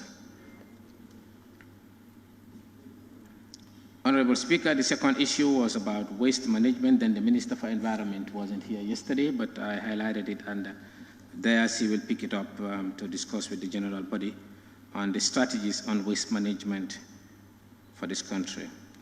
But again, I will hasten to add that within the same remark of the waste management, there was also a statement on landfills, which has been prescribed for a special place in the combos, that is Faraba. I think the honorable member for the region or the district is here. If we know, we will join forces with him to still negotiate about this landfill. I think almost this is about the third time we are mentioning about the problems that surrounded this landfill issue, because municipalities took upon themselves to console the community of Faraba, and it ended up to be a big thing and the most difficult issue because the community seems not to be accepting it in that direct form.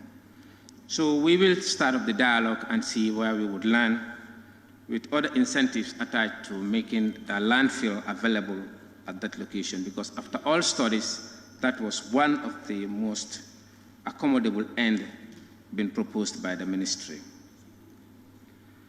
On the issue of internal borders, we, as a ministry, particularly the one highlighted by my brother of the land between, what's the name, Gunjur and Berending. The ministry has been working on this issue for quite a while now. And I think the first attempt was made when they started pegging the place, and the communities removed the pegs, and some pegs were broken and damaged, some were thrown to places it can be collected. But during our last retreat we had sometime in February, March, we've concluded that by June, July, we will start demarcating the boundary again to see how it will go. We realize, Honorable Speaker, that trying to work on the community or village boundaries could be a very sensitive and delicate issue. So we are trying to be very careful with the way we treat it and handle that matter, because when we complete Berending and Gunjur, I'm sure most communities in the combo areas will be struggling for the same thing. But we will not relent in that effort, because I think it's needed. This is more of a reason we are trying to bring in the modern systems of land management and information system that will help the country at large. Besides genuine revenue, it can be able to quell down almost all these conflicts we are seeing today. So without much ado, I would want to just inform the honorable member that we are looking at the demarcation of the internal borders, that the district borders we will first look at, then community borders at large we will also consider. But for Berending and Gunjur, we are targeting by mid and end of July for that to be done, inshallah. There was a member who also highlighted something on the Local Government Act, but again, I think the Parliament is almost okay with the limits at which we are on this Local Government Act issue. We said we've completed almost all the consultations across the country. The only two things left is the national consultations we want to do as soon as, and even yesterday and during our last trip to Kenya, these were the two things we were looking at. The national consultations, then we will all do the endorsement and then forward it to Cabinet before it comes to the National Assembly. That is something we are vigorously working on, and we know, we are very much aware of the current act having so many conflicting issues with the Constitution, and it may have to be definitely renewed for the betterment of the country and for the Parliament itself. Thank you very much, Honorable Speaker. I think those are the few issues I gathered. Lower Salum. Yeah, the issue of lands that are acquired by the foreign and these estate agents, I mean. You're right. The land acquired by estate agents is normally not through the Ministry of Lands. They are community arrangements. Because in the Land Act that so far we can believe we have some issues on land. By the Constitution, there is state land, but also most of the land is still belongs to the community, and in the community it belongs to families. Normally these community and families go into arrangements with real estate agents and they dispose of their lands. What we do at that level as our mandate is you cannot demarcate and sell without coming to the Ministry of Lands for its approval and then the share of government known before you go on the process of selling where it's possible. Kantora, the member for Kantora and Majority Leader. Yeah, Mr. You planning to have estate regulation to regulate the estate agencies? To regulate the land estate agencies? Yes, certainly that's a matter of most because any player in an institution must have a regulation that is going to govern their method of operation. Definitely we're going to be doing that, and I think it will be also embedded in the Land Act that we are working on as soon as possible. Thank you very much, Honorable Minister.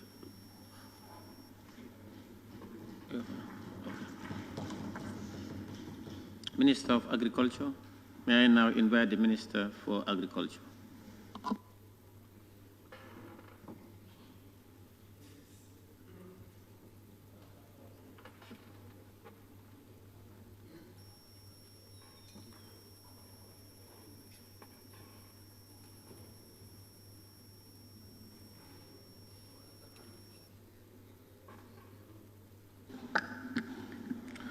Thank you, Honorable Speaker, for giving me the floor, and thank you to honorable members for the debate on SoNA and also your contribution, especially on agriculture. I did jot down a few things that I would make clarification on, and one of them I would start from our honorable member from Ilyasa, who called for people to go back to the land. And I think I couldn't agree with him more that people need to go back to the land. And he even challenged His Excellency the Vice President, Cabinet Ministers, and members of the National Assembly to go back to the land. The Honorable Member for Combo South and the Honorable Member for Sane Mentoring both mentioned about the fertilizer policy, which was also mentioned in the SoNA. I want to assure you that the fertilizer policy is very forward-looking, and for the first time, the Gambia gets a fertilizer policy. And also, in this fertilizer policy, it is private sector-led, and this fertilizer policy has emphasis on organic fertilizer. So I think there are very, very great things that are captured in this fertilizer policy that I'm sure you will applaud. But I'm glad that you've picked on it, and we are aware of that. Our Honorable Member for Janjambure stressed on the need for more effort and challenged the ministry to do more. Of course, he recognized the efforts that the ministry is doing, and he called for more action, which we thank him for that. Honorable Member for Dankunku did talk about a person going to Farafenye from Dankunku to deposit in a bank to purchase 1 bag of fertilizer. I just want to make clarification on that because most of the dealers are cooperatives and also they are wholesale dealers. If you are a wholesale dealer, 200 bags and above, for purpose of transparency, you are expected to go and deposit the money in the bank and come and collect 200 bags and above. But if you are a dealer in 1 bag or 2, just as a farmer, you can go to the nearest cooperative or the nearest dealer and buy your fertilizer. And I think that should help clear that. Honorable Member for Berefet, she's not here, but I understand. She mentioned about some price variation, that there are people selling 1,007, For all stock, there are people selling for 1,150. Of course, before our announcement of the 1,150, the fertilizer price in the Gambia was 2,000. But GGC, knowing that the stock was there and it wasn't moving, they started to go down to 1,007. But as soon as we announced our this year's price of 1,150, the fertilizer price in the Gambia, whether it's old stock, it's new stock, whether it's urea or NPK, the 50 kilo bag is 1,150, just for clarification. Also, the Honorable Member for Lower Salem, I wasn't here, but I understand he expressed concern about 9 projects, which from our records, the Ministry of Agriculture for now, we have 5 active projects instead of 9. And there was issues he raised regarding the cold storage facilities. And Mr. Speaker, if you would allow me, there's a substantial question regarding the cold storage facilities, and I'm supposed to appear here tomorrow to answer this issue of cold storage facilities. So I think, if you don't mind, I would shelve that, and tomorrow I will substantially answer that question regarding the cold storage facilities. Our Honorable the member for Woolly East expressed concern about the need for introduction of organic fertilizer, and I just want to mention that for the first time in the Gambia, this year the Ministry of Agriculture has procured 6,000 tons of organic fertilizer, and this is different from the 35,000 tons of chemical fertilizer that is being talked about.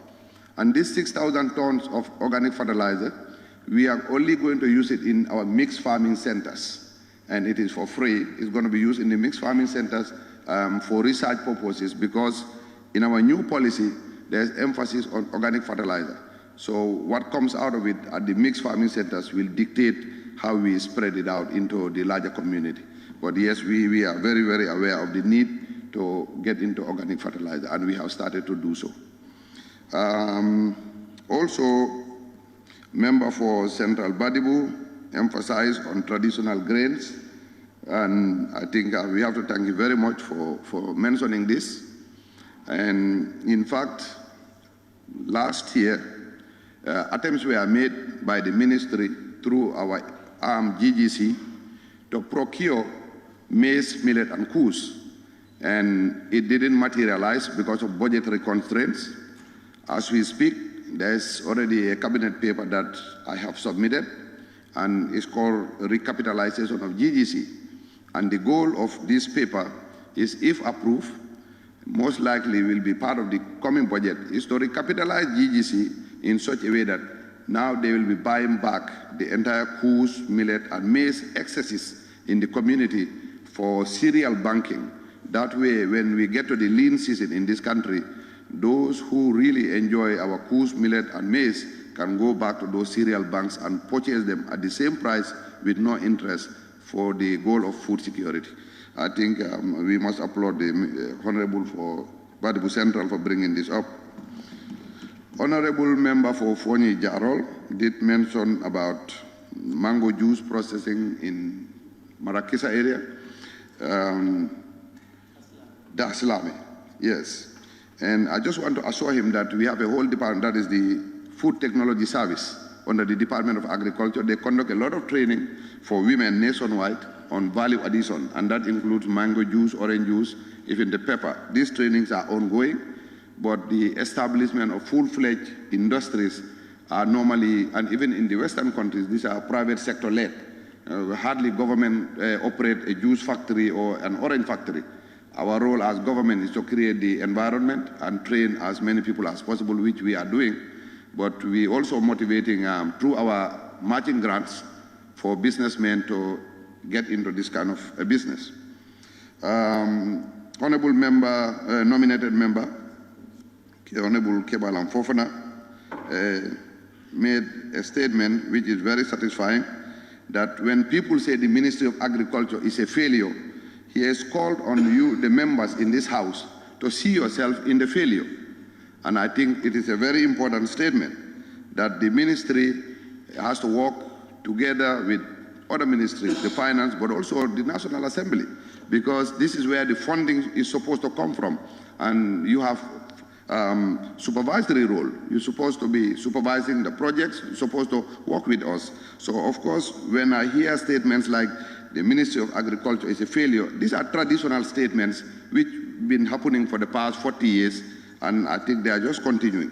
But if you don't mind, Mr. Speaker, I will just elaborate on a few things that from 2022 to 2023. That way it is going to kind of wake people up as to whether the Ministry of Agriculture is a failure or whether the ministry is progressing, because the word the ministry is a failure is become like a cultural word and not based on any numbers. It's just from nowhere. Anyway, for this year, the Ministry of Agriculture has imported 35,000 tons of fertilizer, the highest since independence. So I don't think that is an indication of failure. And for the first time, the ministry has also ordered 6,000 tons of organic fertilizer for the first time in the history of the Gambia. Jointly, this year alone, we have distributed over 30 power tillers for free, especially to rice farmers. And in 2023, we are going to distribute 380 tons of rice seeds. And these rice seeds are high-yield rice seeds with the capability of 7 tons per hectare for free. Also, jointly, all the projects, Roots, Giraffe, and Rice Value, are distributing 380 tons of fertilizer for free. This is different from the fertilizer that is being sold at 1,150. This 380 tons of fertilizer is being distributed to rice farmers. And we've done this during the dry season production, and now we are heading into the rainy season production. And that explains why, as we speak, there's harvest going on in Wasu, there's harvest going on in Dampakunda and many other places. Also, as we speak, the Roots project is going to plow 2,464 hectares at only 20% to the farmer and 80% to our projects, to the Ministry of Agriculture. So if we are plowing for almost free over 2,000 hectares, I don't think that is a ministry that can be described as failure. Also, this year alone, the Department of Livestock Services has vaccinated PPR, which is a devastating small ruminant disease, over 500,000 doses. For almost every small ruminant population in this country is vaccinated for free. I don't think so. Also, this year alone, from January to now, the Ministry of Agriculture has released, together with the small ruminant project, $900,000 US, which is more than $55 million. And this is supposed to be used for our ram dealers, because every Tobaski, this country suffers from these ram shortages. Now they've released this money to small and financing institutions like Supersonic, so that ram dealers can go directly to these microfinance institutions, access loans, go and buy rams at a reasonable price, so that our market is not very tight, so that it can be affordable. All these are things that the ministry have done in 2023. But that aside, on the side of both policy and legal framework, I think it was mentioned earlier by one of the honorable members that the ministry initiated GAMISAL. GAMISAL is a risk-sharing, it was honorable for Upper Salum, and I must thank him for that. What this will do is going to enable every Gambian farmer to access a loan from the bank, where the risk is going to be now shouldered by the ministry and through this project GAMISAL. That way, farmers can easily go to the bank, get loan for tractors, get loan for seeds, get loan for every kind of input at almost without requirement to prove that they have a lease compound with all the hard requirements from the bank that you have to undergo today will all now be shouldered by this project. I think that is very forward-looking. Also, our animal health bill is in this house. The current laws we have regarding animal health, they are more than 80 years old almost. And I will urge this National Assembly to move this bill forward so that we can have a very progressive animal health bill. We also have a livestock master plan. This livestock master plan is completed, and ISDB are going to be here on the 21st of this month, and His Excellency the Vice President is even going to grace that occasion. That is going to be the master plan for our livestock services for the next 5 and 10 years. But I think the most important part is we have assessed and costed our abattoir. The abattoir we have is over 50 years old. We have costed, and the ISDB ready to fund halal automated abattoir for the Gambia. And I think all these are things that are happening in 2023. They will probably not happen in a ministry that is not slip, that is described as a failure. Thank you very much.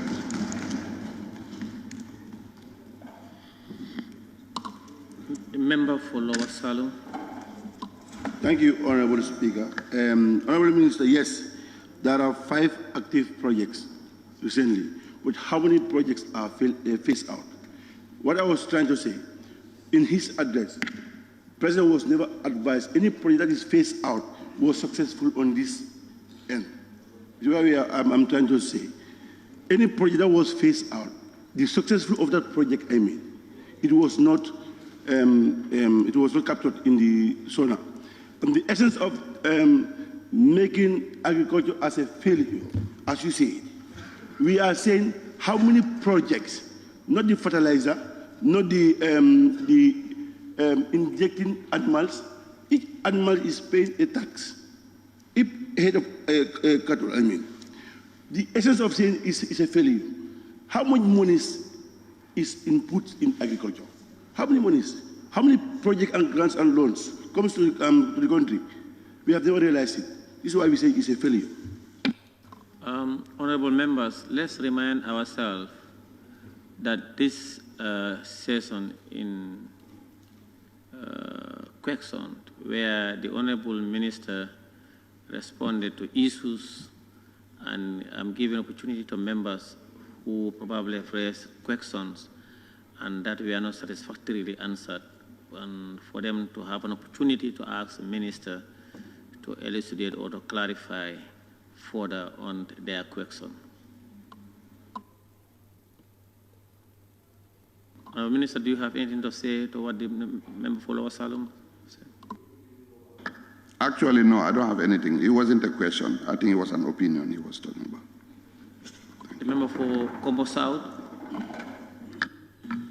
Thank you very much, Honorable Speaker. I want the Honorable Minister for Legal Issues to give us the correct name of GGC. GGC is defunct and there is a new name. So please tell the Assembly the new name. Thank you.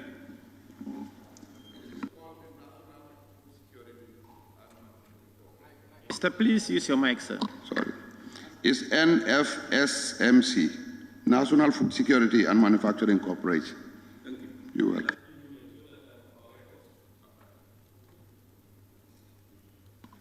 Is that all? Member for Woodley? Yes, thank you, Honorable Speaker. Honorable Minister, during my intervention, what I raised was relating to the NEMA project, which is taken over by the Roots project. And, for the Kunda, Saratening projects are still laying fallow. So that was a concern that I raised, which was not addressed. Thank you very much, Mr. Speaker. If you allow me, I think his concerns are very genuine, and I think there's a substantial question tomorrow regarding the NEMA project vis-a-vis the gardens that were started by NEMA and now being taken over by Roots. If you don't mind, tomorrow I will adequately answer that question. Thank you. Thank you. Thank you very much, Honorable Minister for Agriculture. I will now invite the Minister for Public Service.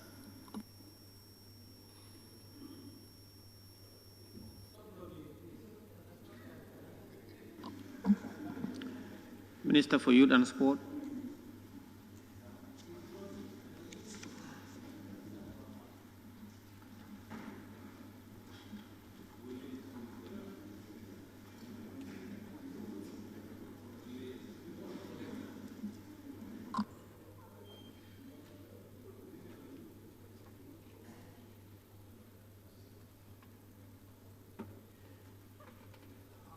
Minister, please go ahead.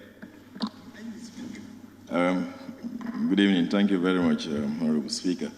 And good evening to the National Assembly members here. Well, first I took note of questions or concerns that were raised by some of the National Assembly members. Others were compliments, so maybe there might not be no answers to that. But I think notably the National Assembly member for Janjambure talked about the issue of the the mini stadiums and the delay in the completion of those projects. He is right, and also right in the sense that he talked about the issue of blame and counter-blame. And I think what we reported here is the fact. The last thing that we did was to terminate the contracts of 2 of those contractors, like we said, which is Kafuta and Fulabantang. And with Kafuta, we have already assigned the project, given the project to someone else who is completing it. And I guess the National Assembly member is here.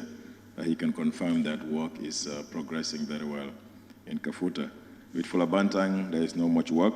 The other 2 or 3, Buyam, Janjambure, and Sandu, we didn't terminate the contracts because they were almost 86% done, and we thought it would just be better for both parties to just manage with it, and so they completed. So work is progressing in those 3 areas. Well, he also talked about the issue of separation of the ministries, youth and sports. Unfortunately, this is not really something for me as the minister to decide. That is really a policy issue that can only come from cabinet, come from the executive.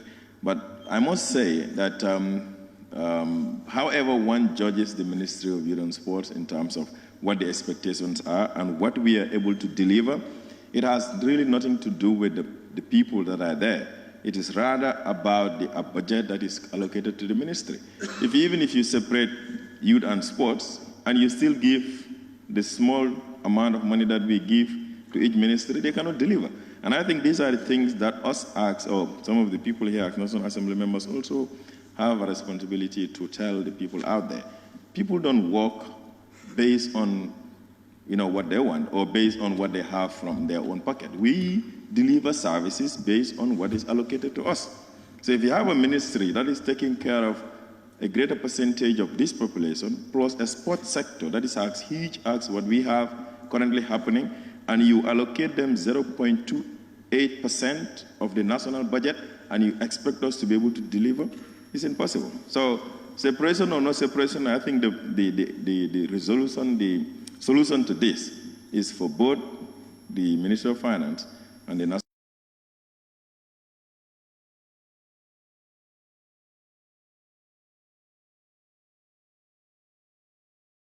have ongoing activities year in, year out.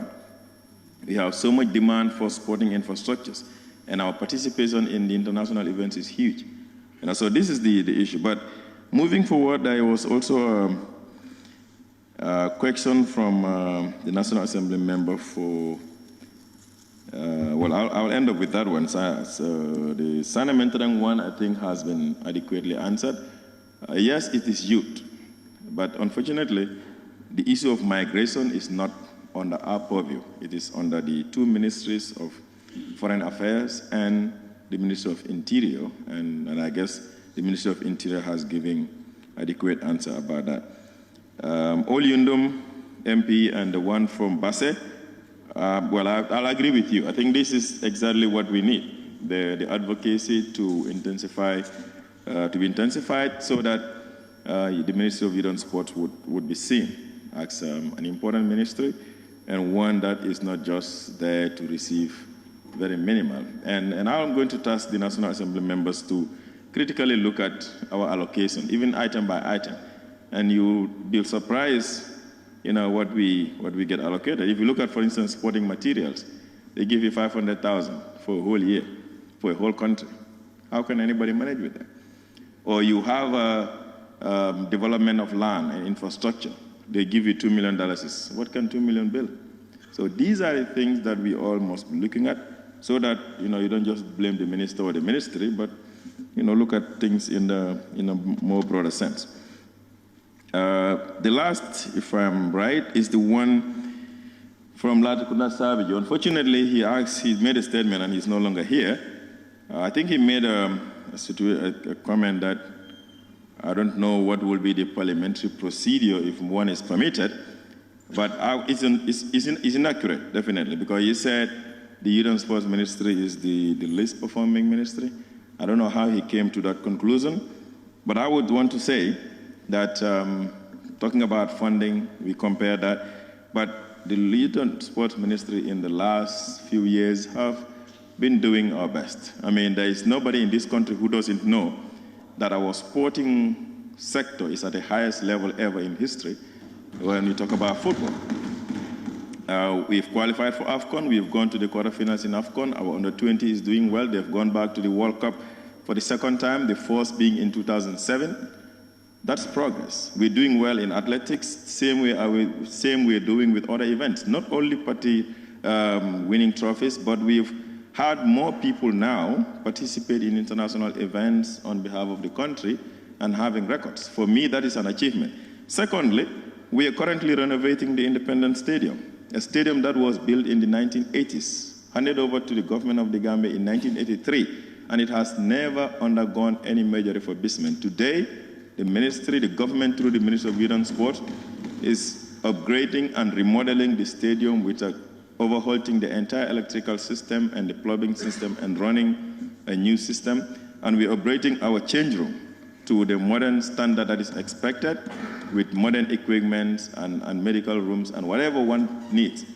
And we're also changing the pitch to a hybrid pitch, which is the best as far as we know, and only a few countries have it in Africa. That is an achievement, and quite a number of other things that we can talk about. In the other sector of youth, we have the National Enterprise Development Initiative. 2 years ago, we launched the Youth Revolving Loan and Grant, and we have more than 60 young people who have benefited from the grant and the loan, and quite a number of them are doing so well through the support that has been given through the loan. So these are all achievements that one can list and talk about that have happened in the ministry, and like I said, despite the little allocation that is given. So whatever his position is, I think he needs to revisit that statement and try to understand better what is happening, or maybe if the Youth and Sports Committee is going round, he can probably be invited to just see what is happening within the Greater Banjul, but also in the upper side of the country. I think these are some of the things that I've taken note of, unless if there is any other concern that was raised. Thank you. Thank you very much. Member for Central Badibu. Thank you, Honorable Minister, for those brief achievements that you have stated. But I've never heard of you mentioning of traditional sports. Could you please tell us whether, in your programs, traditional sports like wrestling, do you have any program for it or plan? Honorable. No, when we say sports, it's general. So, point of order. Traditional sport is a sport. Are you the speaker? Please, please, please. Any order? Any order, honorable members? Thank you very much, honorable minister. Yes. Okay, member for Serekunda. Yes, thank you very much, honorable speaker. I have raised that concern for us not to limit sports in the area of football and these martial arts. So what plans have your ministry in place to promote traditional sports? No. Like wrestling? And No. Yes, Speaker, it was mentioned. No. Yes, during the debate, it was mentioned. Whether mentioned or not, I've ruled that question out. Member for Upper Salum. Yes, thank you very much, Honorable Speaker. I think the minister, in fact, is asking for our assistance as far as the ministry's budget is concerned. And I know all of us, we know exactly what we approve for the ministry. But my suggestion is for him first to try to get his cabinet colleagues to help get the approval, more money in the ministry. Because when he gets over here, we never reduce the budget of the Ministry of Youth and Sports. Because I think it's one of the ministries that is actually underrated or not too understood very well, actually. So first, let's get the cabinet colleagues to help to ensure that they approve for you. And when it gets over here, then we'll be able to do our needful as well. Thank you. Now, member for Bakau South. Brikama South. Thank you so much, Honorable Speaker. Honorable Minister, I think yesterday you weren't around when I took the floor to speak about the youth and sport sector. One thing I was really emphasizing, I was expecting, I don't know what is your take when you come to the separation of the youth component from the sporting aspect, because there is a merger. And this is one of the areas that is highly confronted with the highest number of gaps. As he rightly said, when it comes to the budget bilateral, it's only the end product where we participate.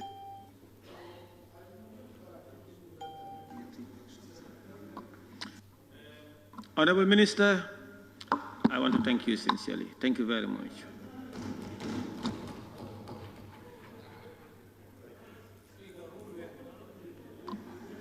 It's the same, your question. Your lieutenant, they are going around bringing your own question. Thank you very much, Honorable Minister for Youth and Sport. I now invite the Minister for Environment.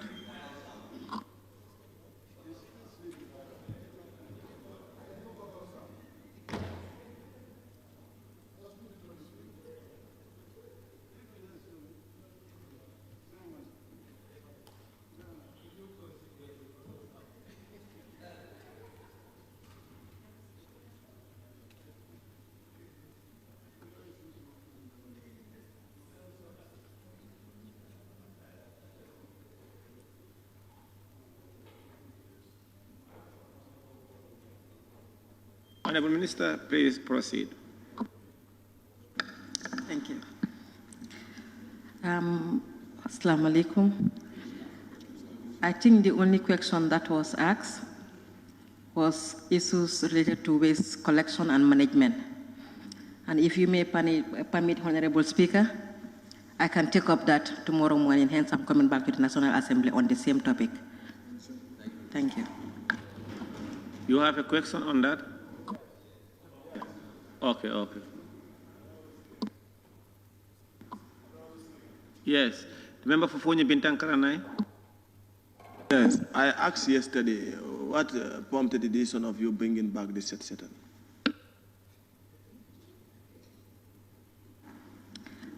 Thank you. I would have linked it to the question just been rated now, but again, if you want me to give take on that, I will. The main issue is just to get our nation clean, as once mentioned here in the National Assembly. We thought that as a ministry responsible for regulating clean environment, we have to take the bull by the horn. And again, it was the president's decision to first take up the bold step to go and then engage himself and the cabinet to a cleansing exercise of the city, which we all know it's for the council to take up. But him doing that is just by his generosity, because we all know if it was done, it would not have been only going to the street, but also arresting those that are concerned of not doing their work. So that is why we take it upon ourselves to say that he has provoked. Speaker, point of correction. The Honorable Minister cannot mislead the Parliament. Stop correcting people. Wait for your turn.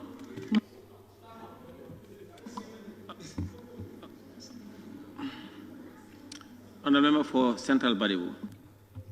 Thank you, Honorable, for that response. You said president. Is it the former president or the current president? It's unfortunate, the former president, I was not even in cabinet.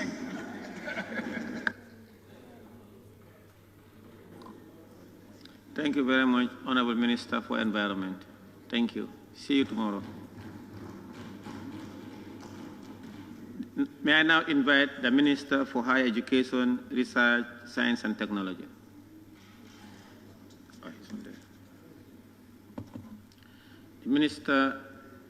May I now invite the Minister for Transport, Works and Infrastructure.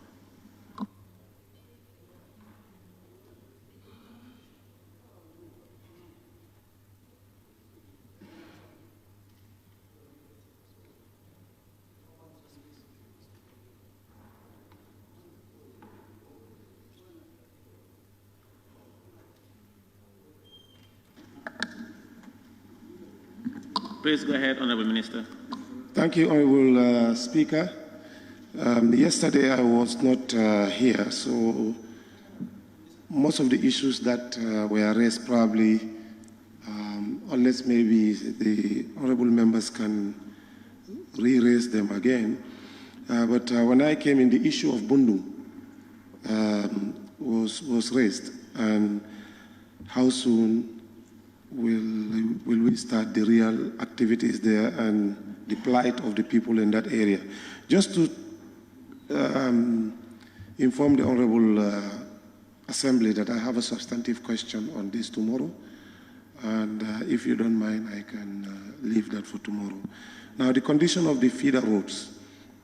Now, as a policy for the ministry, we are no longer building feeder roads.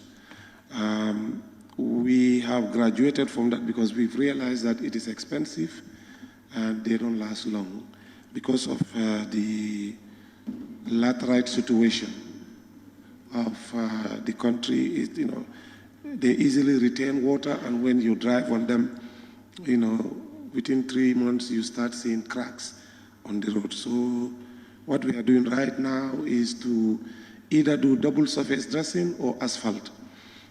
Now, regarding the conditions of the existing roads that we have done, I mean, this year we have actually had a discussion with the NRA, the National Road Authority, and that they will constantly engage in maintenance of existing roads so that we don't have to come back again in the next few years to redo everything again. Now, the member for Latrikunda Sabiji, yes, particularly talked about the failure of the road construction works, especially the 50 kilometers, and that all roads have failed except the Battle Hardin. I just want to say that that is not necessarily correct, because looking at the scope of work, especially for the 50 kilometers, and where we are right now, most of them have progressed satisfactorily.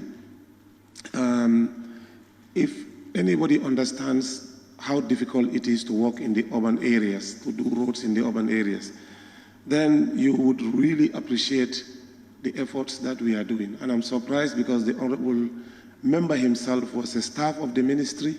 He was involved in the initial setup of the OIC, and he knew how difficult it was to even get the right of way, which means that, in fact, it should be the responsibility of the government first to do the demolition exercises, to ensure that the water, electricity, and telecommunication services are moved from the road, the right of way. So we provide the right of way to the contractors for them to work smoothly. This we were not able to do. And if you, for example, the Bundung Road that the Honorable Member has been talking about quite often, that particular road, we have seen that the electricity company, NAWEC, does not even know where their services are. They don't have the map of some of these cables where they are. On that particular road, a few distance from where we stopped, there is a live cable, electricity cable that runs from this side of the road and cuts across. So if you want to work on that, if it is not transferred, immediately the heavy machinery touches the live cable, it will cause spark in many of these homes in that particular area. So you have to wait for the electricity company to transfer that cable, disable it, to provide the right of way for the contractors to work. Secondly, we have seen that there are 2 or 3 big pipes that are on the center of the highway, and also that cut across the road. So you have to make sure that these water pipes are condemned, and then they are moved from the right of way for us to do anything. So also is Gamtel fiber optics. One of the, on the side of the road, the fiber optic there is the one that is actually part of the cross-country, cable, what we call CG2, CG1. If you don't transfer that cable and you cut, actually the internet service that runs from Dakar, passes through the Gambia to Casamas, will not be on live. So really, it is extremely very, very, very difficult to do road construction in the urban areas. What we are doing right now, it is like we are providing completely new infrastructure to Nawek for the water and electricity, but also new infrastructure to Gamtel, because even though this was not part of the initial scope, but we realized that you cannot do anything in the urban areas if you don't do the transfer of services. Because what used to happen was that those on this side of the road, if they don't have water and the water pipes are on this side, they will cut the road and then transfer the service there. So now we are providing services on either side so that people will not now have the urge to cut the road to have these services. So really, that actually explains why there is, some difficulties and delays in actually meeting the target, especially in the rural areas. But in the urban areas, but in the rural areas, except Nyomi Hakalang, which is now 62%, and then we are going to be 82% by end of July, all other works are either complete or they are on target to complete. And even Hakalang, we are going to complete it in December by the grace of God.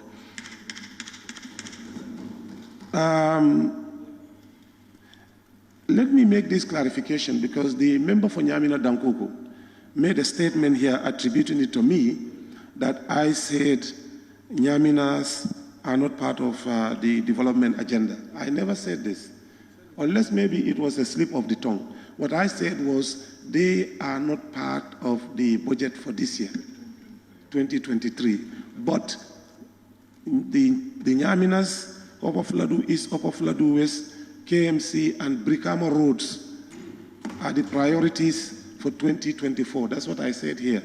And some few connecting roads in URR to close the loops. So those I said, yes, and the North Bank. We will have funds. You have to provide the funds. Well, you have to provide the funds. Thank you so much. Also, an expression of concern was made here on the floor that some people are going around deliberately damaging the bridges. I think that is quite unfortunate.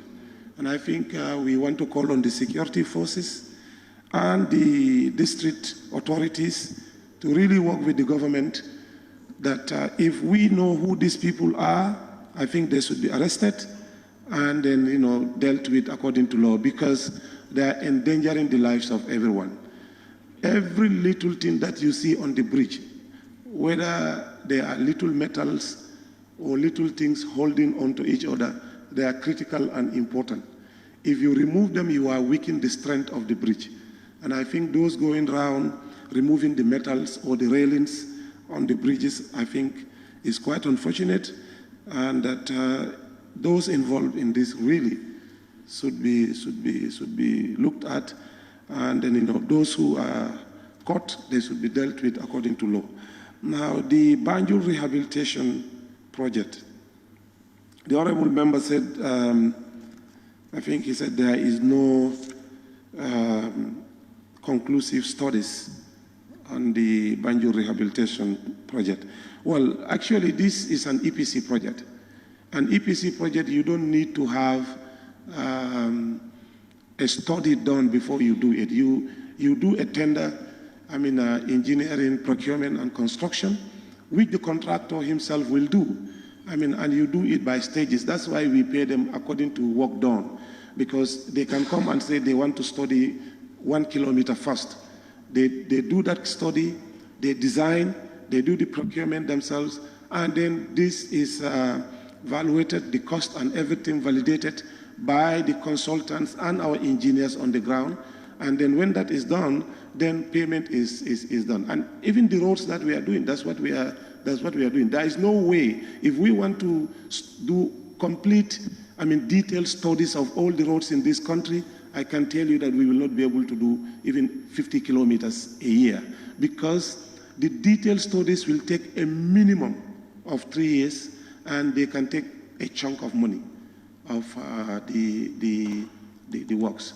So what is now desired and has been done in many places now is to do the EPC contracts where because the contractors have the capacity and they have the resources, they have the men, and they can do these studies quickly themselves, they can cost them, and then this costing is verified by quantity surveyors of the ministry and the NRA and the consultants, and then a discussion is done, a contract is signed based on that, and when you finish that work, then we pay you based on the IPC, which is the interim payment certificate that you submit.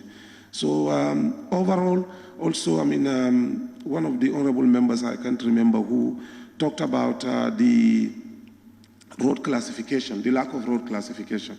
Yes, this is true. But for the information, we have already commissioned an internal process. We are now classifying all roads across the Gambia. We are classifying what is a rural road, what type of work we should do on that. I mean, what is a national road, what type of work and strength should go into that. We are classifying what is an urban road. So this thing is going on because it will help us now determine our spending on road infrastructure. Honorable Speaker, unless I miss something, these are the few comments that I've recorded. Thank you.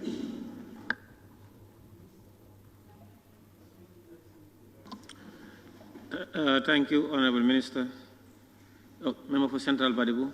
I just want to remind him of the construction of the hotel. Radisson Blu, yes, it was also mentioned. Yeah, the hotel construction is ongoing. Just to inform the Honorable Assembly that the Radisson Blu has just signed a contract with the Gambia to include the Gambia in part of the Radisson Blu Club today in Nairobi. And also they have completely done the clearing. Now they are doing the concrete work now. If you go to the site, maybe the Assembly's Committee on Infrastructure should visit that place. I mean, I think it is completely misleading. Comments that nothing has happened at that place. Right now, I mean, they have even brought in about 120 or so Turkish construction workers and consultants that are in the country. They are lodged at one of the hotels here, completely renovated and paid for by the contractor. Also, the precast are here in the country. These are going to be concrete, buildings. So the precast are here. That's one of the major, equipment that have to be on the ground to do the work. And they have already started, some of the buildings. I think it will be good if, the Assembly's Committee responsible for infrastructure can visit. Yes, Government Project Monitoring Committee can visit the place. I mean, all the trees that were having problems, were causing obstruction, they have been removed, and the place is completely now ready for work. Yeah. Thank you very much, Honorable Speaker, for giving me this opportunity again. I just want to remind the Honorable Minister for the compensations and, of course, the status of the road ongoing in Sanimentary constituency. How far have you gone with that? Thank you. The compensations have been paid, especially in Brufut, except those, because you see, the way we do the compensation is this. We don't pay cash. Now, we have certain compounds where ownership is difficult to establish who actually owns the compound, because maybe the original owner of the compound died, so you have the children or the grandchildren there, and they don't have, a documentation to show. In that case, we pay this thing to the creator, because we don't want to waste much time. And we have this type of problems in a lot of traditional areas in the Combos. You cannot establish in certain areas who actually is the rightful owner. And if you want to pay to an individual, we have two cases that we are dealing with. The people who presented themselves as, representing the committee, and they came with, some documentation to show that actually they have been duly authorized to collect this money. The others also came to claim for the same thing. So that is the problem. Those are the people who actually have not received the money. Now, there are others also, because we are paying this money into bank accounts, the central bank will transfer this money directly into bank accounts, not necessarily cash transfers. A lot of those people who have not got a bank account, we've encouraged them to open a bank account, and then these monies have been paid into their bank account or mobile bank account. You know, I mean, it's two things. You either do mobile account or traditional bank account. So we have dealt with those two now. If you are in other places like Joswang, we have also completely paid the compensation, except, again, those two issues where we have lack of clarity on who owns the property or those who don't have a bank account. Some of them don't agree, so we tell them, we always encourage them, okay, you go to a private evaluator, this person will come and evaluate, because according to law, we have to pay the commercial rate, the commercial value of the property. If you don't agree with our valuation rates, you can go and then hire your own valuator, and then, you know, these are professionals. They will sit with our people, and then, you know, we can reevaluate. So we have 2 or 3 cases like that, but one has already agreed, and then, you know, it's left with 2, I think, in Kanifing. We are dealing. Kanifing also we have completed. So, I mean, we still need some funding to pay the compensations, because what was allocated in the budget is not really enough.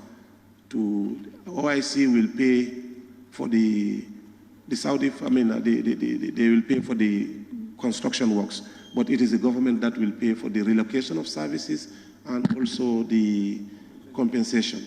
So what is allocated in our budget is far less than what we have seen. The compensation claims are coming up. So I think the Assembly can take note of that. Thank you. Member for Upper Salon. Yes, I just wanted to confirm with the Minister, with the issue of compensation, like the updates also on the Salom and Nyanija, where the speaker is from. Yes, yes. We have, I think, 1 or 2 properties there that we, and I think a farmland. In the rural areas, Kaur, Janakunda, we have compensated everyone. We have some inherited legacy compensation packages that we need to do, since some of them almost 20 years now. You know, so we are trying to, that's why our compensation budget has to be looked at. Because we, for example, the road that was done in Brikama, 2011 or 2012, we are still servicing that compensation. Because when that road was done, with the kind of force that was used to demolish people's properties, they were not evaluated properly. So we've sent the evaluators now, and we are now processing the payments, even though this was done some 10 years ago, but we are now doing the payments now. Yeah. Member for Kantora. Yes, in regards to the road in Joshua. Sorry. The regards to the road you said about Joshua, that is the Joko Johnson. I've seen a different, how do you call it again? Different arrangement again. What is the, yes. Yeah, it's all goes down to the budgetary issue, because the first alignment that we use, we were to touch both sides of the road, 2 meters on this side and 2 meters on this side, to actually ensure that there is equity in the way we do the demolition. But because we don't have the funds, we have to do the realignment, which means that we will use the option where we are going to spend less money to be able to do that work. Unfortunately, of course, it will affect some people, because some of them will see that up to 4 meters of their properties will be affected. But, you know, this is the only option available now to minimize, you know, or to reduce the cost on the state. But whatever we demolish, the rest assured, we pay commercial rate for that. Yes, the width of the road will not be compromised now. We will maintain the same width with the drainage on either side, and it's a concrete road for that area. Yeah. Thank you very much, Honorable Minister. Thank you so much. May I now invite the Minister for Foreign Affairs, International Cooperation, and Gambians abroad.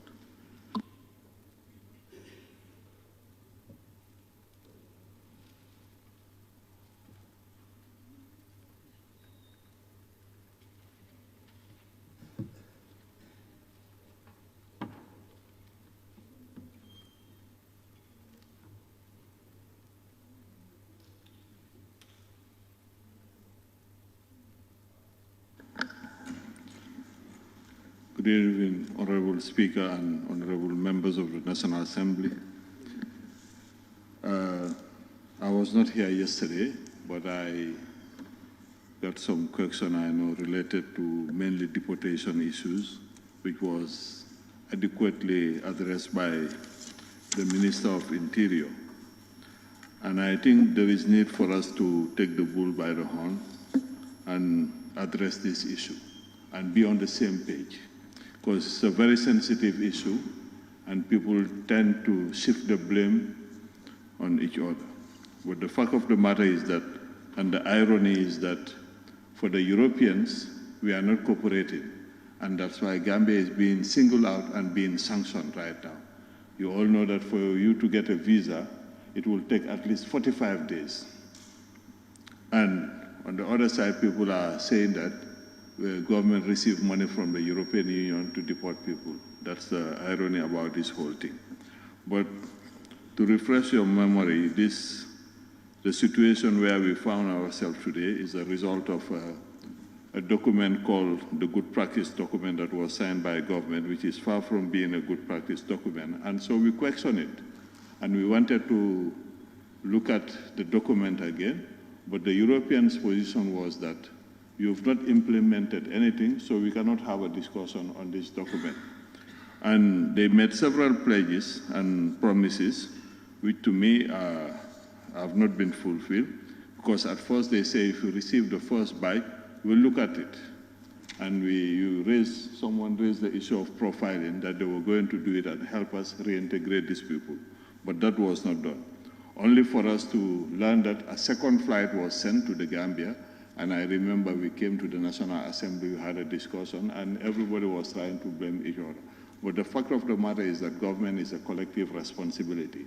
And on that day, I didn't want to raise certain issues because I had all the documents. I know that at that point in time, there was some kind of cacophony within government. We have a national coordinating mechanism dealing with this issue. But as we speak now, we've put our house in order, because what we should avoid also is to give access to our partners, to all the ministries and the Office of the Vice President, Office of the President. Normally, the point of call should be the Minister of Foreign Affairs. But sometimes people take advantage of the fact that we are too nice, and that creates some kind of confusion. But we had discussion with our European partners during the Article 8 dialogue, and we made it very clear that the way they want to operate is not sustainable as far as government is concerned. The frequency of the flights, we cannot sustain it. So there is need to revisit this situation.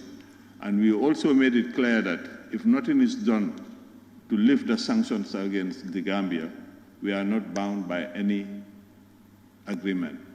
We are waiting for the next meeting of the council, and from there we'll take a decision. And that's where we need to speak with one voice. Because if we take that decision, maybe they will either reconsider their position or increase the sanctions. And that's the time that people will start playing the blame game. And we made it clear to them that those who are most suffering from this issue of people migrating to Europe, migration is part and parcel of human history. You cannot stop it, because people want to go for greener pasture. At some point, Europeans themselves migrated out of Europe. So this is something you cannot stop. But what we can do is to help us create opportunities back home to deal with this situation. You should not look at it from only the security aspect, but create opportunities for our people, because this has a lot of implications, even security implications. Because some of our young ones, when they go and they cannot continue, they can easily be enlisted in these terrorist groups. And this is something that will affect not only our countries, but also Europe. And we are the ones who are really suffering from this phenomenon of bagway. In fact, we call them bagway because some of them will live without our knowledge. As we speak, the honorable member of Combo South is here. There are young people from his constituency that they are missing for, I think, 35 of them. Yeah, huh? 2 years now. We have no information about them. And the issue of deportation also, you have two categories. You have those who really want to be deported, like those stranded in Libya. And we are doing whatever possible to find a solution. In fact, I was invited by the minister that they change the date, but we are going to pursue it. And I would want some members of the National Assembly to go with us. For me, I think from now on, there are certain missions, if we are engaged on them, we have to be going with the National Assembly members so that they see what is on the ground. And we want to make sure that the fundamental rights of all the deportees are respected. And, you know, one thing that also our own people do not realize, I've sent some photos to some members. You know, now once they cross the border, they will throw their passports. So our missions are full with Gambian passports, Gambian documents. But what they don't realize, we are living in a digital world. Once you enter, they take your fingerprints. Now if you are arrested and they contact our mission, they cannot deny that you are not a Gambian because they will send all the information to them. So I think it's very important for us to sensitize our people, our young ones also. They think that the roads of Europe are paved with gold, but those who are going to Europe, you know the reality on the ground. So we really need to work closely together with our partners. And then one other thing, it's unfortunate, and I say Gambia is a country that should be supported. We've completed all our electoral cycle without one single incident of violence. And today, in the context that we are living, we are a beacon of hope when it comes to democracy. But what are we getting from it?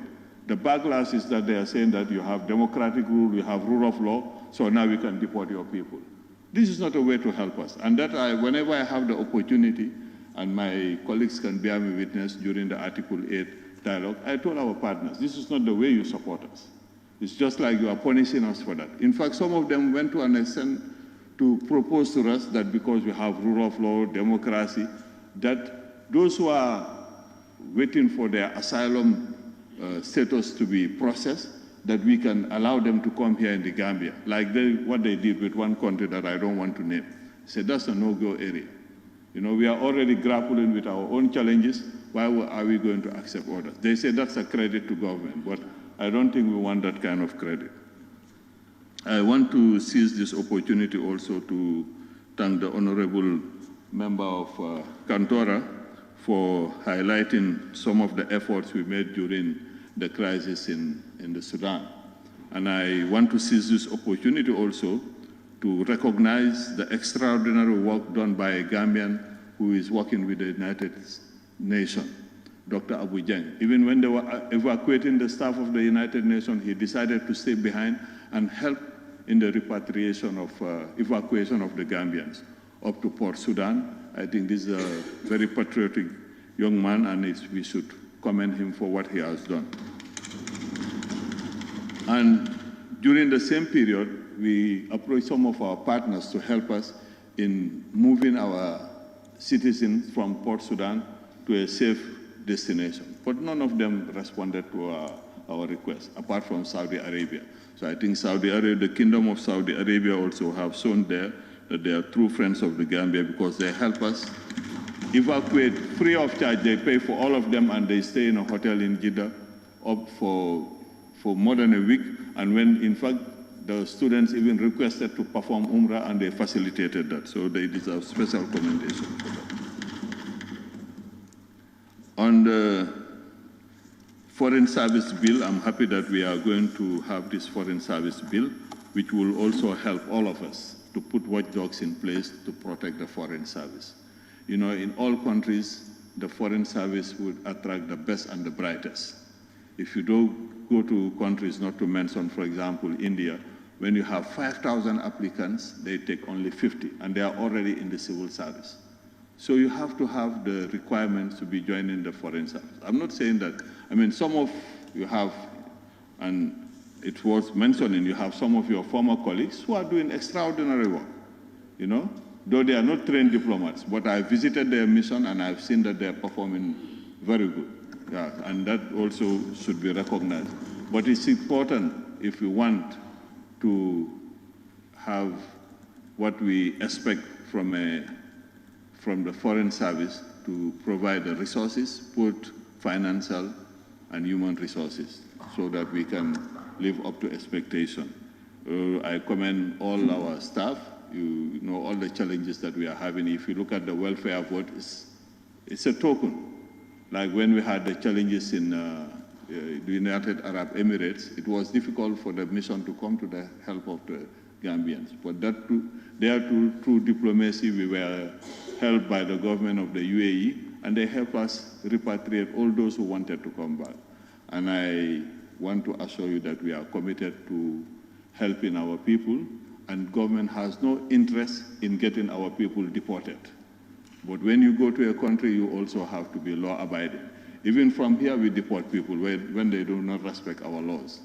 So it's important that we all get engaged in the sensitization effort to discourage our young ones from taking the back way. I thank you.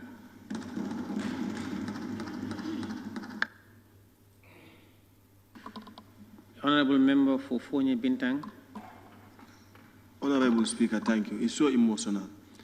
Do you regret the fact that we are practicing democracy according to your statement? No. I'm not regretting at all. I say we are a beacon of hope in this region. Member for Central Baribu. Thank you, Honorable Minister. Honorable Minister, do you have an integration scheme when these returnees come back? How do you integrate them into the societies? Do you have a scheme for that? Thank you very much, Honorable Member of Central Baribu. Unfortunately, to my knowledge, we don't have it. And our partners promised to help us in that, but they have not fulfilled their promise. So that's one of the biggest challenges that we are facing. I also forget to mention that I visited recently Spain, and we had very good discussion with the Spanish government, and they're considering even first having a program of seasonal migration for our people. I think that also will help us deal with this issue of people trying to go. Because most of our people, they don't want to stay in Europe. They want to go work and make money and come back. And they have those kind of programs with Senegal, so we are trying to get that for the Gambia also. Member for SoNA Mentreng.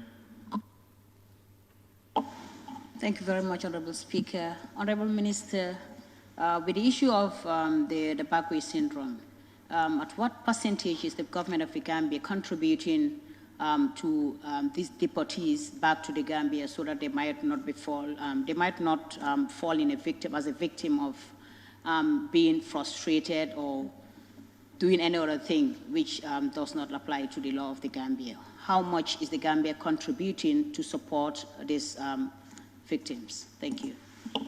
But I think I just responded to it. We don't have any integration programs. Member for Kantora.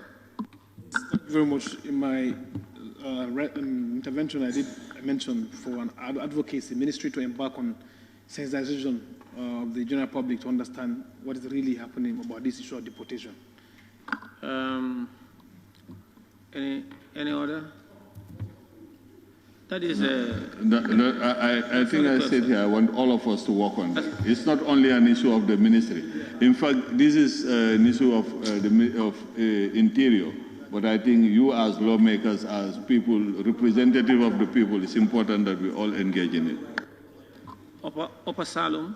Yes, thank you, Honorable Speaker. The minister didn't mention about he didn't mention about a document that they've signed, that the government actually signed, which is not favorable. Can he actually elaborate on that, or at least maybe let's have a common document? Because I'm not sure exactly what is that. That is not really very favorable for. What is it actually, that document? What does it say? Well, that's a long document that I can share with the Committee for Foreign Affairs, and then you can look at it. Yeah. Thank you very much, Honorable Minister, for responding to those issues. Thank you. Honorable members, I am not sure, but the Honorable Minister for Health arrived a couple of minutes ago when the debate was already completed. I'm not sure if he had anyone here who took some notes and jotting for him, and he may want to participate. Honorable Minister, is that the case? You want to participate in the debate? Okay, please, he had someone here the past 2 days, and he would want to respond. You are welcome, Honorable Minister.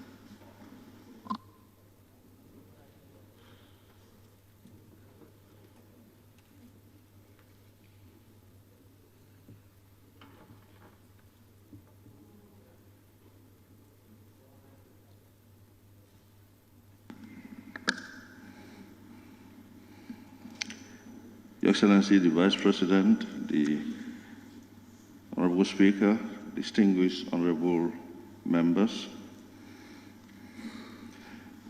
thank you very much for giving us the opportunity to respond to some of your concerns and comments. The first being the issue of building of new health facilities instead of equipping the current ones and ensuring that they are provided with enough medications. Honorable Speaker, the strategy of the government is to ensure that access to quality health services to the population is carried out. The building of new health facilities is to make sure that health facilities are close to the doorsteps of the population so that people do not have to travel more than 3 kilometers to reach a health facility, because distance alone is a deterrent factor when it comes to access. But of course, distance also causes the delay in getting the health facilities, especially for people who are not mobile. So for that reason, it tends to contribute to increased morbidity and mortality.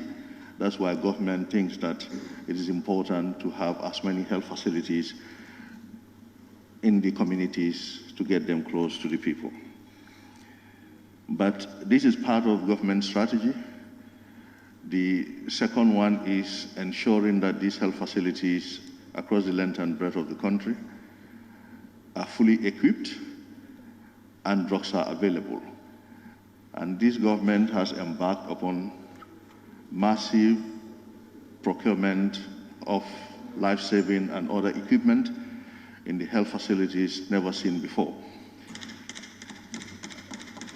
And partners are also contributing immensely to this.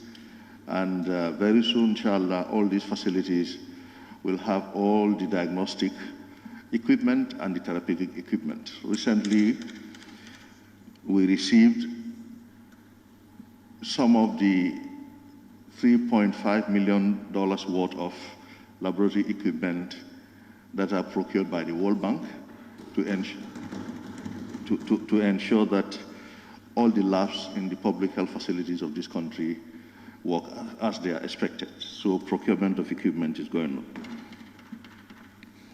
With the issue of procurement of drugs, it has been one of the biggest challenges because the same GPPA rules are used, and it is very, very cumbersome, and it has immensely contributed to the delay in the provision of drugs in our health facilities. It is advertised, bidders submit their bids, evaluation is carried out, the winner wins, and sometimes we realize that the winners have challenges in supplying the drugs. In fact, that is what is happening currently. An individual won, Gambian, and for the past so many months, we've been struggling to get these drugs supplied. In fact, it got to a point that we took the issue for legal advice so that we know what to do. And the advice actually was to sit down and renegotiate. So these are some of the challenges the procurement of drugs faces in this country, and we sincerely hope that it is improved so that drugs are available as and when needed. That notwithstanding, the government and World Bank have a scheme called the Results-Based Financing Scheme. In this scheme, each month, each quarter, each health facility is scored, and the health facilities are paid some amounts of money based on their score. And what that means is these health facilities get additional income. And this income, 60% is supposed to be spent on the renovation and the upkeep of the facility, and also the procurement of essential drugs and laboratory consumables. 40% is shared amongst the staff as a bonus. This is a World Bank project, and government is contributing to that. This all goes to ensure that essential medications continue to be available in our health facilities. It might be surprising to honorable members that some health facilities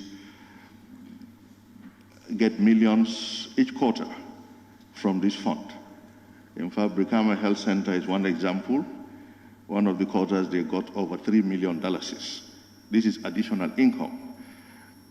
The idea is to empower the local health facilities without much intervention from the central level, not much interference from the central level, so that they look at their needs and spend accordingly.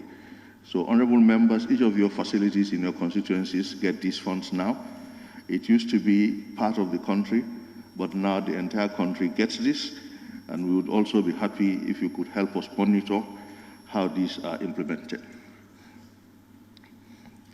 The third strategy government is employed is actually capacity building. Because we could have good health facilities with drugs and equipment. If we don't have the skilled workers to ensure that these are put to use, we still wouldn't be out of the woods. So government is spending quite a lot of resources with partners to build capacity. Many of our doctors now are undergoing residency training program and residency training now at the Edward Francis Small Teaching Hospital. So as we speak, now we are training people in the Gambia to become gynecologists, to become surgeons, to become physicians. I think that's a big plus. And some have reached the middle level, and in the next 2 to 3 years, we would have had homegrown specialists.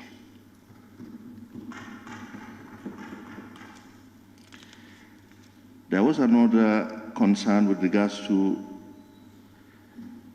the availability of some conveniences like toilets at the Edward Francis Small Teaching Hospital. Honorable Speaker, distinguished members, Edward Francis Small Teaching Hospital is a very old hospital.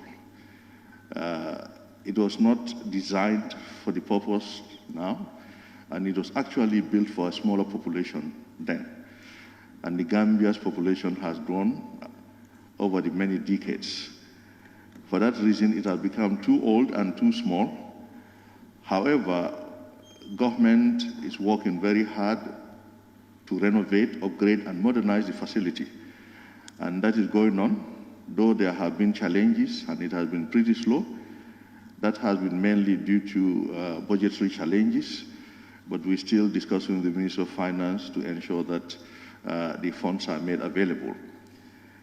Even though at some point the problem was actually the contractors that were delayed, that did not fulfill the requirements with regards to timely completion of portions. But now they are up to the task, and we're still following for them to get funds to complete the work. However, we wish to invite any of you honorable members, if you get the opportunity to visit the Accident and Emergency Unit, even though it's not completed yet, but I'm sure you'll be impressed that it is a very decent, modern facility that it is being turned into.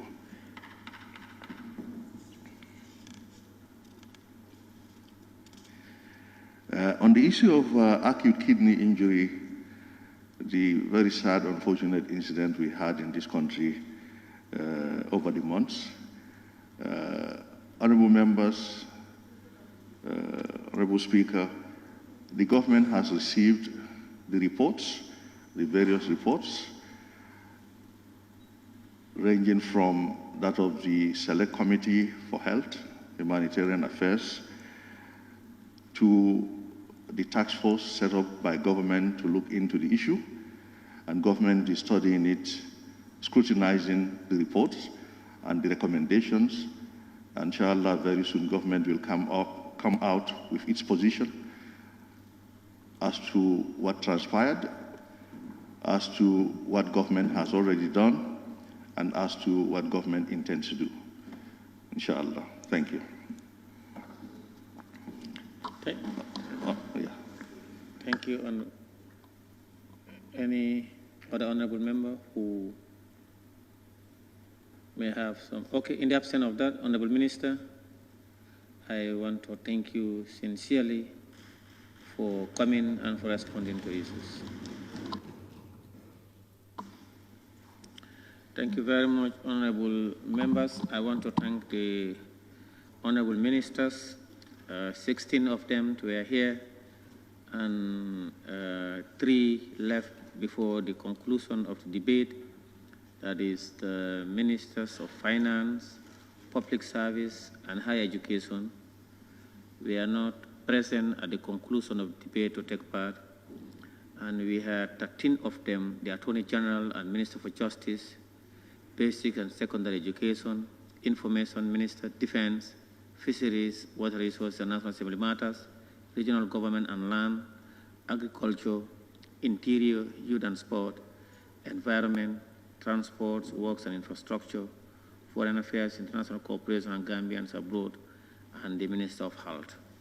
I want to thank you and sincerely for participating and explaining and responding to issues raised by members. The State of the Nation address, which will serve as an added advantage and value for the services of the Gambia. Now, honorable members, may I now call upon His Excellency, the Vice President, to respond to issues raised and wind up the debate. Your Excellency, Mr. Vice President.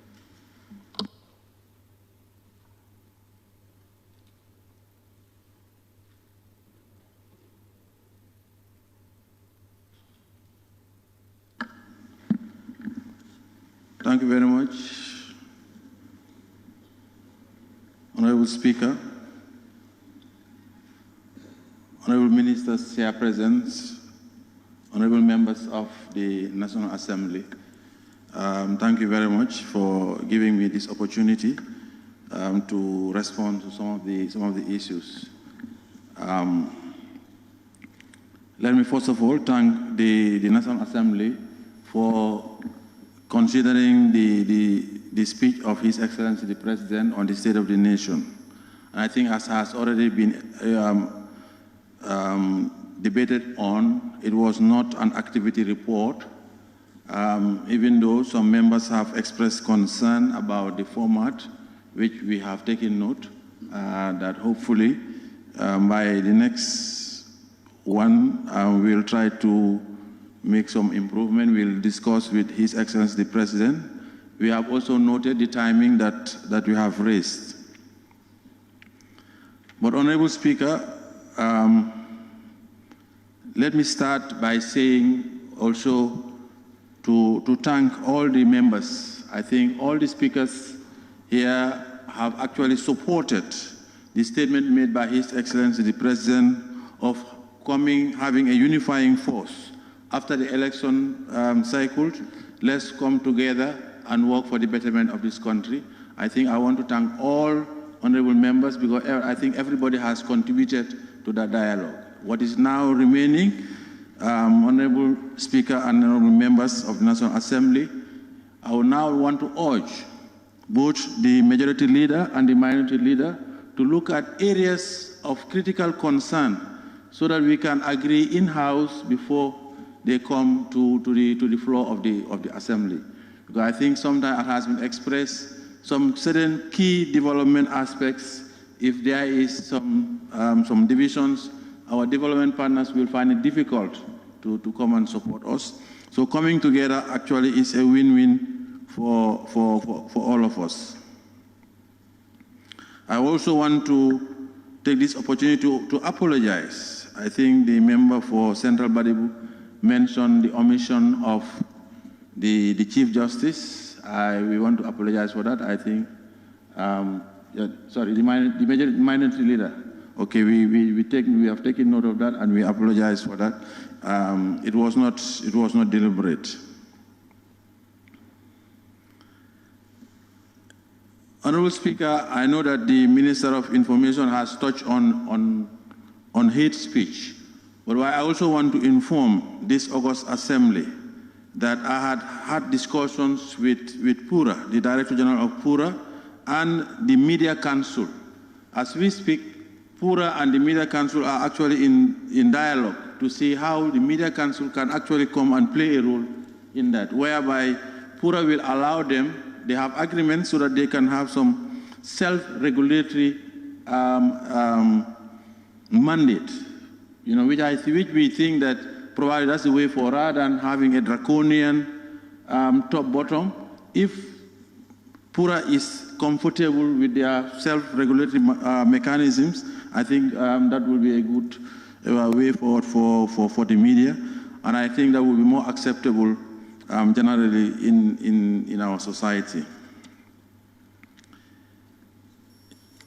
Honorable Speaker and honorable members of the National Assembly, before I move into the areas under my purview, I also want to thank the Honorable Minister of Health on the response he has given on the Aki. But I want to go further than that. I think I want to thank him because he knows that I am chairing a committee. That's why actually he deliberately left it for me to I thank you very much, Honorable Minister. Actually, as the Honorable Minister has said, government has received the report, and government, the President has also accepted the recommendations of the report. Now, one of the reasons why people are asking for the release, because we feel that, yes, we don't have any problem with releasing the report.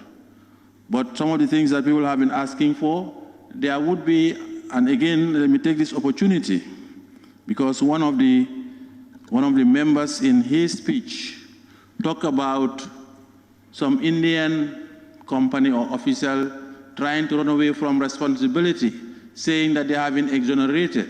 I want to urge honorable members, please be careful about those type of statements. That's a lobby, all right? We know that, and I think the Honorable Minister of Justice have said it before.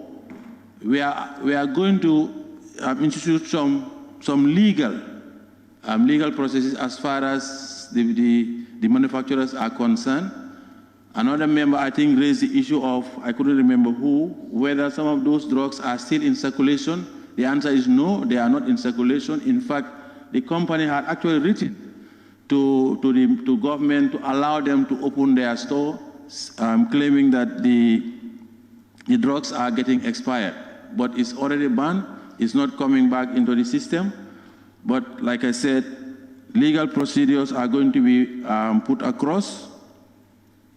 There are recommendations as far as the officers are concerned, but before we actually agree exactly how we are going, that's why we don't want to release right now, because it's going to jeopardize whatever actions that we are going to take. But be rest assured, government has accepted the recommendation, which includes prosecutions and some disciplinary action. I hope that would satisfy the Assembly members at this point. Mr. Speaker, honorable members of the National Assembly, there are a lot of issues that were raised as far as regards the NDMA, National Disaster Management Agency, starting from Representative Banjul North, which is actually my constituency, as the honorable member knows, and that's where I live and that's where I vote. But to rest assured you, honorable member, actually, when I took over, some weeks later, I had actually gone round to look at, together with all the stakeholders, to look at the preparedness as far as this rainy season is concerned. We had visited various places in Banjul. We are satisfied that one of the reasons we had the floods was the pumping station in Banjul was not working. After the last rains, new machine was bought. When I went round, we found that everything was working fine as far as the machine is concerned. One of the other issues that the Minister of Local Government is taking care of in partnership with the City Council, is actually clearing some of those illegal mechanic garages, around the Bond Polder, behind Tobacco Road, from Clarkson going back to Tobacco Road. All of that has to be cleared, all right, before the rains, and I think they've already started on that. The Disaster Management Council also have started meeting, and instruction was given for Minister of Finance to release funds for NDMA to start clearing the Kotu stream, which I think some honorable members have mentioned, a member for Bundukakunda and other members for, and they have already started doing that.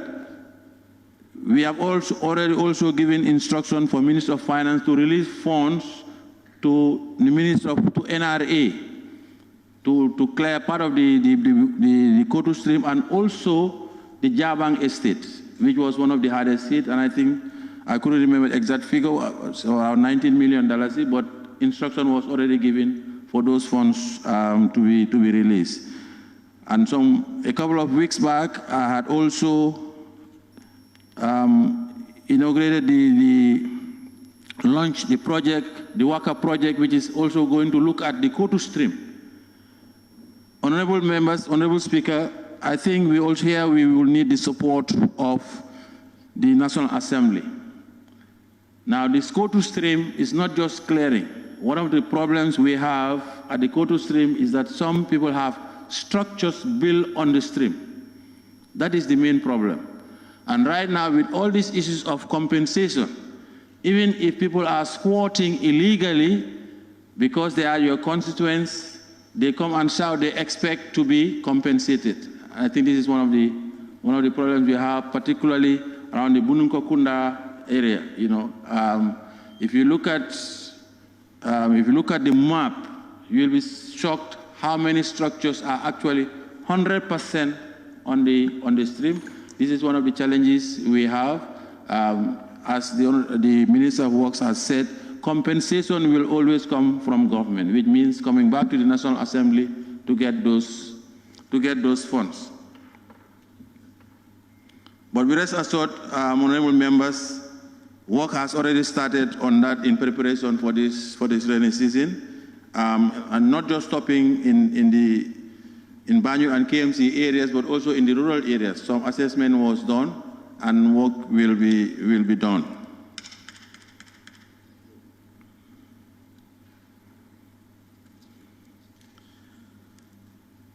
Honorable Speaker, I think some issues had been raised as far as some projects are concerned, the NAFA project, the impact of the NAFA project, and I would also link that to some issues raised, the impact of the Women Enterprise Development Fund. My response to that, Honorable Speaker, is that I guess, and I've seen some people have mentioned, these projects come to the National Assembly, and the success of the project is based on how far the project development objective is reached. So I would urge honorable members, when it comes to community level, those projects always to look at what is the project development objective. Maybe sometimes it's just by how much you have disbursed. That is what is measured. All right. Sometimes it's how many women are involved. So you count the number of women and then you are successful. But if you want to look at impact, I guess that one we have to do a proper studies. I'm not sure, maybe as the various select committees can request for impact studies, which of course will require some financing also. Honorable Speaker, I think another issue that was raised, the Honorable Minister of Public Service has gone, is this issue of some members mentioned the movement, the frequent movement of permanent secretaries. And I guess some even suggested that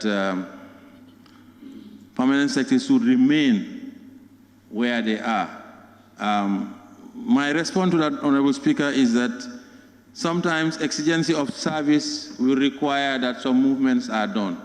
In fact, experience may be imported, but there are times when we spend too much time in a particular sector, it can be a disincentive. So depending on the needs, the Secretary General would need to move staff here and there. I understand one honorable member claimed that sometimes some permanent secretaries or directors will come and say, I cannot work with this one, and then they are moved. My response to that is their story. Sometimes I would urge honorable members to deeper down to look at what is the real reasons. When you talk to, there are some staff I have to accept. There are some staff, even you mention their name, everybody will say the same story about them. So when they come and say, because this one, I cannot pull with him, that's why he's moving me here and there, I guess sometimes I would take that with a pinch of salt, but I think my response is movements will be necessary. Sometimes even the person you move may not like it, but after they move, I don't know how they say it in Maninka, it's like when you are taking to the bull to the market. You know, going, they reject, coming back, they reject. Sometimes after you move them, they don't want to move again from that place. My Maninka is not that strong. But Honorable Speaker, I guess there will always be lobbying, particularly from National Assembly members and other senior government officials when movements take place. But most of the time, movements are necessary. You may have people that both of them are efficient, but for one reason or another, they cannot work together. So there may be need, to separate them also. So it's not like one size fits all. Honorable Speaker, I think I want to thank all the honorable members, ministers here present, because they have actually made my work very easy by dealing with a lot of these other issues. I'm not sure I have left anything out, if I have done, except for maybe finance. I think there are some members, because in the report we talk about the increase in government revenue as far as domestic tax and customs and excise. In some of the contributions, some members read it as an increase in tax. No. I think what it is saying is like closing some loopholes. It's not that the tax rates haven't increased, no. You have the Minister of Finance, with the support of GRA, have actually closed some loopholes. That is why what enabled them to actually increase the Asikura is also mentioned. There are other areas which I may not mention here, where they have closed the loopholes, and because I think it's human nature, people don't want to spend money. So business community don't want to spend more tax than they can. So, and individuals also, So they will always find a way of paying less tax. That's why in the West, tax evasion is probably the biggest crime. You see, so the GRA, with support of the Ministry of Finance, like I said, have been able to close those loopholes. That is why those taxes are increasing. It's not that they have increased the rate of tax, as some members have interpreted.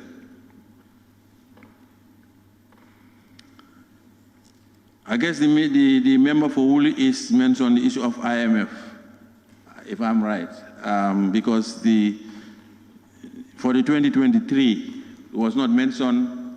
Earlier on, I had discussed with the Honorable Minister of Finance. He actually confirmed that IMF has actually confirmed their support for this year.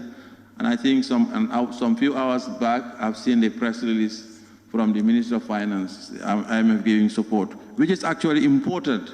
Because IMF, the World Bank, these are institutions, the moment they have relationship with you, it opens up the doors for other development partners to come in. As we have seen with this new dispensation, and as the democracy that Honorable Minister of Foreign Affairs had mentioned, is enabling development partners to come and support the government, because they feel that now things are working in this country. And I think something that we have to tap ourselves on the back, all of us. It's a complete separation of powers in this country. The judiciary, the legislature, and the executive, all of them have their own separate powers.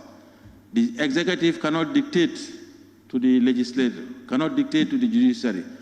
And we are seeing that in some other countries. And I think this is something that the international community has seen, and they are very happy with us. That's why they are coming back in their large numbers. So, Honourable Speaker, honourable members, I guess I have covered all. Thank you very much.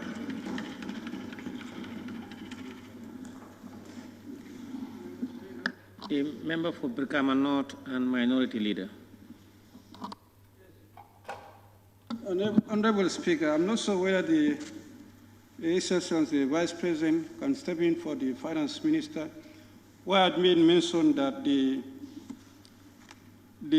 new Green Recovery Focused National Development Plan, RFNDP, that has cabinet approval and supposed to be launched very soon, started last year. We were informed last year that alongside that, the long-term development vision, LTDV, that the formulation has started last year, but nothing was mentioned about that, whether that one also is ready for launching like that of the new National Development Plan. Nothing has been mentioned about that. Honourable Speaker, you're talking about the National Development Plan, the Recovery Focused National Development Plan. The new vision that is coming to replace the Vision 2020. Honourable Speaker, I'm not aware of that. All I'm aware is that the National Development Plan has been approved by Cabinet, and Cabinet has actually instructed me to lead the implementation of that. And as the Honourable Minister of Finance has said, the next level is to actually arrange a roundtable for the funding of that plan. Thank you very much. The member for Brikama South. Honourable follow-up, I think clarification is not completed. Let me just. No, you've not, because what you are asking him is a new element. He said it's not. Yes, I just saw the remark. Maybe he can take up with the Minister of Finance. Yeah. Please, let's allow the member for Brikama South first. Yeah. No, it's not me. Brikama South, you don't want to take the floor? Thank you so much, Honourable Speaker. Your Excellency, I don't know whether you discussed with the Finance Minister with regards to the budget execution. Like we are in the middle of the financial year, like the fiscal year, we are already in June. From January to date, I did ask the implementation report whether what has been attained from the tax aspect of it, the project grant aspect of it, and that of the below the line item, how much have they sold in terms of treasury bill, the domestic borrowing financing aspect of it.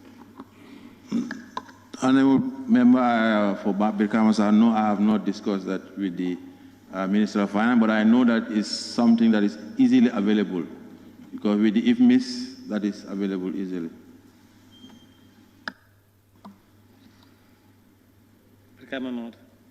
Yes, okay. Honourable Speaker, Honourable Your Excellency the Vice President, you cited the assessment conducted on disaster-prone areas in preparation to the rainy season. The areas that covered in Greater Banjul, I'm of interest to know whether the most disaster-prone area in Brikama, that is the Nyambai, in particularly the Nyambai Jambarsani, had been assessed during that process. Yes, it was. It was assessed. I did not visit, but it was assessed.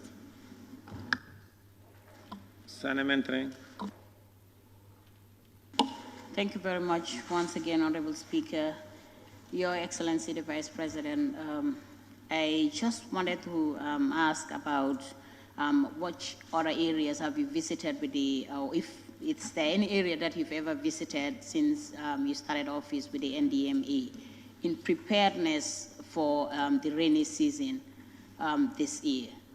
Normally, sometimes there will be this disaster of flood or any other thing during the rainy season, and in preparedness of Honourable Speaker, I think the member is out of order. We're not opening a debate.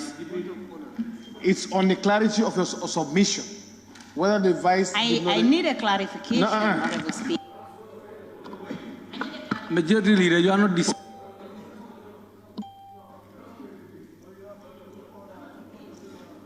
That's a point of order.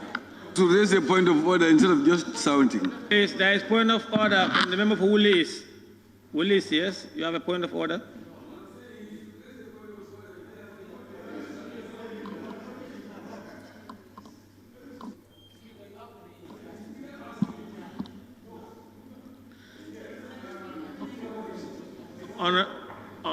Honourable members. A point of order. There is point of order from the member. Order 43.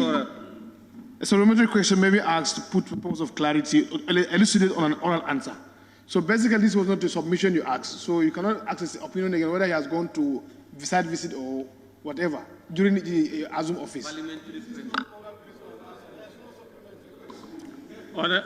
Honourable members, please, I have repeated that over and over here this evening.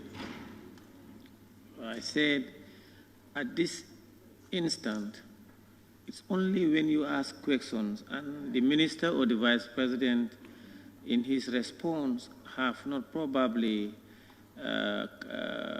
answered to the satisfaction of honorable members, particularly the one that posed the question, and you are given the opportunity for the minister or the vice president to elucidate more on that or clarify it, but not to make statement. I avoided probably embarrassing members, that's why I just, but please let us abide by the standing orders.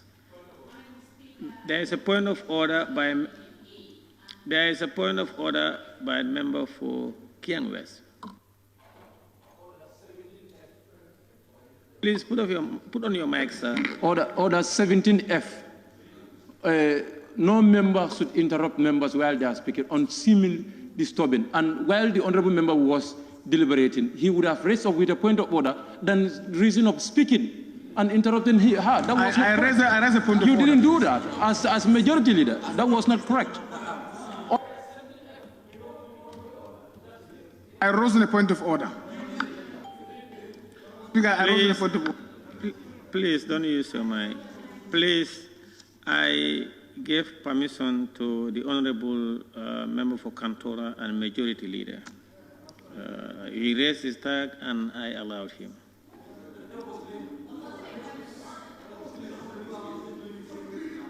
Please, honorable members, all of you are Honorable Speaker, we are not just doing this for the sake of doing it, but that was later he did that. So we should all be treated equally. That was later he did.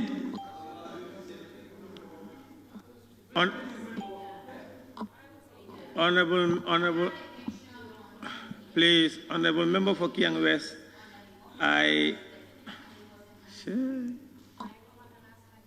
no, please, any other member? Your Excellency, Mr. Vice President, I want to thank you on behalf of the members of the National Assembly for ably standing in for His Excellency, the President, and the motion of the State of the Nation address delivered on Thursday, 8 June 2023. At this point in time, I want to thank each and every member of the National Assembly, cabinet ministers, members of the media, clerk and staff of the National Assembly for these 2 days. It has been very daunting, but we have gone through this process. Now let me put the question. Be it resolved that this August Assembly do adopt the motion on the State of the Nation address in the 2023 legislative year by His Excellency, the Vice President of the Republic. By His Excellency, the President of the Republic. Those in favor, please say aye. Those not in favor, please say no. The ayes have it. On that note, I would now put the question, or further question. Be it resolved that this August Assembly do stand adjourned until Wednesday, 14 June 2023. Those in favor, please say aye. Those not in favor, please say no. The ayes have it. The Assembly now stands adjourned until Wednesday, 14 June 2023 at 10 a.m. prompt. Microfinance is becoming an increasingly popular mechanism for poverty alleviation, especially for developing countries around the world. This microfinance service adheres to the principles of Islam as a form of social responsibility. SoNA Islamic Microfinance is the Islamic microfinance of choice in the Gambia, trustworthy and reliable. At SoNA Islamic Microfinance, we provide savings products, current accounts, financing products in conformity with Islam. In addition, SoNA Islamic Microfinance also offers local and international remittances, takaful fund, management of zakat, management of awqaf, trading and investment, and building of strategic partnerships to bring financial services to the doorstep of the poor with donor projects, madrasas, youth organizations, women groups, and farmer organizations. Make a choice with SoNA Islamic Microfinance today. For more information on SoNA Islamic Microfinance, call 377-2151 or 9832-151 or visit SoNA head office at Tipa Garage, Bakote, or visit any SoNA branch located countrywide.